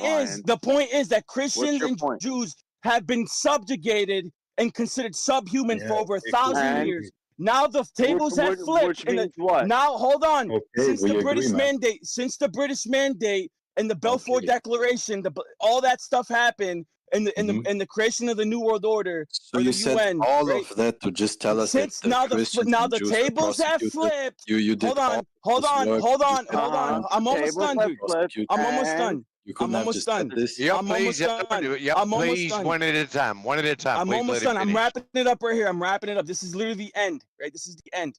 So after thousands of years of subjugation, now finally in the 21st century, the tables have flipped at a time where we have modern weaponry. We have ballistic missiles. We have hypersonic missiles. Now the tables have flipped. It just happens now that the Jews have finally gained control of that land after the defeat of the Ottoman Empire, after World War I and World War II. We've now established Israel as a nation. Now the Muslims are getting the shit into the stick.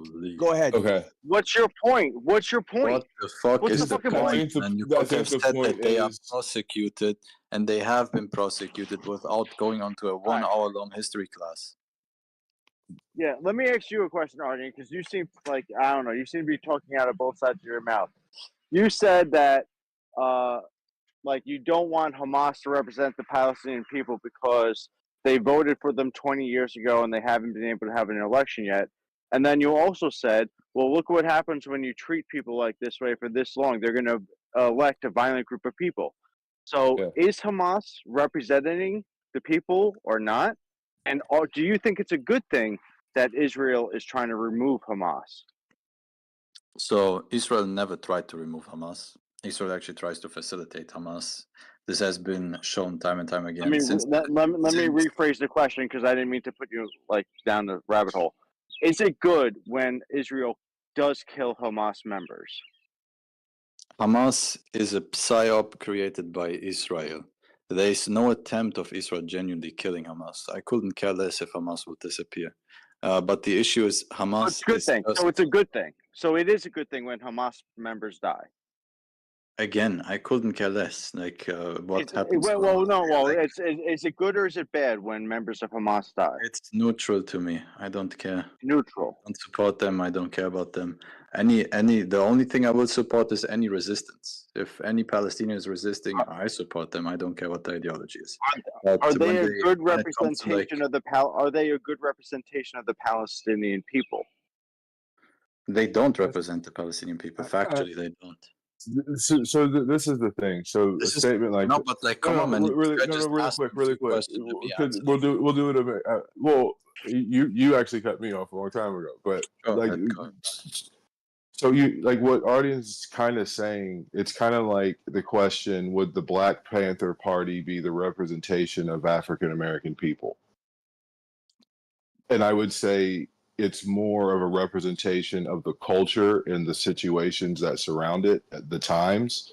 I think Ardian is saying there was a lot of shit that was going on. They were trying for peace. They weren't getting peace. They were getting a lot of pushback. You're going to have this extreme response. And I gave you the Black Panther Party as an example. So I think like would you say that would be a fair moral equivocation to your question to Ardian? So what I'm saying is this cat and mouse game of like, oh, is it a terrorist organization or not? How do you support terrorist organization? Let me be fucking very clear here. The IDF is the longest terrorist organization within the area.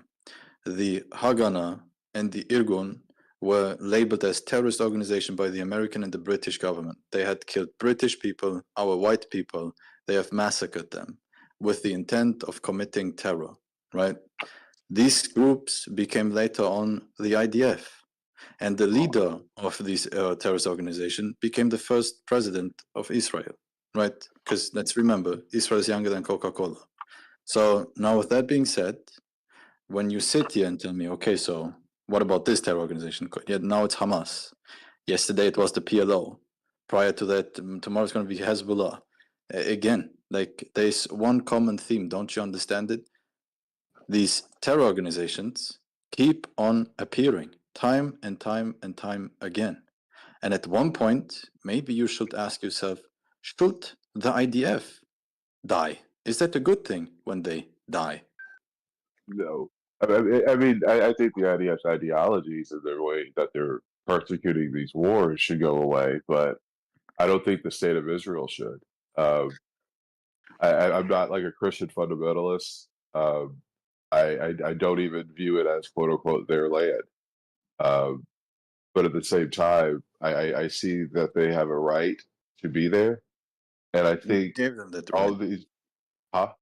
Who gave them that right? Right now, the Balfour Doctrine Governments, did. Yeah, governments, the government. governments gave them. Governments Yeah. did. So if you appeal to the United Nations rights, quote unquote, do the Palestinians also have the right to go back to their land? Yes, yes, yes, I do. I agree, but it's within that document, that framework. That framework has always been shifting. I think it was poorly done. I think this is the consequence of how poorly it was done. No, I that's think what I'm asking you. You misunderstood my question. There is currently 6 million refugees that are Palestinian, which under international law in the UN have the right to return. It's called the right to yes, return. sure, yeah, yes, I So agree. you support the Palestinians going to Israel? Yeah. I support. Yes, I support the. I support. Yes, Yeah. yes. Yes, I do think the Israel government is going to have to give up some of the land. Yes, No, absolutely. we're not talking about giving up So- some of the land. We're not talking about land swaps. We're talking this about is why, Palestinians. like when I say give up some of the land, Israeli-owned land will have to be transferred from Israeli citizens to Palestinian people. I don't mean like two different governments. quick. That's not what I'm talking about. But this already happened under Ariel Sharon. Literally gave up land and had the Israelites move out of their houses. You know, he gave part of the Gaza Strip, Yes. and then there was a big mistake. He went into a coma for 7 years after he did that. So this Well, to idea, be like clear, the two-part solution has already been tried, dude. That's and that's it not doesn't what we're work. talking about. That's not what It we're doesn't talking work. about. We're Now, talking. the talking reason, about like the reason we're talking about like imagine like a neighborhood where individual deeds get put back to Palestinian people. Not all Israeli people have to live. Like that's like so. It's like I it's know a mix. what you're. I So get it's it, not- bro. So it's Right? not In theory, two. let's all live in harmony, right? And be neighbors, and everybody get along. Here, you get a piece Is of that land, what and we get a piece. Christianity says? That doesn't work, dude. That's blood and dude. They have blood wars going back thousands of years. Like that's why I brought up the history, dude. It's a power struggle. It's like oil and water that don't mix. Can I ask you a What's question? Can I ask you a question? The guy who's like rambling on about oil and water not mixing. If you lived in a house, okay, you live in a house, and I grab you and I take your family. You have a nice, beautiful house. You have lived there for generations. I grab you and I toss you out of it, and I force you to go, literally in some cases, like less than 5 kilometers away. And I force you into a new area, and you are now in a refugee camp. You grow up in it, and you spend your whole life in it. And if you go far enough up on a building, you can even see your building where you're from. It's literally over there, but you can't. I get that, go bro. there, but you can't go there. Would I you grant you ever? that. Listen, that is Okay, true. okay, no, one moment. I'm not done. But hold I'm on. not done. I want to ask you a I question. wasn't I even want done what to I was ask you a talking about question. there, bro. You guys I want just to don't ask stop you a talking. question. I want to Go ask ahead. you a question. I wasn't done, dude. I I want wasn't to done. ask you a question. I wasn't done, dude. I Can I want to can I ask you a get like question. can I I was finish speaking, man. my Like, let me train of just thought? ask the question. Let me Harry, just ask the question. So, would you ever stop wanting to go home? dude, I'm not gonna. No, I'm not. Listen, I'm not at the witness thing. Let me get what I gotta say out. All right. So listen. Even if I grant you that, and I know it's wrong, dude. War is evil on both sides. They're both guilty of Not what I bloodshed. said. Both That's not what we're guilty of talking bloodshed. about. Yes, the Palestinians are getting treated unfairly right now. They're being subjugated. They're being treated subhuman, right? I get that, bro. But you gotta understand the history. This isn't. This is. If you go back to the Ottoman Empire, I found the sources, dude. Not only were Christians and Jews, there was a name for them in the Arabic called demis. Demis were considered inferior to Muslims and were forced to actually wear distinct clothing to set them apart. They were inferior on social standing and were being subjugated and persecuted and killed. Lion. Let me ask you, Lion. Let me ask you something. No, hold on. Lion, And they let were me ask forced you out of the something. end. Hold on, dude. And they were forced out of the land. Everything that you see happening right now to the Muslims, it's literally what's Lion. happening to the Jews and Christians for over 1,000 Are years. you saying it's justified? No, I'm not. Listen, what I'm trying to say is, What are you trying to say? You read You reap what you sow, and this isn't the You first reap time what that this you type of sow. treatment has happened in that land. That means you You think had a it is whole justified. That means you think no, it I'm is not. No, I justified. don't. Listen, I'm neutral on this. I don't like to choose sides. It's like choosing You're sides saying between you reap what you Democrats and Oh, Republicans. oh, Republicans. okay. They So deserve it. I'm You reap simply what you pointing sow out the means you get what hypocrisy. you I'm simply deserve. pointing out. I'm simply pointing out the hypocrisy because this has occurred Is in that the land for over 1,000 years, and now it's happening to them. okay? In Okay. only 50 years, it's been happening to them, and now it's all Let me ask you something. Lion. Let me ask you something. If the Native Americans secretly developed like this more powerful weapon, do you think that they should just wipe out all the white people from America and take back all the land? Do you think that should be right? That's logically irrelevant, dude. Logically irrelevant. We're talking about a What are you power talking about? struggle. The Native Americans have never regained their land. This power struggle that's happening over Yes, there I in know. Israel. I'm asking if they had the ability. I'm asking you if they. I'm asking you if they had the ability. I'm asking if they had the ability. If they had the ability. They had Bro, the what's wrong? ability. Can you engage in a hypothetical? You fucking monkey. He's asking you what if they could, not that they are. Are you dumb? Are you like mentally ill or something? Bro, I literally He's mute asking myself. you what I if. respectfully listen, He's not and when saying I it is the talk, case. everybody wants to You fucking talk stupid. over me.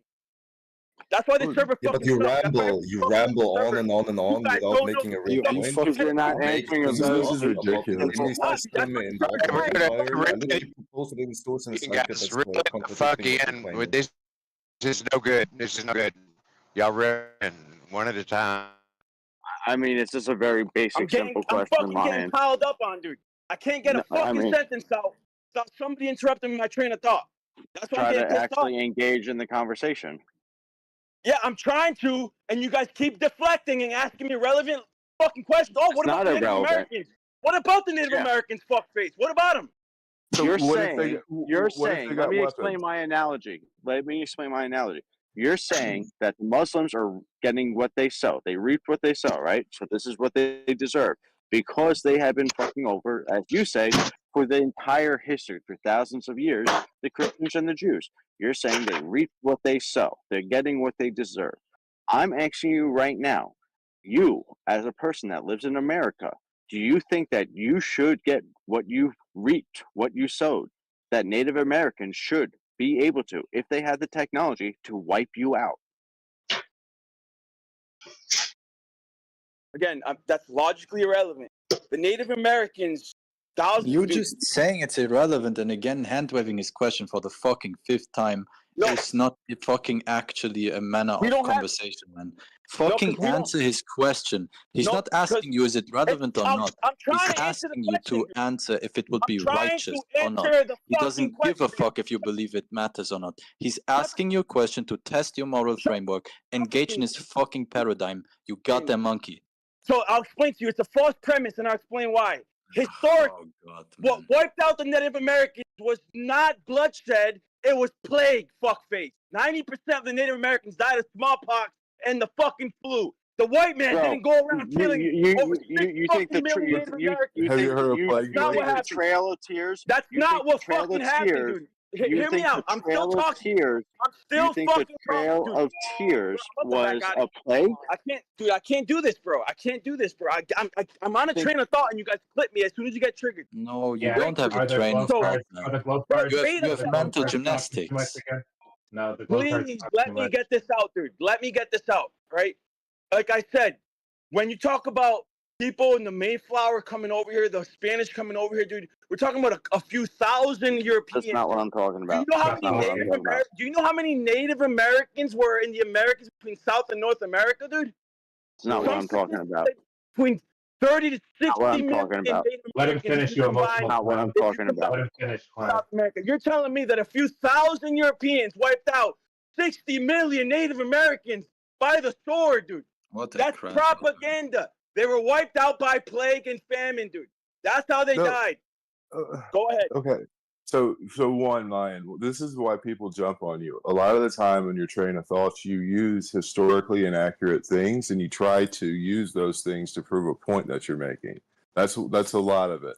And yes, there were, so so if you look at it, there's Yeah, a lot of disease did play a factor. yeah, it killed a lot. But you have to understand there was knowledge of that being a factor, and there were actual implementations of handing out plague blankets to Indian tribes to kill them. So it is a genocide, dude. In the 1800s, you could buy a ticket and go on a hunting trip to kill Native Americans out west. They would take you and let you do that as a on a hunting trip out Yeah, west. I mean, it was not like, and that's the thing. The question that's being asked of you, dude, it's let's just say pretty basic. Yeah, let's just say aliens came down and gave all the existing Native American tribes. They have their own land. They have kind of a two-state solution. That's why this is logically left and right really parallel. And they gave them enough weaponry to attack America. Would you say America is reaping what they sowed? That's the question, and that's why they made that framework. There is logical parallels. You can't just hand wave dismiss it. No, 'cause it's like I said, dude. The idea that the white man killed all the Native Americans is propaganda. That's not accurate at all. That's not. Oh my God. That's not Okay, you accurate. said this already. Bro, granted, You said this hold already. on, dude. Please Bro, spare come us on, dude. saying You the gotta same stop thing doing again. this, dude. Every time you go to Let it let I mean, finish his listen, sentence. listen. I'll take it. Bro, you gotta stop. I'll take the fact. You gotta I'll take stop, the fact dude. that he's Can you refusing retarded to Glover stop answer. talking when like The fact that bro, the fact that he's bro, I'm trying refusing to to answer his answer, I'll question. take as a concession. Come No, on, no, dude. he's trying to answer. Just let I'm him trying to answer. be reasonable here. Yeah, let Trying him to be answer. reasonable here. Yes, there were conflicts, right? Yes, Europeans were guilty of bloodshed, but the idea that the Europeans killed all the Native Americans off, No one that's said not that. accurate. No one They said died that. of No one plague, said dude. that. No one It's a said false that. equivalence. No one It's to said that. compare No Native one said that. Americans Just like and you said, Palestinians. just like you never said Bro, that the sorry, Muslims can't killed help all the yourself Christians but and the Jews. interrupt. You are such a fucking idiot, dude. Yeah, because he's just fucking creating complete strawmans. No one No, said you're that the you idiot. said. No one said that you said that the Muslims killed all the Christians and the Jews. Just like no one said that all the white people killed all the Native Americans. No one ever said these things. You literally just got done saying that.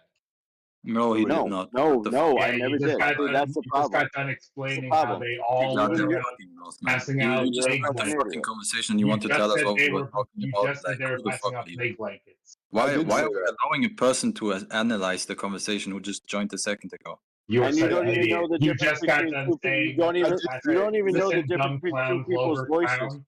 Listen, Hey, Glover clown. dumbass, You you're just talking got about done someone else saying that that they said were something. passing out plague Someone Can we else get blankets. a said mute that, on this I dumbass. read Arabic that. letters? Someone Can I read else that said question. that, dumbass. Yeah, someone You're else such said an that, idiot. dumbass. can we Someone get a else said mute that, on this dumbass. Arabic letters? Can we go back to the topic? Glovers all Can we get to the interrupting at topic? the same time. Well, Topic. the Glover guy has Can to we get stop a doing mute that. on this I mean, Arabic letter? The He's topic. being mentally ill. well, the topic. So the It's fine. topic of You the guys are room Lion, wrong. was the No, fact I that don't you can't understand answer how the you guys don't question, realize I'll how take wrong you as your concession, Lion. The fact that that's you just can't even answer, I'll take as your that's concession. that's the thing. It's a direct question, and you can say it doesn't matter. It's no parallel. It's whatever. You can say all that, but could you still answer the question? Do you think that It's a malformed question, but I'll answer it anyways. that's Right? fine? Even though it's based off of a false premise and That's inaccurate fine. history. If the Native Americans got the power, right, to take over America, so be it. So be it. But that's not the Okay. case, and that's, as far as I know, white man didn't kill all the Native Americans. That's propaganda. Go ahead.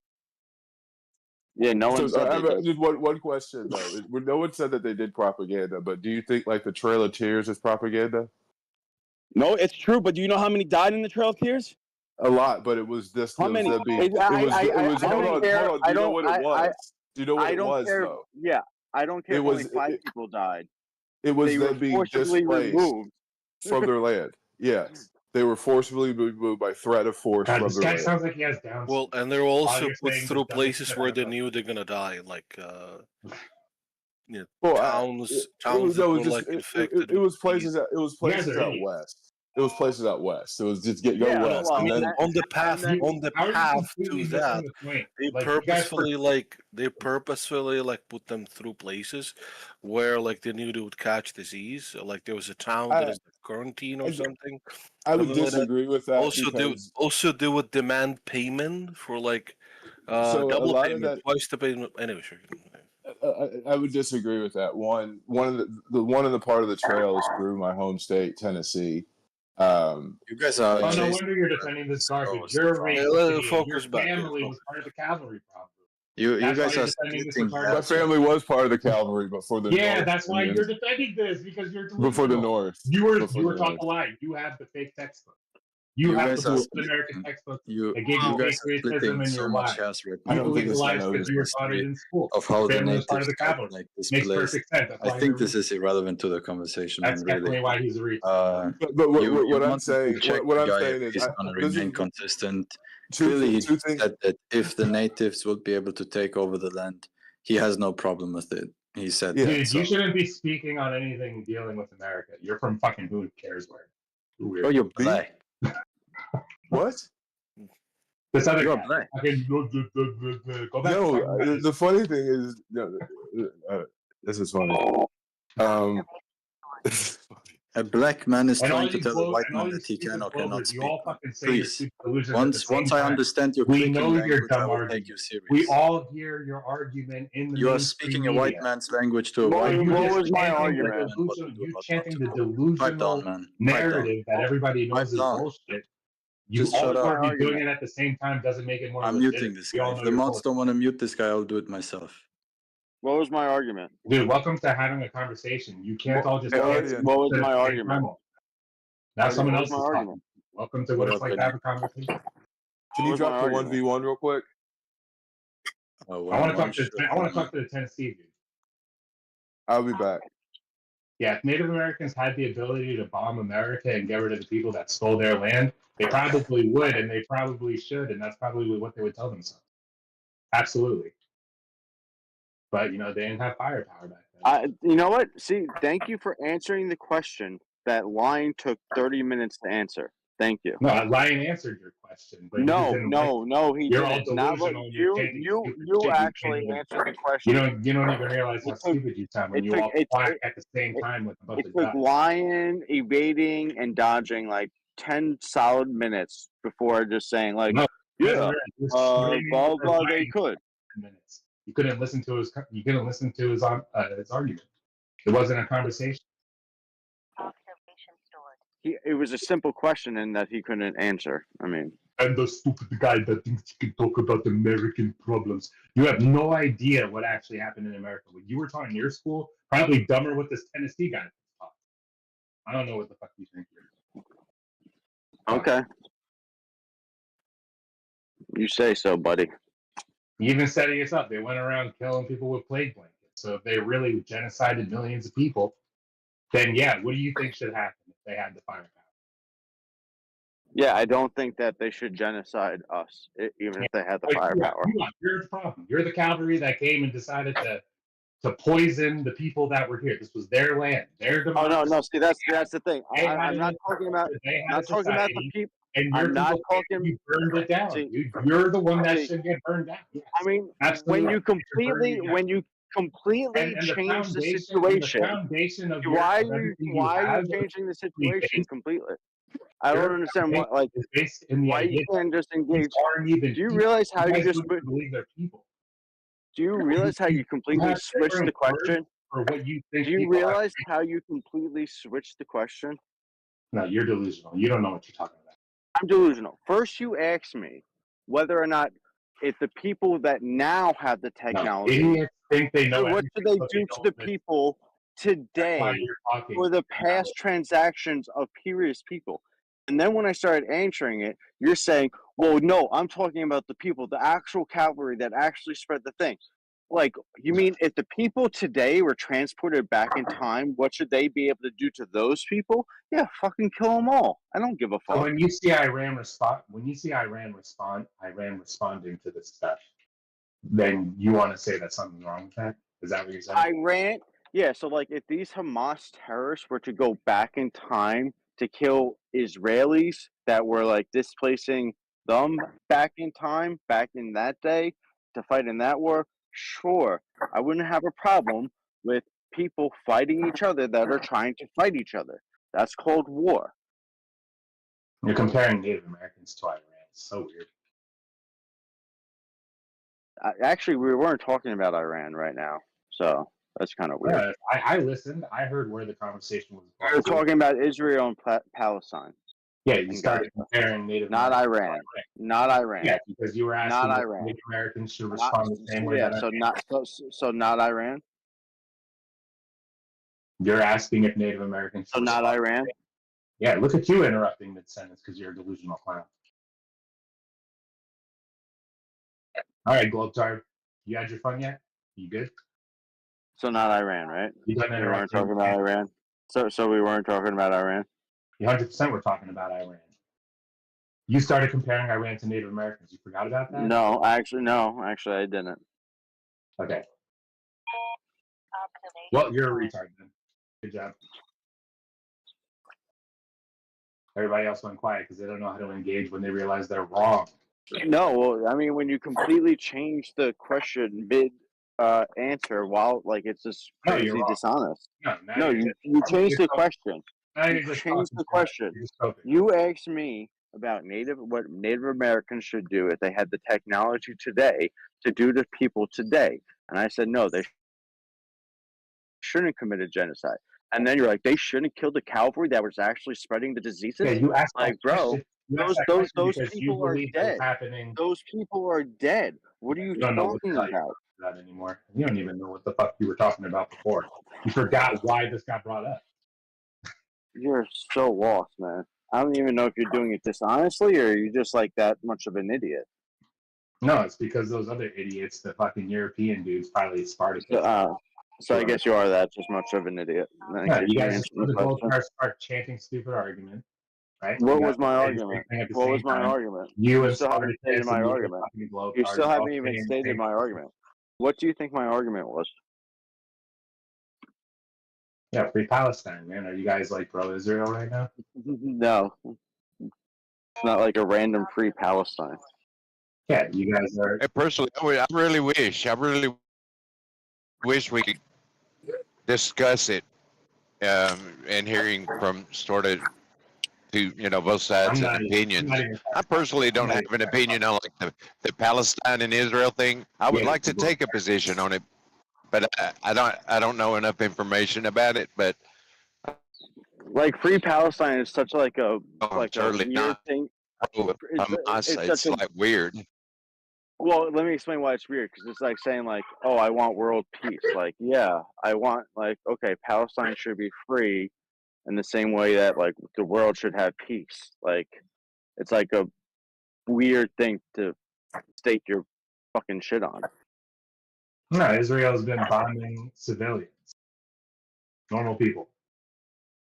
So whatever the fuck happens to them, they're gonna get it. Yeah, that's what happened. Okay, They heard it. Whether you like it or not, the elected government of the Gaza Palestinian people came up with an attack to go into another country and do terrorism. Whether you like it or not, that is what happened. All you guys do is all you ever do is just You chant can't the narrative. acknowledge just that. gonna be a go along, get along. Be a go along, Yeah, get but that's along. not when the conflict happened, right? Like before this, the I agree. Israelis, the IDF, were like murdering Yeah. and raping, right, I agree. Palestinians. Problem I mean, goes and they back. Yeah, still are. problem goes. They're Yeah, expanding their problem goes back settlements. both ways. Yes, problem goes back both ways. I'm not saying just because. So he's pro all that shit. Both ways? not No, it's pro not all both that shit. ways. No, it's not both ways. It's not both like ways? no, like because this is if you call it both ways, it implies some kind of parity there. Parity of like the Israelis have wrongdoing always being been treated done. well. You're telling me the Israelis What have always been Israelis treated did in well the in that area? beginning is an ethnic cleansing called the Nakba, right? And they pursued constantly slow ethnic cleansing projects with like the illegal settlements, where they bulldoze people alive, right, under the fucking tracks, right? We've seen that happen, shooting journalists. We've seen that happen. Hey, and in this recent iteration, right, of them liberating these people from terrorism, we've seen them shoot their own hostages who were wearing who had a white flag, waving a white flag. They were shirtless to show no weapons or any threat, and they were screaming Hebrew at them, and the IDF shot them anyway. Right, and then the IDF wants us to believe that they are like the most moral military in the world. No one says that. Oh yes, they do actually. There's whole papers made actually, like academic quote unquote papers made, by like American like military experts and generals. Right, I have a friend who like is completely engulfed in this. Right, and he's That says that they are the most moral friendly, military. Yeah. the most moral military. Yeah, literally type in Google most moral military, and I bet you that one of the first results on a web page, on the page there is gonna be some article about the Okay, IDF and how it's the so most. because someone can make an editorial article saying that they No, are, I'm not and they saying that's claim. why. You just asked So me then, about it because I mentioned that it's the most moral. yeah, I'm sure you can find something online that tries to make that argument, but that doesn't mean that that's what the world view is. Yes, I'm not saying that that's how the world views it. I was just saying that that's the ironic part is that the defenders of Israel, it goes even to higher places of academia, more or less. Now, there's a more interesting Because conversation they to be have had been about all dubbed that. as You just by want to like talk about bullshit. yeah. You're talking about bullshit. And it's crazy. It's insane. It's like upside down world. No, Israel. Israel is truly a terrorist organization, But and America is if you funding. It is. if you had to rate as far as military organizations as being more moral, where do you line up Hamas versus the IDF? What? That's a whataboutism. What does it matter? No, it's not a whataboutism. It's just a question. I don't know. What's interesting is in America we have this weird liberal media that is kind of painting, your American dream Christian as a pro-Zionist. And I find that interesting because this country was truly founded by Jews.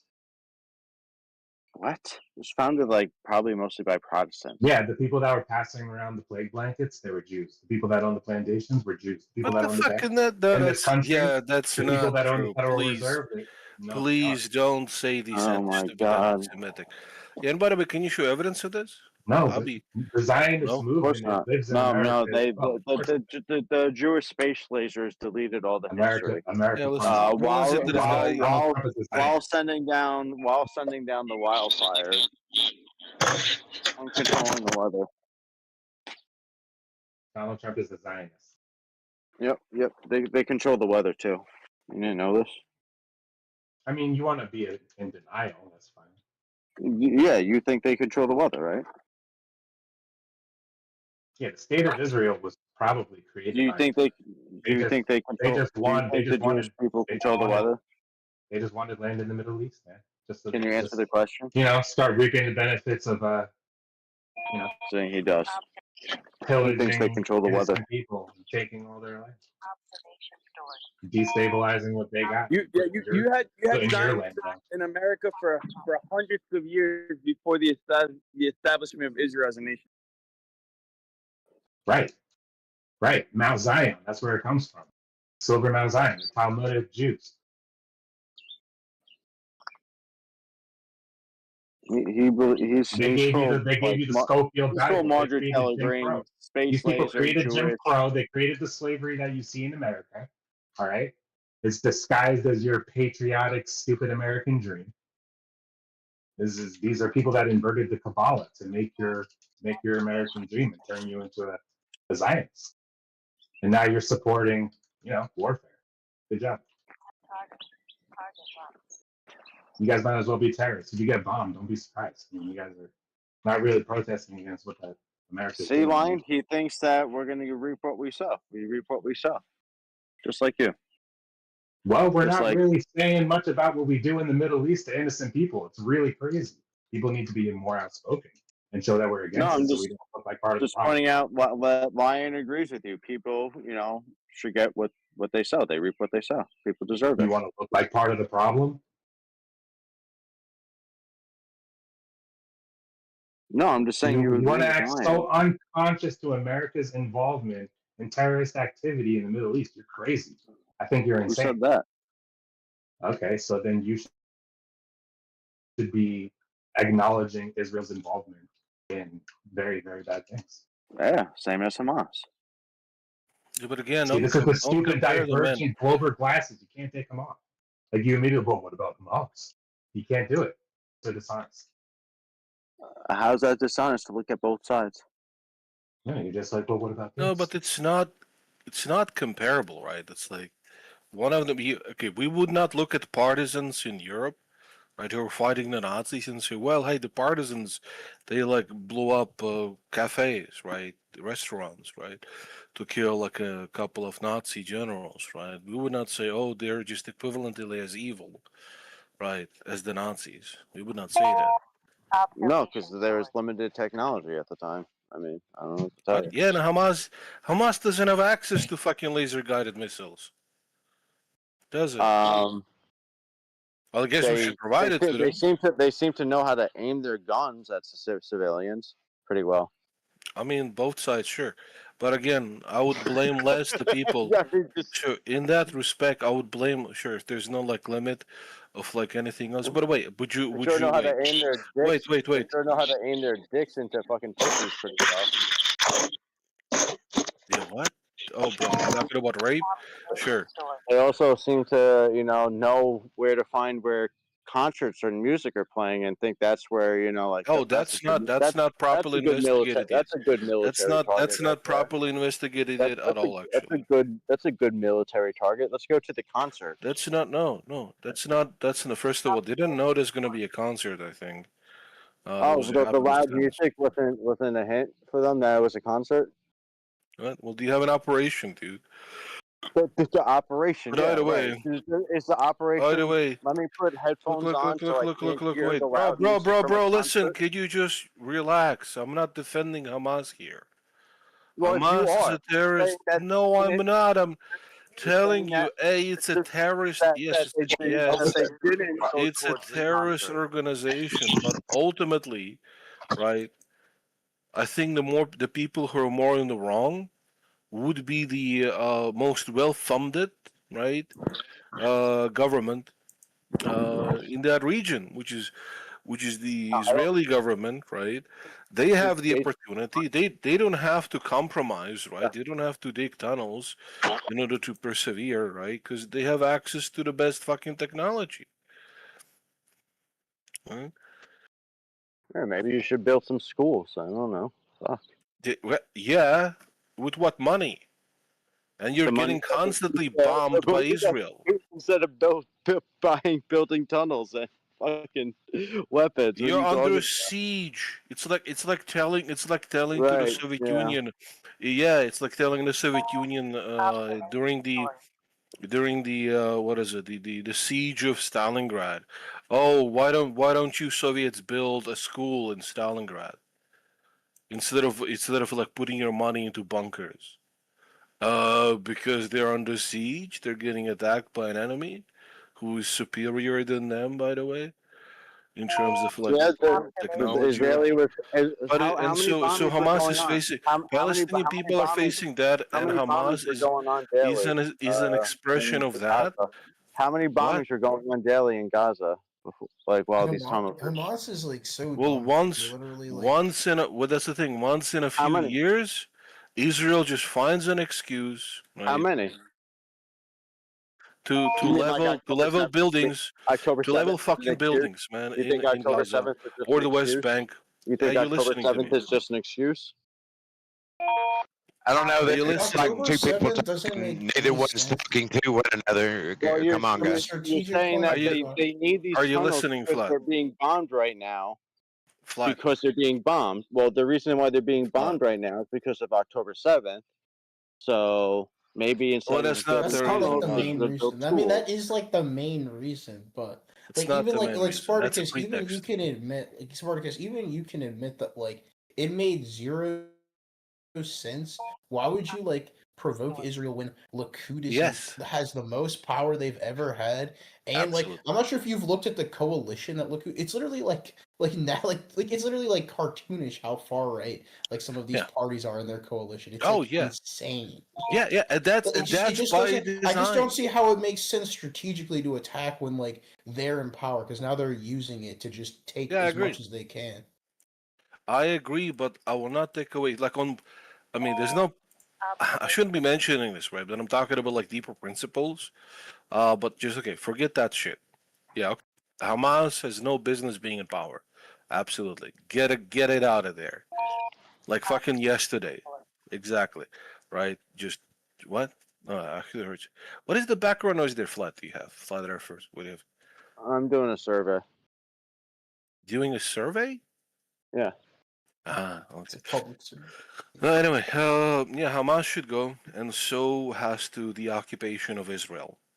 Sorry, occupation of Gaza and the West Bank by Israel. That has to go. Right? And I think you would find after the occupation has ended of Gaza and West Bank that you would not see so much support and legitimacy given to these kind of organizations, which, by the way, arguably were caused mostly by Israeli funding, because we now know, because the head Israeli guy who was in charge of Gaza when Israel occupied it has said to New York Times, and I will find you the interview. I have the interview saved actually, but it's behind a paywall. That said to the New York Times that he gave money to the radical Muslim groups, one of which became Hamas, right? They did that to undermine the more secular, reasonable, the secular sort of pan-Arab groups like the PLO, like Fatah, right? I'm not even in disagreement with that. I know that when it comes to the CIA or Israeli intelligence, Mossad, they create their own boogeymen as pretext and justification absolutely to topple governments and to invade, right? Yep. And I know Israel is guilty of that. So is Russia. You have ISIS. You have Hamas. You have what's the other one called? I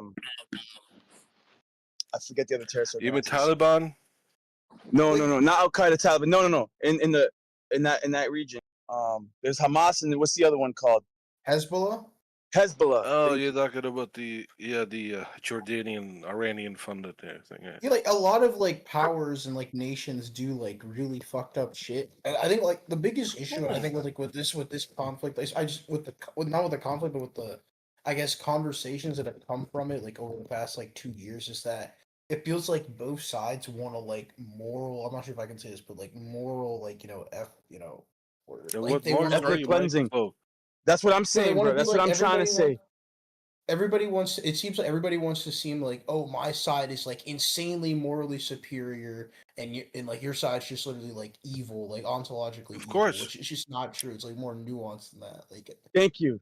That's my point, bro. You have to be neutral stance when you evaluate this, and you have to look at both sides and understand that both are guilty of bloodshed, both are guilty of atrocities, crimes against humanity. It just happens that now in the 24th century, the Jews have control of the land, bro. And with 21st century weaponry. You're saying they reap what they sow. You're not being neutral. I am being neutral. I'm evaluating both positions. They deserve it. No, because you have to understand that both want each other dead and wiped off the planet. Both. This idea that, if we just give them this little piece of back to normal, bullshit, dude. If it was up to them, dude, they would completely eradicate the Jews from that area and take over the Temple Mount. This idea we can have this two-part, we could have this two-part solution, and we can have this harmony, and this hippie idea that they get along, and if we just gave back the land to the That's Well, not there's happening. more think things. you think every Required. But Palestinian wants to kill every Israeli? You think every Israeli wants to kill every not at all. Palestinian? It's the Then what are you radicalized talking about? religious zealots, dude. I already made the and they will disclaimer, lose right? support. That They will lose support they're in the secular occupation. Palestinian, they're secular Palestinians, like the secular Jews, bro, that don't want to be affiliated with the religious state in Israel and in Palestine. Yeah, exactly. Wait, did you finish? Right, you cut out. Yeah, I'm finished. Go ahead. Yeah, you're right. But those people are the radical ones came to power, were empowered and came to power ultimately of the state, is because they're funded by Israel and probably some other like colonialist powers, because that's exactly, and this is a theme. This is a common theme. It's not a coincidence that the United States, for example, during the Cold War, like the British Empire, right, as well, and other imperial powers, but mainly it was America because they were the hegemon. Were funding right-wing regimes, right-wing fundamentalist regimes, I right, agree. against communists, against socialists, against labor unions, because those are the idiots you easily can manipulate and convince that it's okay to exploit the land and exploit the workers, right? Workers' rights don't exist, women's rights don't exist, liberal values don't exist, liberty, freedom, liberty, yeah, no coincidence there. And so that's why we have Hamas now in power in Gaza, because it was funded, right? Or its predecessor, which became Hamas, which secretly stockpile weapons to no surprise, I think, of anybody.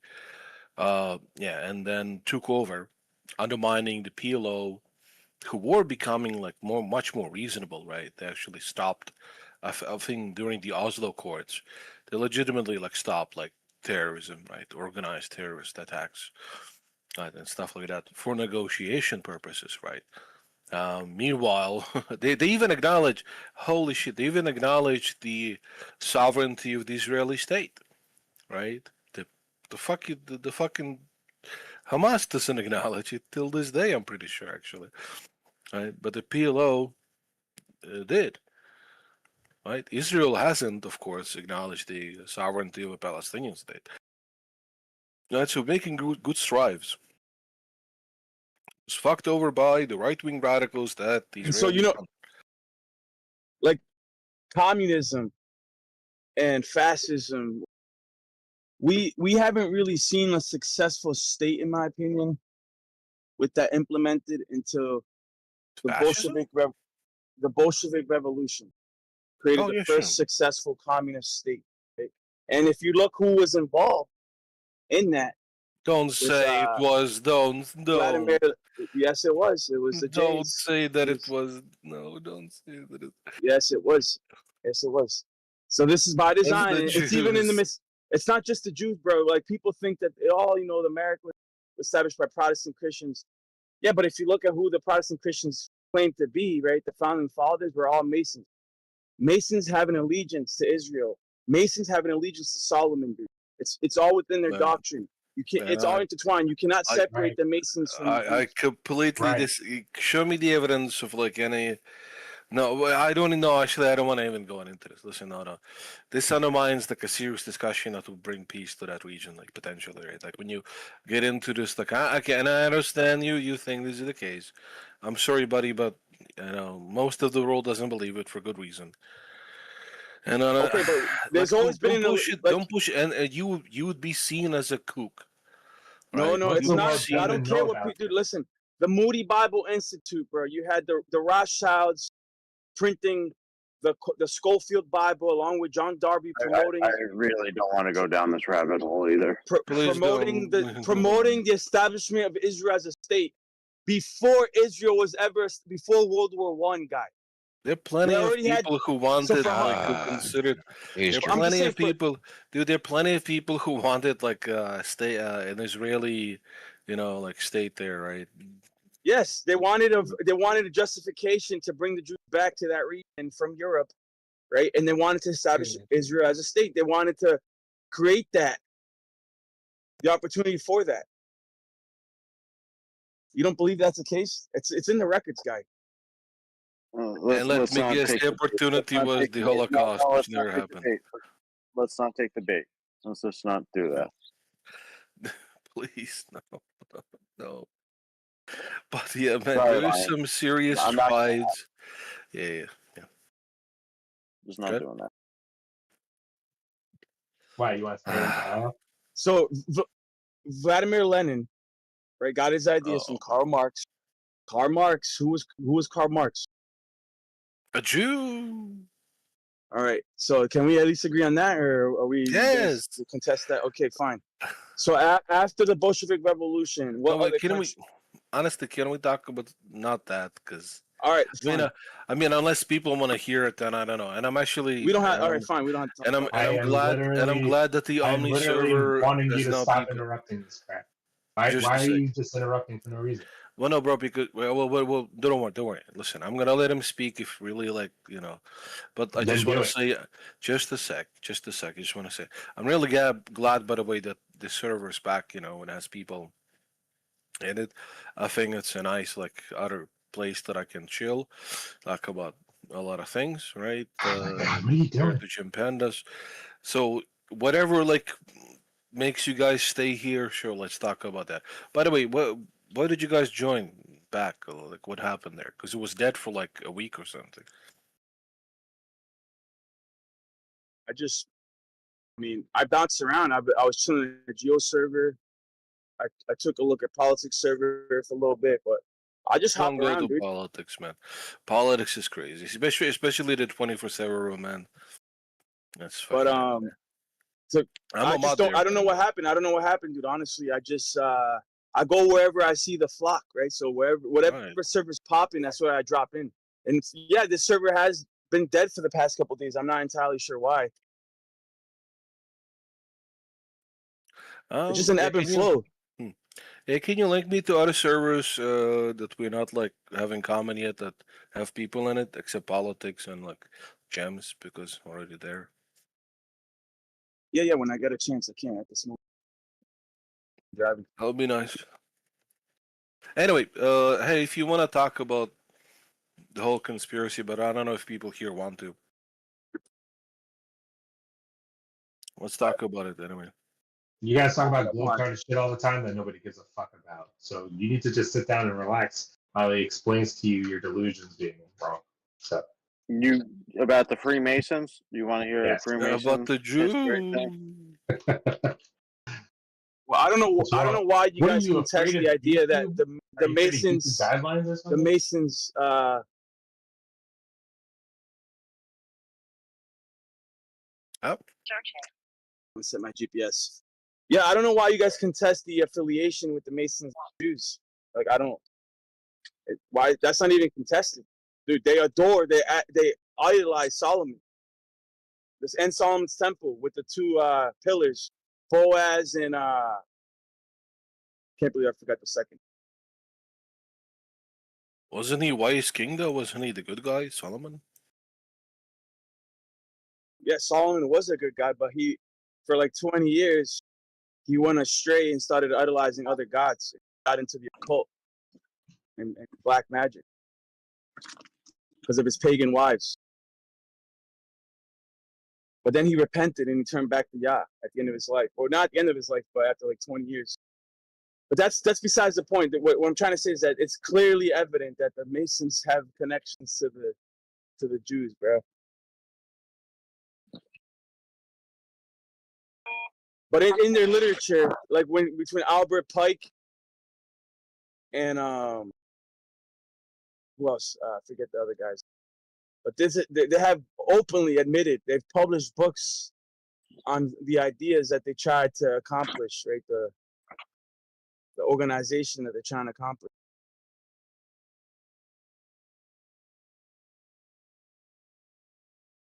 Lion, what do you How to know about manipulate the people Lion, what do you through know about order and chaos. Lion, what do you know about the Phoenicians? The Phoenicians were the ancient Iranians, and that area also has gone through a lot of turmoil and power struggles because initially it was an Assyrian state, and then the Assyrians started to be mixed with Alexander. I think it was Yeah, I think it was Alexander the Great or Darius. So you had the Medes. You had the Medes in there, and the Medes were a Shemitic race, and the Assyrians were also. No, the Medes were a Jephite. No, the Medes came from the Japhites, and then the Assyrians were a Shemitic race, and then you had a mingling that happened, and it became the Persian Empire. There was a certain emperor. I don't know if it was Alexander the Great or Darian, but he somehow was able to unify both races, dude, under one state, and that's how the Persians came around. That's but the Phoenicians. Now I'm asking this because I heard something that like the first royal families that were really crossing the Atlantic, that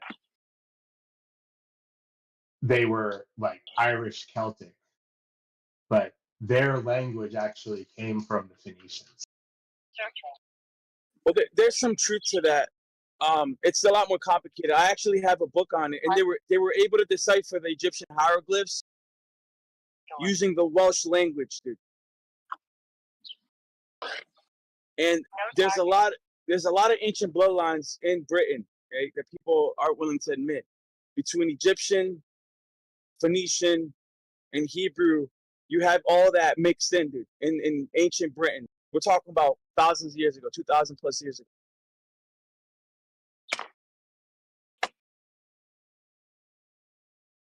But the Phoenician language is one of the oldest languages known to man. You're talking about a people that existed 3,000 plus years ago. The idea is that if they really got their teachings from that region, like these old Irish Celtic people that were crossing the Atlantic, and like apparently they knew about the Bering Strait and shit like that too. And I just imagine like how much of Egypt is really like influencing America's architecture and stuff like that. The Masons also idolized Egyptian gods, bro. They Yeah, the Freemasons, they were idolizing. My bad. Horus. The Freemasons idolize all these Egyptian deities and all their architectures and everything they built. There's this whole presentation I watched that explains how like Washington D.C. is literally like it's a whole shrine to Isis. Like it all has to do with Isis, like how the streets are laid out and everything. But they act like that was built in the 1800s. What if it was built by the Phoenicians? You talking about riddles Washington D.C. was built by the Phoenicians. No. I'm not. What are you trying to say now? No, the people that got there. I'm talking about the Irish Celtics that came to America. They were practicing things that they learned from the Phoenicians. My bad. I didn't need to call them Phoenicians. I mean, wasn't like archaeology like pretty heavily focused in Egypt in like the 1800s? Observation stored. I can find some more information about this. It wouldn't be hard to do right now. I'll find a link about it. Because like, if that's was the main field of study for archaeology, then it would kind of make sense that a lot of papers would be publishing different Egypt archaeology. It kind of becomes popular. People model it. It's kind of pretty basic.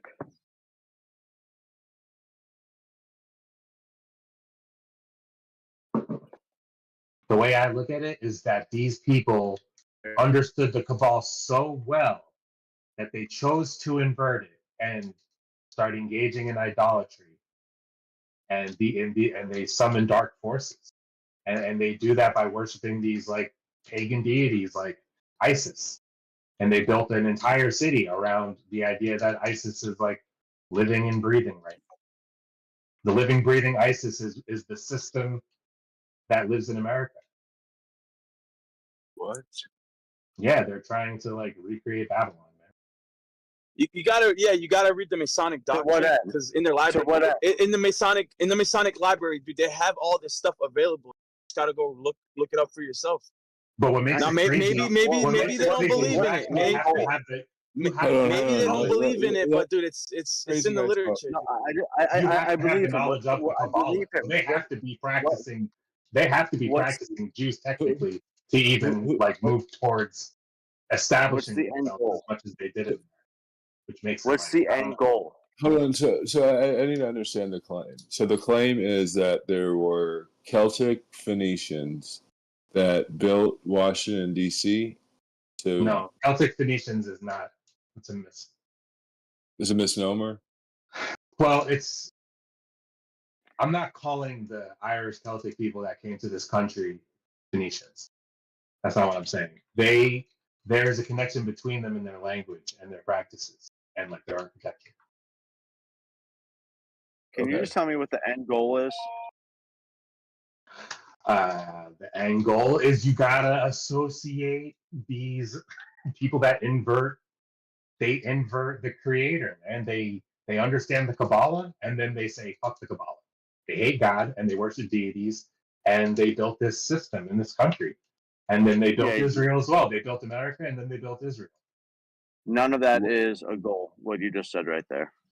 None of that You just told me, but you just told me that's a bunch of things that they did. You didn't tell me what the goal was. What's the goal? World domination, dude. New world order. They want one world order. That's really what they want. They want a one world order. And they want a master race. They want they want to be a supreme class. Isn't that the goal of Christianity? They want to be the 1%. No, not at all. No, it's not. No. You sure? No, that's how 100% sure. We're not. Yeah, in the Bible, we're servants in exile, dude. We're not called to establish a theocracy. We're waiting for our king to return and deliver us from bondage. And this idea that I don't know what you're talking about, dude. For him to kill everybody else, right? He's gonna judge the world, dude, when he comes. But that's not that he's gonna judge, not us. Mm-hmm. Yeah, but that's what you want. I mean, that's what I want. That's what's gonna happen, regardless of what I want. You don't want it to happen? It's not that I don't want it to happen. It's just that you do want it to happen. It's prophecy. So you, as a Christian, want Jesus to come back and kill all the other people and make your promised land. No, that's not the case. Actually, I would rather all the people come to the truth, right, and be saved. But that's not going to happen, dude. And man can fall to temptation. So there's going to be people that aren't on the side of, or they're not going to be on the right side of history when it's time for judgment. That's it. And what should happen? And should those people burn, or should like Jesus set them up somewhere else? Dude, come on, man. It's not my fault that you hate Jesus and you hate justice. This is justice being served, dude, for their wickedness, their iniquity, their godlessness, their idolatry, their sorcery, their pharmakia, dude. The list goes on, dude. It's not my fault. It's not my fault that I serve a creator who's just, dude, and justice will be served. I'll just tell Jesus that I like, my room temperature around like 72 degrees. And not to make it any hotter than that, and you can put me anywhere, like let me play with like the dogs that I've had, let me, see my family members, like let me just chill out. I'll be fine with that. Jesus decides to throw me in hell and burn me, well then I got a problem with him. Then I'll hate him. You dig your grave and lay in it, bro. That's what happens. What are you talking about? Oh, what did I do? Why do I have to die now? What why did do I have to go to hell? What did I do? You dug your grave. When he comes, lay in it, dude. Yeah, what did I do? Dude. You choose. You have a decision to make, dude. What did I do though? It's not what you did. It's what you didn't do. If you don't repent for your wickedness. Repent for what? If you What don't should I do? accept the Repent for what? for your What did I do? transgressions, you are guilty as charged, dude. You have What did I do? You know, Tell me what I did. dude. Every man has lied. Every man is a hypocrite, right? Every Why man is lying basically has bad? committed sins against the I don't Creator. understand why lying is bad. I think you could find some reasons why lying would be good. Well, there you go. So now you should repent. Regardless, dude, I'm not trying to get into all that. But the Why point should is, why should I repent? oh God, Because my you little are the cousin, worst, dude. my little cousin is very bad at dancing, and I was like, no, you're a very good dancer. Why should I repent for that? Dude, you gotta No, you're being repent very for stubborn. your wickedness and the sins of I your just forefathers. why should I repent for that lie? It's all good, That I dude. I'm made not a getting little into it. girl. You're You're a annoying. perfect That made a angel. little But girl anyways, feel going back to better. going back to the Phoenicians, dog. No, I do believe that the Phoenicians reached the Americas a long time ago, dude. They're like 722 BC, 720 BC. I They heard reached that the before Americas. too. Yeah. I heard stories Right. that there's evidence that Moors were in Listen. America like 1,000 years ago. I don't know about Moors, but So, Lion, I have a question. Have you ever read John 3:12? of course. But I don't remember that verse. You want to read it? So it said, "If I've told you of earthly things, and yet ye believe not, how shall ye believe if I tell you of heavenly things?" And when I hear you tell me the earth is flat and the evidence that you use, and you tell me of heavenly things, I think that's what John is like. You're the person John's kind of speaking to there. Right. No. You guys are the person that he's speaking to, because if you Because don't of what? have, if you can't understand The fossil earthly record? things, Like the how are fossil you gonna record. understand the spiritual things when it comes to So the let's talk about resurrection of the dead, an earthly thing. or the return of Christ? Let's talk about an earthly thing, the fossil record. Is that an earthly Bro, thing? why do you, I'm trying to talk to this dude Is about the is the fossil record an earthly thing? Yeah, you want to talk Yes. about fossil records? You're Is it an earthly thing? That's the question. Yes. So He's I'm asking reaffirming you. globe. All he's doing. I'm not reaffirming globe at all. Yeah, to I'm yourself. asking you. Yeah, fossils reaffirming globe. I don't know what fossils have to do with the globe. This is about the globe too. So the fossils are an earthly thing. So how old is the Earth? Well, this is contested because I can show you right now evidence in a creation museum of So human you don't footprints. understand earthly things? Human footprints in stone, right? That if you use the same dating methods that you use to date other strata, That's been you're debunked.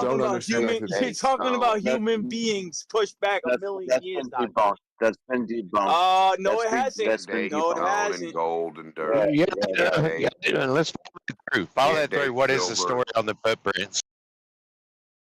They've done That's they've done that's a gold. given. they've done That's a X-ray. given. That's a given. Freaking completely destroyed that talking point. How old is gold, you guys? How do we find the age of gold right now? No, we're not talking about gold, Dimmock. We're talking. I wanted to. Yeah, I wanted well, you to ain't follow talking through about with the nothing then, footprints. stupid. I How want old to is follow silver? through with the footprint. I'm going to be quick on the trigger, Dimmock. I want to talk about the footprints, the claim that they're ancient or whatever, and then what the debunk is. So if you use the dating methods right now, right? Conventional dating methods, I think it's potassium argon for stone. If you were to use potassium argon to date this stone, you're looking at something over 1 million years old, right? But the problem, right? It's anachronistic because these footprints they got human footprints on stone that dates around 1 million years old. Okay. And then they claim, oh no, the footprints are fake. They were carved in the stone. No, they're not. They're not that fake. doesn't They've disrupt been. the fossil record, Lion. they're- There were human footprints fossilized 1 million years ago, made by something called Homo erectus. They had human footprints that you would not be able to tell the difference between their footprint and our footprint today. So yes, there would be 1 million-year-old human footprints, 100%. That does not disrupt the fossil record in any way. Okay, and then there's also stone showing both what looks like to be dinosaur and human footprints. Made at the same time, probably Yes. at different times, probably at different times. No, not at the same No, time. they would have had to made at the same time because No, they were not. You have the dinosaur footprint, and then you have the footprint on top of it. The dinosaur footprint was made first. Oh my God, it's so bad faith. No, you guys disregard the evidence because it doesn't fit your No, model, we but it don't cannot be. disregard You it. cannot You just debunk read it it. off of one Christian website, and you think that that's all you need to do. So what's the I think the debunk, I don't even know what this is, but I probably would say that the dinosaur footprint was made first. There was some sort of inversion pushing it up. The human footprint was made later. And they look and appear to be on the same level, probably due to like either them extracting it or some form of erosion. That would probably be the most logical answer to that, and that fits within the Earth model. There's no globe attachment to it. But what you're saying does not debunk the fossil record in any way. So you do believe in the fossil record, and I'm going to ask again: how old do you think the Earth No, is? no, you're claiming that it doesn't debunk, but these are big monkey wrenches in the gears of your model, right? So And you have one can't fossil. you'd love to How when it old does is the this is oldest known fossil, as Lion? cherry picking, because when the Lion, evidence how doesn't old support is the oldest paradigm, you guys throw it out. You guys throw it Lion, out. how These old are is the oldest outliers. fossil? Who is These are known cherry as picking? You these are said. discrepancies in your model. Who is Lion, cherry Anomalies. picking? Lion, You how are. old is the oldest fossil? You guys are. How old do you think the oldest fossil is?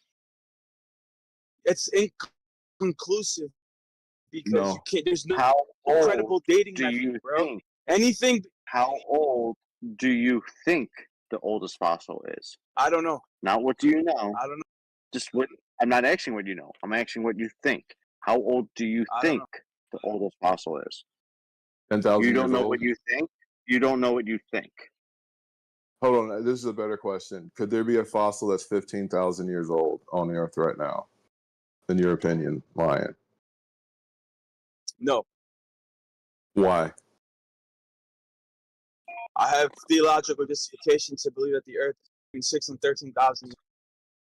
So you don't understand the naturalistic process of the world then? That's what you're saying to me. You can't have theological. Jesus said, Dude, they wonder why Jesus, the server goes down. This is like Jesus the said, intellect they bring Jesus to you, said Lion. Like, in so you John don't know. 3:10. You don't know what you believe. Jesus said in John 3:10, John 3:12 that if We you do already not know what you understand think. the We know naturalistic part. processes We of the know what world, you think it is. how can you Thank you for understand the heavenly thank you for processes? regurgitating your textbook Yes, from this fifth is their grade, man. argument. They think That was from the they Bible. think that they think things. That was from the Bible. Oh my god, Yeah, dude. but that can also, dude, that can be inverted onto you. Fine, ask me. You think you have an understanding of the fossil record. You don't even line. It doesn't even line up with the biblical narrative. Yet you think that because you doesn't. have an understanding of the. How do you know that your premise is true? That these things are millions of years old. How do I know that they're millions of years old? That it takes form a fossil in most circumstances. You can have them in tar pits. Yes. It's been debunked. DNA. You can still get DNA from objects 12,000 years old. Petrification, fossilization occurs way more rapidly than previously estimated. We have certain proof of concepts. They've circumstances. done. They've done this. All you need is pressure and temperature. Pressure and temperature. That's it. Tar pits. I told you tar pits. Not just tar pits, dude. Not just There's tar other pits. ones. There's other ones. In caves. There's other. There's stalactites. Okay, so what about finding fossils in the middle of the Sahara fucking desert of Wales? What about that? What about it? Fossils. That. What about like in the middle of the Sahara desert, and they're of Wales? What about that? That reality that happened. That is something that happened. That's What about, evidence of a flood. that is that's evidence of a flood. Something that fossilized. Yeah, Egypt was underwater. Yeah. You would get the right conditions needed for rapid fossilization, petrification with a global flood. Absolutely. We can go with the flood later, but so we'll go over your worldview. 12,000 years. So there's no 12,000 years is your estimate essentially. 6 to 13,000 years. Okay. So in that period of time, and let's go to the flood. How many like life forms are there today on Earth, in your opinion? Like species. You can call them kinds if you want. I have no idea. I can't. Biodiversity is enormous. Too much flood's hard. So like 1.5, like would you say there's over 1 million species? I have no idea, dude. I wouldn't even know how to even classify the different kinds. Do you think that there was only like one pair of insects right after the flood, or all the insects survived the flood? Yeah, so yeah, they survived. Insects, amphibians, and aquatic life forms survived the flood. They didn't need to. How did freshwater fish survive? Wait, how did amphibians survive? I don't know, dude. That's a good question. I could only speculate, but yeah, there's a lot of Well, species that didn't maybe need to be brought on they the ark. floated on a turtle's back that holds up the world. I hate you. Yeah, that's possible. I mean, Well, it is possible that you had debris floating, tree limbs and all types of shit where these things could have survived on. for 40 days. I have no idea. So a lot of these things can actually survive underwater for a fairly long amount of time. I don't know, dude. I could only speculate. Okay. So what I'm saying is, so if there's, let's just say there's 1 million species of life on Earth, I think probably most of them are like to the size of like an ant.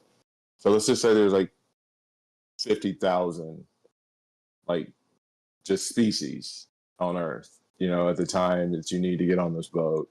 How big do you think that boat has to be to have 40 days of provisions, be able to like how big do you think that is, and how long do you think they'll be able to build?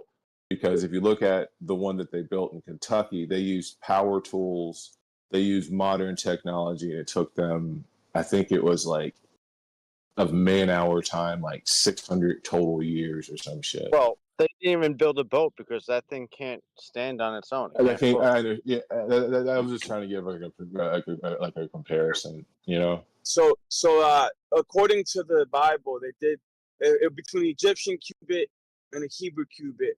If they use a Hebrew cubit, it would have been about the size of a mid-size container ship, right? It's pretty huge. Yeah. You could fit about. Get how? Remember the I thought the one in Kentucky was built to the Bible specifications. No, because it's debated whether it was Egyptian cubit or Hebrew cubit. Hebrew cubit is actually bigger than Egyptian. What would the difference be? Egyptian cubit, not on. It's like an Egyptian cubit. It's like 17, 18 inches, where Hebrew cubit was like 22 inches. Depending if you got to understand that 4 inches. it's before flood, and 80? after the flood. Big difference.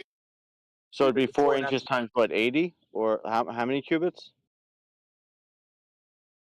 It was 300. I think it was 300 cubits. 300. So it'd be 100-foot difference. I can't remember, dude. I'm driving. I don't have all the numbers. Well, that would just be 100-foot difference. I can't remember, dude. But the point is that it would be the size of a mid-sized container ship today, which is huge. And you had the capacity to be able to fit 12,000 pairs of animals on the ship and still have half of it empty. No. Yeah, they did the numbers, bro. They ran Okay. Wait, 12,000. So 12,000. How many layers did this thing have? The problem with your entire concept is the fact that the ship's going to bend and it's going to flood. That you don't have the ability to have a beam the entire length. No. Yes. You're presupposing that this thing was structurally not. It was supposed to be a box, right? You think it was structurally compromised? No, dude. This thing they've been testing different models according to the dimensions given in the scripture. This thing was not it wasn't possible to even be capsized, dude. And it was covered in tar. The inside was covered in tar. What was the height? Wasn't that? Dude, I don't 30 remember cubits? all the height, bro. I don't remember all that. I think it was only 30 cubits, which is fuck all. Yeah, 30 cubits times 300 cubits. So it can only be 1/10 as it is long. How many, 30 cubits? You're saying 24 inches, call it 60 feet. You can't have 10 layers in there. So let's give you 6 layers, 6 floors, 300 cubits. What was the width of it? Do you know? I don't know. I don't remember. Anyone? So they've done the numbers. Bro. 50. I think it was 50 wide. 50 wide. All right, so that's 100 feet wide by 600 feet long. So that's 100 feet, 600. That's 60,000 square feet times 5, which would be 30,000 square feet. You have 12,000 animal pairs, so that's 24,000 animals. So that'd be way more than 50% because I'm counting about 1.25 square feet per animal. Tell me if my math is wrong. On, trying to. Sound about right to you guys? Yeah, these weren't adult animals either, right? Yeah, fine. Babies. Not adult animals. Still about 1.25 square No, feet. no, because they've done the numbers. It was 42% capacity. They only filled up 42% capacity. Well, then you got to readjust your 12,000 pairs. Nah, dude, they've done the numbers. Hold on. Then you got to readjust your 12,000 pairs. Because I just did the math. Sure. And was it just young ones like puppies and stuff like that? Yeah, it was all young animals. Yeah, okay. So how the hell were they? How were they fed? Because most of puppies are just suckle milk from a mother. So how did that happen? I don't know, bro. Yeah, you see, it's a made up and bullshit story. They were vegetarian. You don't know that, but the lions were vegetarian back then. Oh yeah, that's true. But where do you put all the animal shit? I don't know, dude. We don't have all the answers. You're asking me things that I have no idea about. And What you're just happened to all the assuming that this is plants? all impossible. You're not even entertaining that it would be a possibility. Like, at all. yeah, You're like, trying to be- Let me ask you something. What would do you guys happen think, to do you every guys think, single like, not plant? do you know? There's like, do you think? Because I know you guys know what you think. Do you think that it's possible this day and age that you could build something similar that wouldn't sink, that would withstand, withstand the elements, where you could have animals on it, and like a bathroom and a food, like a little button, a little food, little niblets coming out, little kibbles and bits comes out. Do you think you could that could be engineered? They have giant ships that ship sheep in the thousands, but those ships they're way larger. They're built with modern materials. They're built with modern materials for a reason, not wood. Well, just imagine this. Imagine you had instructions from God on how to make it. Like, then, is it possible to make it? I mean, if we want to invoke some Harry Potter type of magic, where you go, Harry Potter. Yeah. So if go you inside had the tent, go inside the tent, some and the tent material, is you know how to mix the literally like, materials, you knew how to do some bracing and like some soldering and whatever. And you're Well, like, that's oh, the this is amazing. Is it possible to have a boat with an animal? Yeah, like well, the if you- thing, if not, you not at the invoke time Harry because Potter we don't the materials aren't there. You cannot Shout build out a boat Harry that's. Potter book magic. Yeah, you're presupposing that, bro. You gotta understand that if I'm you stick to the presupposing that biblical record, steel. they didn't. Hold on, no, They hold didn't on. need. I'm They didn't need presupposing that steel. steel. They say They didn't yes, you need do. steel. Yes, No, you they do. didn't. Yes, you do. Oh, My See, God. here we go, dude. Steel. Listen, I could throw a 2x4 in the water; it floats. I wouldn't intuitively think to make it out of steel. I mean, They didn't need steel. The dimensions you were did. given and the materials were given. There was no metal needed. They used dowels to actually put the ship together, which is smart because it expands and contracts. It You makes it don't need- flexible. And You don't need the metal because the ocean's flat, and God made it calm wherever the boat was, which is why the boat doesn't need to be able to bend with the swells or anything like that. Because the world is flat. Don't you know this? Yeah, I forgot. But yeah, made it out of wood. Yeah, so can't make the I'm boat. just wondering, like, do you guys in this year 2025 think it's like? I mean, is he talking crazy talk about building a boat and putting animals? That's just like, dude, what are you on drugs? You he's can't talking build about boats with building- animals. If he's talking about building out of wood today, I would say it's still crazy talk. And if he's talking about building out of a steel, I don't know how many thousand years ago, it's super crazy talk. Yeah, fine. You're being incredulous. How's that being incredulous? You're skeptic the whole way. You don't even entertain it at all as a possibility. There's nothing impossible about building an ark 300 cubits long. And they didn't use any nails. They used literally dowels, wooden dowels. And nowhere in the instructions was Noah commanded to use metal. What happens to a flexible wooden ship in rough Gallons seas? of Does it are start to leak? Yes, it fucking does.